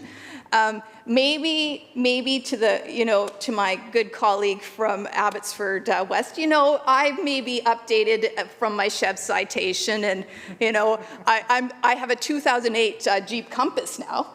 That's pretty exciting. But for people who are buying that first car. A car from this century. A car from this century. So that they can go out and get a job, and so that they can go out and save money for their schooling. And for all of those reasons, this government has decided they're going to tax that young person who's just trying to buy their first car. Is that really making life more affordable? Is that really where you need to go to get the revenue for this budget? Do you really have to go to young people who, when we talk about sustainability and we talk about affordability, a lot of young people are now turning to the marketplace. So whether they're buying clothes on the marketplace or whether it's on Facebook, or there's so many things, and it's not just young people. Look, frankly, people are looking at ways that they can help save money in these difficult times. And so the NDP, what are they going to do? They're going to tax that as well. So we got young people's back, but we're going to tax you on your cards, and we're going to tax you on any chance that you're trying to maybe buy something on Facebook through a marketplace or any of those other items, because the government just, that's the government's message on making your life more affordable, and quite frankly, I think it's doing quite the opposite. And we heard earlier today that 53% of British Columbians are $200 or less away from insolvency. So again, I go back to those 700 workers that just got really difficult news today. So think of that family, and you're looking at $200 or less away from insolvency, and you've just found out that you're going down to temporarily to a reduced work week. And you heard the Minister of Finance or Ministry of Forest earlier get up and say that she's got your back and she'll be there for you. I hope she's going to help make your mortgage. Hope she's going to help actually pay some of those expenses that you have, because they're still coming in. I hope this government understands that when they say that they're there for people and they're going to line all these things up, that people have real costs and they're worried.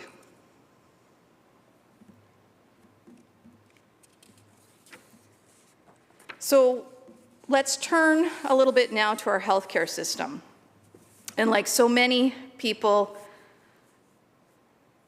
have talked about in this House, is how grateful we are for all of the incredible healthcare workers across the province of British Columbia. Today is BC Seniors Day and Caregiving Day, and like so many members, had the privilege of meeting some extraordinary individuals last night at the BC Caregivers Awards. But I think about the people in Cariboo North. And I think about the nurses that I've talked to at GR Baker Hospital. And I think of the calls I've taken from the care aide at Dunroven. I think of the doctors I've talked to and just the stress that they're feeling. You know, we heard earlier that 900,000 British Columbians don't have access to a family doctor. And I think of the pressure of the people that I care about, those doctors that are doing everything within their power to make sure that they're supporting our communities, but the pressure that they're feeling. And I wonder, and I go through the pages of the budget, and I wonder where the healthcare human resource sector strategy is. We keep hearing that that announcement is coming. And every week that goes by, the frailty of our healthcare system gets stretched. And I wonder what the breaking point will be. I wonder what the breaking point will be for those hard-working healthcare workers that are putting their hearts and souls and compassion into caring for the people of Cariboo North. And I know that they're wondering in this budget, where's the relief for them? And how about our seniors? Where was the money that was promised for the business plan for the added long-term beds in Quesnel? I looked through the budget and I can't find it. If it's there, that is extraordinary news. And how about the support for home care?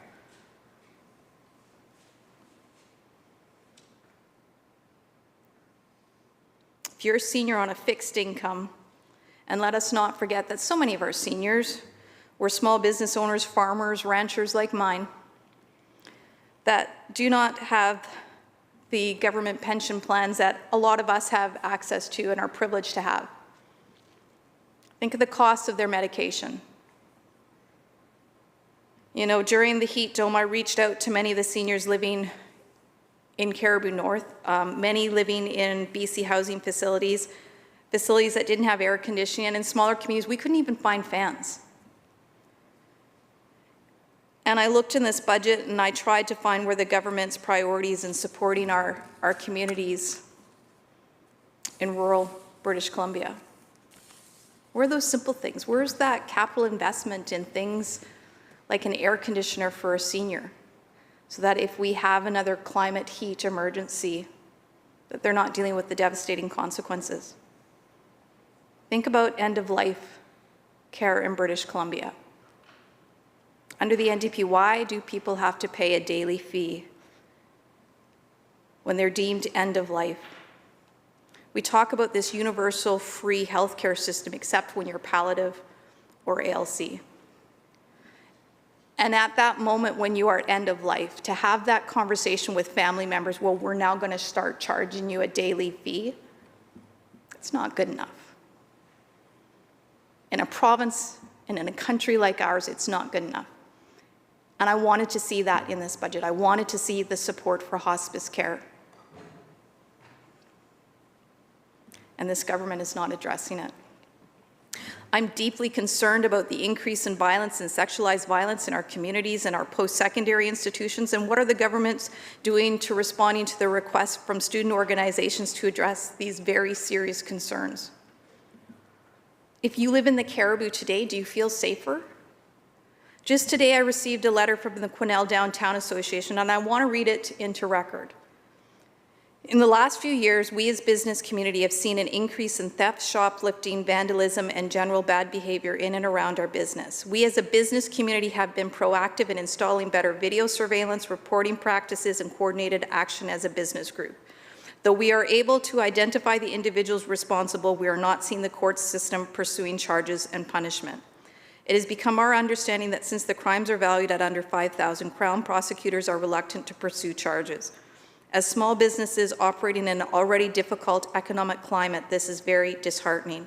With profit margins around 2 to 4%, a theft of a $100 item requires us to sell up to $5,000 just to regain our loss. We feel helpless, as even though we are doing all the right things to document, report, and submit evidence, the criminals are going unpunished, and there is no effective deterrent. Where in this budget is there an increase to the resources to the Crown to prosecute prolific offenders? Where is it? How is the NDP making communities safer?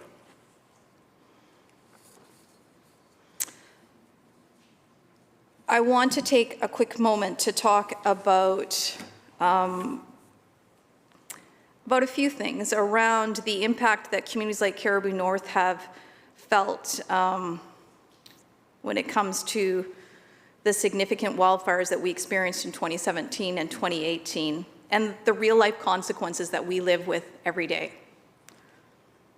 Last year, via Zoom, at the very same time, I urged all members to pay attention to spring freshets. I requested to all members to understand the very real consequences that we are experiencing on the ground in our communities.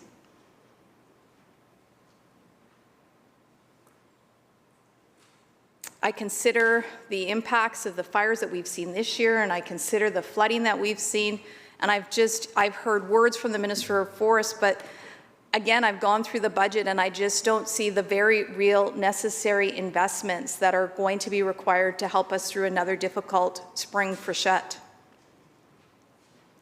You know, I've talked a lot in this House about the need for upgrading culverts, and people often say, Corley, like culverts, what's that? I can't use my name, sorry. Member from Caribou North, what is a culvert going to actually do to help your community with your road network and your infrastructure network? Well, after fires, our culvert and our infrastructure system changes. And if you do not make those investments, you'll see hundreds of roads get destroyed. Last year we had, I think, over 150 roads that were impacted by spring freshet. The year before was equally as bad, if not worse. Year after year, when we're talking about hundreds of roads in our communities that are being impacted, and last year, almost every community in the region of Caribou North were almost cut off. That is significant. And so I look in this budget for the types of investments that I know under the line items which are necessary to put that investment into our communities. I looked at the side road rehabilitative program in the Ministry of Transportation. That was a critical budgetary item when we were in government to make sure that we were taking care of side roads and we were making the types of investments so that we could ensure that our roads would be stable come freshet. And lo and behold, the budget has been reduced. At a time when members who've been impacted by fires this year and floods know that we are going to have an extraordinarily difficult spring freshet, we are seeing reductions in the very items in budget that are going to help resolve and be proactive in those areas. I'm deeply concerned about spring freshet, and I'm deeply concerned about the actions that are being taken by this government. And I'm also curious to know, and I certainly didn't see it in the budget, but I hope it's there because I've heard this government talk on multiple occasions how they're there for the people, and that when these emergencies happen that they'll be there for the people. Well, I'm looking specifically where the Caribou Recovery Projects for Transportation is. I'm looking for the funding for the Quesnel-Hickson Road, Highway 97 at Cottonwood. I'm looking in this budget for the funding for the Blackwater Road at Knickerbocker. I'm looking in this budget for the funding of Quesnel Hydraulic Road. I'm looking in this budget for Highway 20 at Hodgkin Dog Creek. I'm looking in this budget for Kersley Dale Lake Landing Road. I'm looking in this budget for Bastion Road at Bastion Hill. I'm looking in this budget for Durrell Road, Highway 97 at Coosan. And I'm looking for money for Soda Creek McAllister Road, and I'm hoping that the Ministry of Transportation is here. He's heard our request. We're hoping that the Caribou Road Recovery Project is moving forward and that money will be available to people who have been so critically impacted in Caribou North. I hope this government delivers on their promises. And finally, as I close out my remarks, and I've got probably another 20, 30 pages, I always do, I want to end my remarks again to talk about our forest community and our workers and the type of supports and programs that are necessary for those 700 people that just have received some very difficult news. Because it's not just the workers, it's the people that are working actually out in the bush. It's the logging contractor. It's that 30-year-old that just bought $1 million piece of equipment. It's the processor. And the message that this government has repeatedly stood up and said that we'll be here for workers and contractors, and I'm just trying to clearly understand what that support will be. Because telling a 30-year-old that you can bridge to retirement is not a strategy. And saying that you will retrain somebody, when I've talked to my local college and we know that these impacts are very real because they're happening right now in our community, and we don't actually see the investment and the training seats in our community, in our college, for all of the workers that are going to be impacted, it makes us ask the question, where is the training programs that the minister has talked about? Where are the supports for the forest worker? What does that 30-year-old do that now has to come up with a mortgage and a payment on their equipment? What are they going to do? And layer on all of the affordability challenges that they're now faced with. Do you know what the gas bill is for a logging truck is, Madam Speaker, or a processor? Like, we are talking double-digit numbers. It's a significant cost. And you start looking at the payments and, you know, under this government, under this budget, life is not more affordable. So in my final moments, here's my message to Caribou North. I want you to understand what this government is doing. I want you to understand that they just do not understand rural British Columbia. If you live in the North, I want you to understand that your voices could be disenfranchised by this government. I want you to pay attention to the Electoral Boundary Commission, and I want you to stand up, and I want you to go, and I want you to present. I want you to ask this government, and I want you to make your voices heard, that it is important that this legislature, that this chamber understands the very real needs of people living in our communities. Because if you don't stand up, we're going to lose that opportunity to sit in this house, to sit in this legislature. And you will see that bubble, that isolated disconnect with rural British Columbia just get bigger and bigger. We have a great geographic, diverse province in British Columbia. The Electoral Boundary Commission is going out today to talk to you in your communities about your representation. And I just kindly ask you, for all voices in rural British Columbia, please show up and let them know that they can't take our voices away, they can't silence us, and that we matter to the province of British Columbia. Thank you, member. Recognizing the member for Boundary Similkameen. Thank you very much, Honourable Speaker.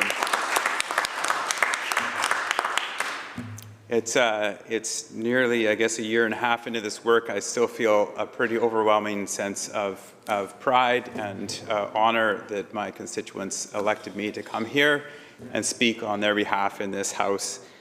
So I'm pleased to be here to do that advocacy, to do that representation for my very rural stretch of BC.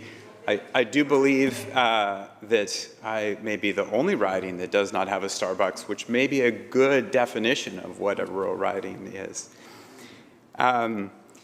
So pleased to be here, happy to have this privilege. I will come back to some of the previous speakers' comments a little bit later on. Specifically, I would say in terms of what I would recognize as a lack of vision for what rural BC actually is and will be, as opposed to rooting our vision for rural BC on what it was in the past. But I think, of course, given where we are today, it is most important to open with a recognition of what is happening in Ukraine. This is heartbreaking, of course, and unsettling to all of us, and it's hard for me certainly to find the words to recognize the magnitude of this. And so I'll echo the words of the Minister of Mines last week when he said, quote, "I have no doubt the people of Ukraine and people of Russia want to be peaceful neighbors. They have been peaceful neighbors. This war is not the result of two societies in conflict. It is an unwanted war of aggression, and it must be condemned in the strongest possible terms." And I like those words because they recognize to me the fact that I think the vast majority of both Ukrainians and Russians are hopeful for peace.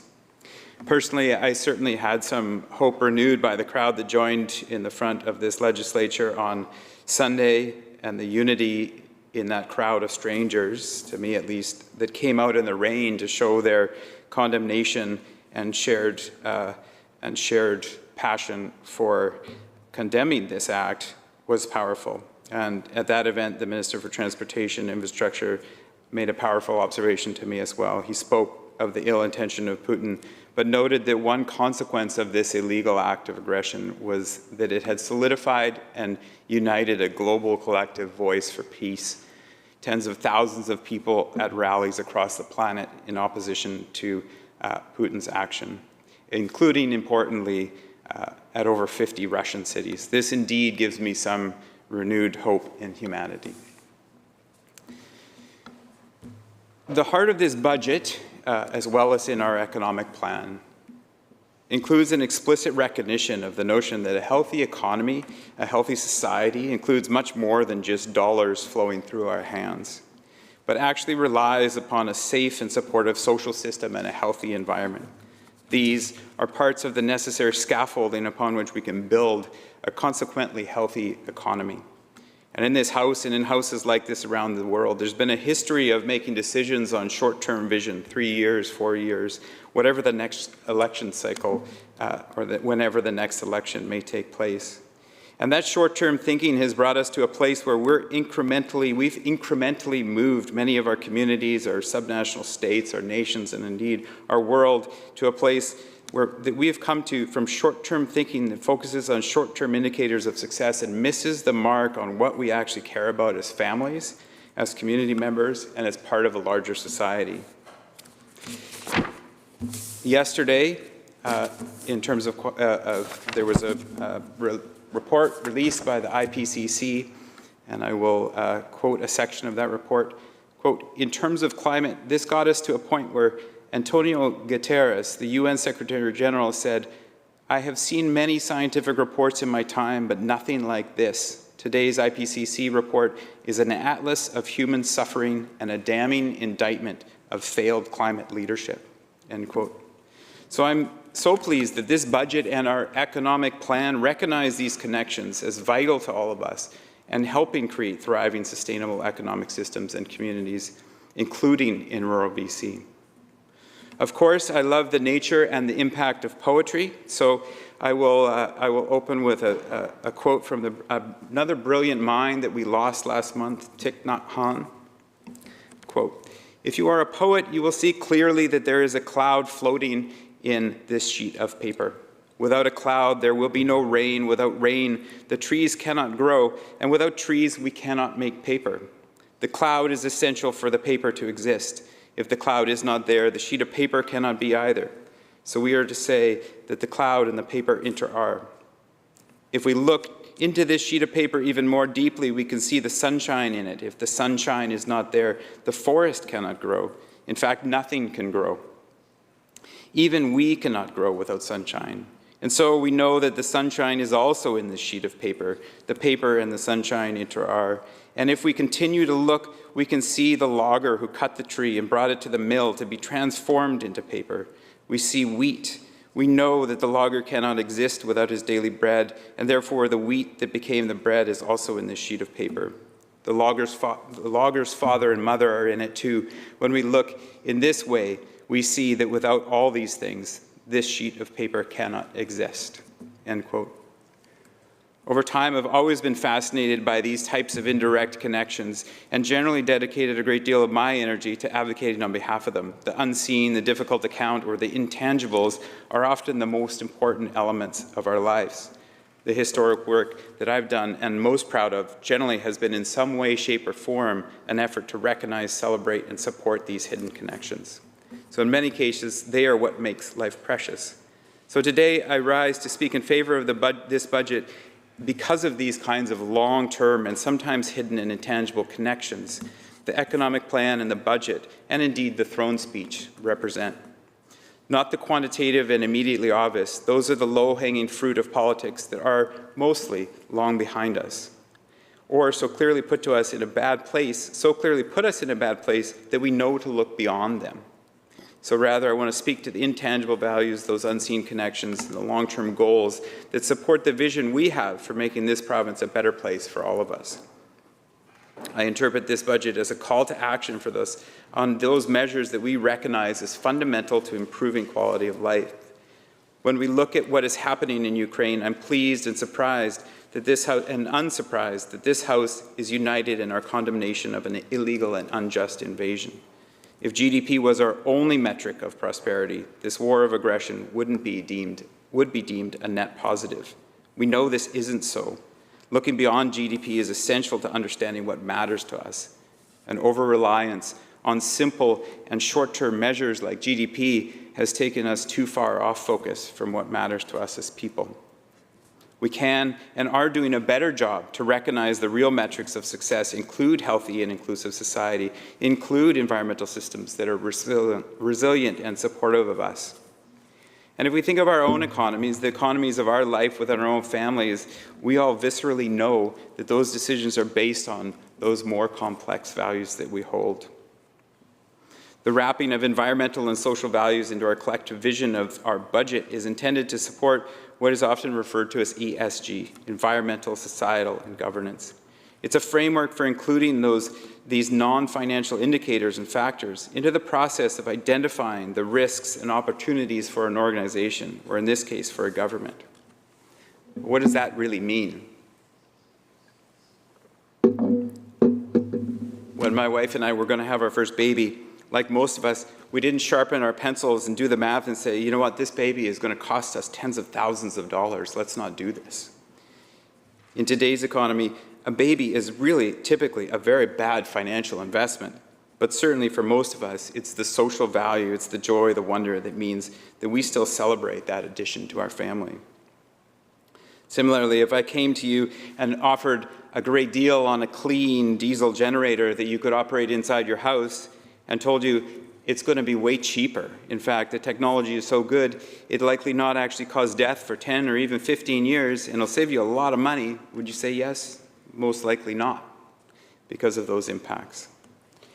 And similarly, yesterday we heard in this House unanimous disdain for the notion that we would be earning money for BC's pensions plan by supporting Russian oil investments. We don't come to that place by looking at the best return on investment, damn the consequences. We come to that position because we care about good governance choices. We care about the consequences of decisions we're making and the nature of how, in fact, we make those decisions. So my point here is that on a personal level, we know that what ESG is, and we need it to be the foundation of our decisions about economic process. And governments before have been too scared or too focused on short-term wins or too distracted by corporate goals to make this as explicit as we have here. This is a budget and an economic plan that aligns more closely with how we all make decisions in our own lives, which makes sense because it's a vision and a plan to implement that vision that is designed to make life better for all of us in British Columbia, for today and for generations to come. The focus, if well done, will attract more investments to this province and will attract and retain more bright minds to this province. It's an exciting potential. So let's talk some specifics and what this looks like in the budget. Mental health is a great place to start for all the obvious reasons. Let's look at a group who knows a thing or two about mental health and hear what they had to say about our budget, the Canadian Mental Health Association.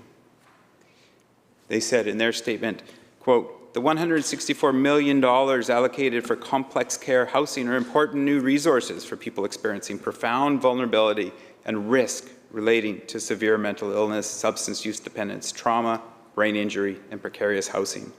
The overall allocation of $633 million to support individuals at risk or of experiencing homelessness is welcomed by CMHA-BC. This expansion of supports aligns with CMHA-BC's call to focus some spending in this budget on adults and older adults. CMHA-BC further applauds the budget's inclusion of investments designed to support youth aging out of care, survivors of sexualized violence, and enhancements to primary care capacity. In particular, the creation of new First Nations primary healthcare centres is an important step.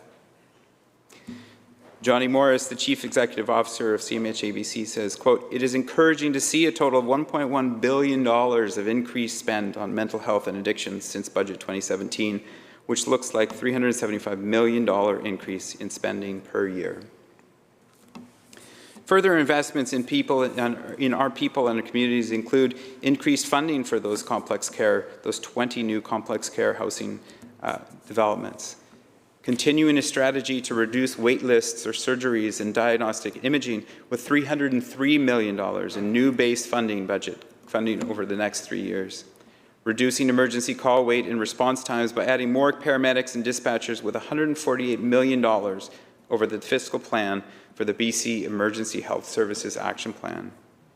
Continuing to support actions of the Pathway to Hope plan to expand mental health and addictions care, supported with significant Budget 2021 investments that bring increased annual expenditures since 2017 to over $375 million annually. Budget 2022 also invests an additional $875 million for 2022 to 23 for pandemic recovery contingencies, including ongoing vaccination programs, PPE for healthcare workers, enhanced measures to limit the risk for long-term care of vulnerable residents in assisted facilities, increased mental health supports for Indigenous and non-Indigenous communities, providing $35 million over the next 3 years to respond to the heightened risk of homelessness by former youth in care through improved supports for these youth beyond their 19th birthday, doubling the current number of community integration specialists to help people experiencing homelessness and navigate government programs and available supports in communities throughout the province. These are the kinds of investments in social values that are core, fundamental to building an economy that works for all British Columbians.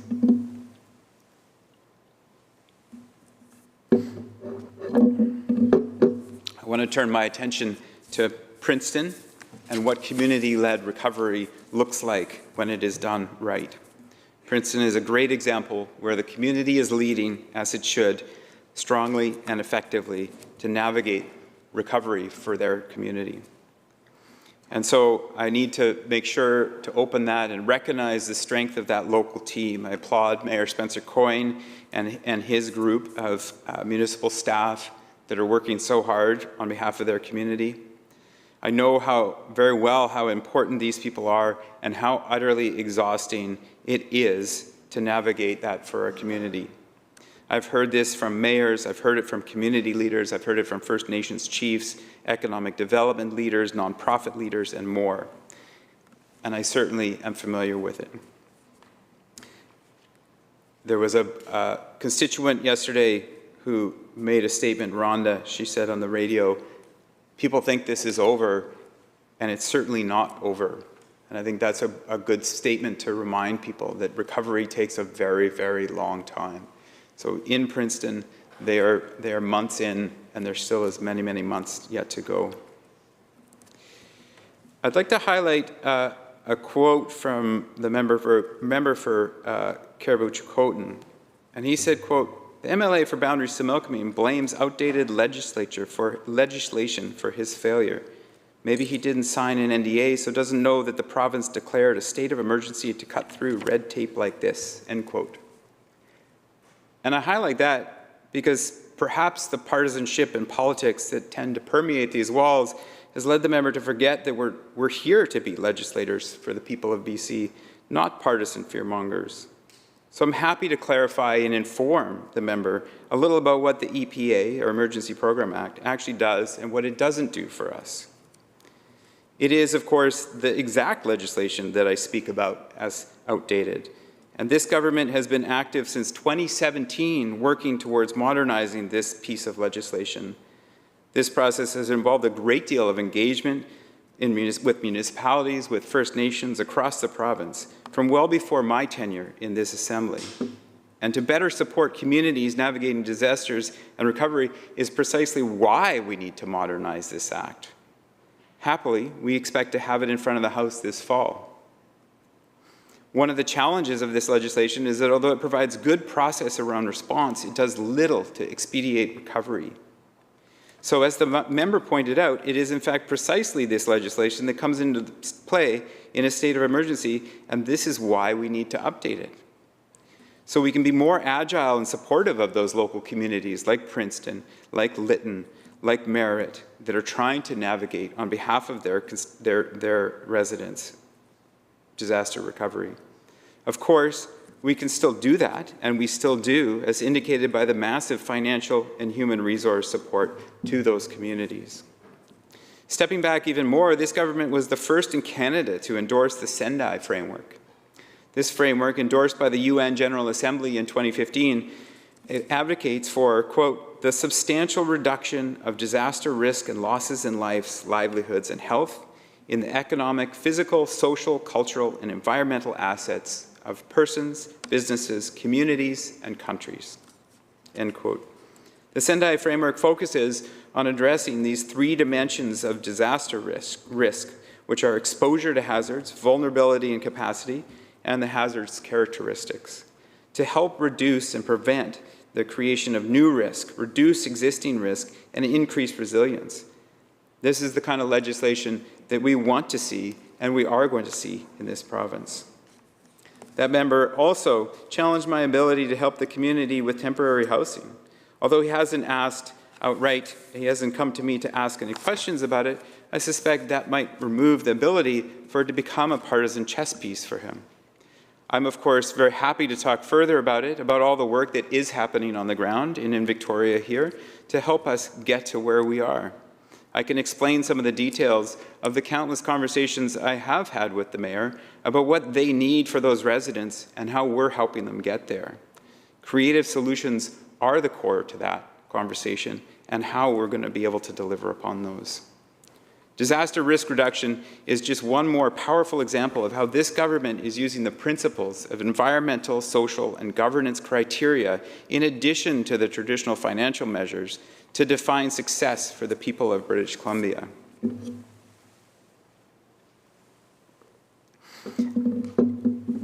There's been a lot of conversation in some of the previous members' speeches from the opposition about Lytton, and so I feel it appropriate to mention a few words about Lytton and what is happening there. I was asked publicly by the member from Caribou-Chilcotin, quote, "All the member and the people of Lytton want to know is, what is the plan to rebuild their community? If there actually is one? And what is really concerning is that the member for Boundary Similkameen is supposed to be leading recovery for Lytton." So I will correct the second statement eventually, but first I will explain a little bit on the first. The province is funding more than a dozen positions in the village's recovery team, specifically dedicated to community recovery in the village. It's also funded the Fraser Basin Council to support the village and develop a short-term plan, and we're in the discussion with the village around longer-term planning at this point. By working with officials in Lytton, we're doing what we can to help the village address the challenges and speed up recovery efforts. We're also working and coordinating with insurers, NGOs, and the village of Lytton to help them fund and coordinate cleanup of debris and removal. The Ministry of Environment is working with the village on options to dispose of waste and debris, and we're working with the Entlakatma and the village of Lytton to create a workable plan for debris removal while respecting the important and long history of the region. Beyond that, last week we announced $8.3 million more in support of their operations and recovery. $2.1 million of that funding will be spent for 3 years of operational funding for the village so they can focus on recovery, planning, and rebuilding. Noting the hour, member. Noting the hour, I reserve my right to Continue later and adjourn the debate. and adjourn the debate. Member, you heard the motion. All those in favor of adjourning the debate? Opposed? Motion carried. Acting Government House Leader. I move the House to now adjourn. Member, you heard the motion. All those in favor indicate aye. Opposed? Motion carried. This House stands adjourned until 1:30 p.m. tomorrow.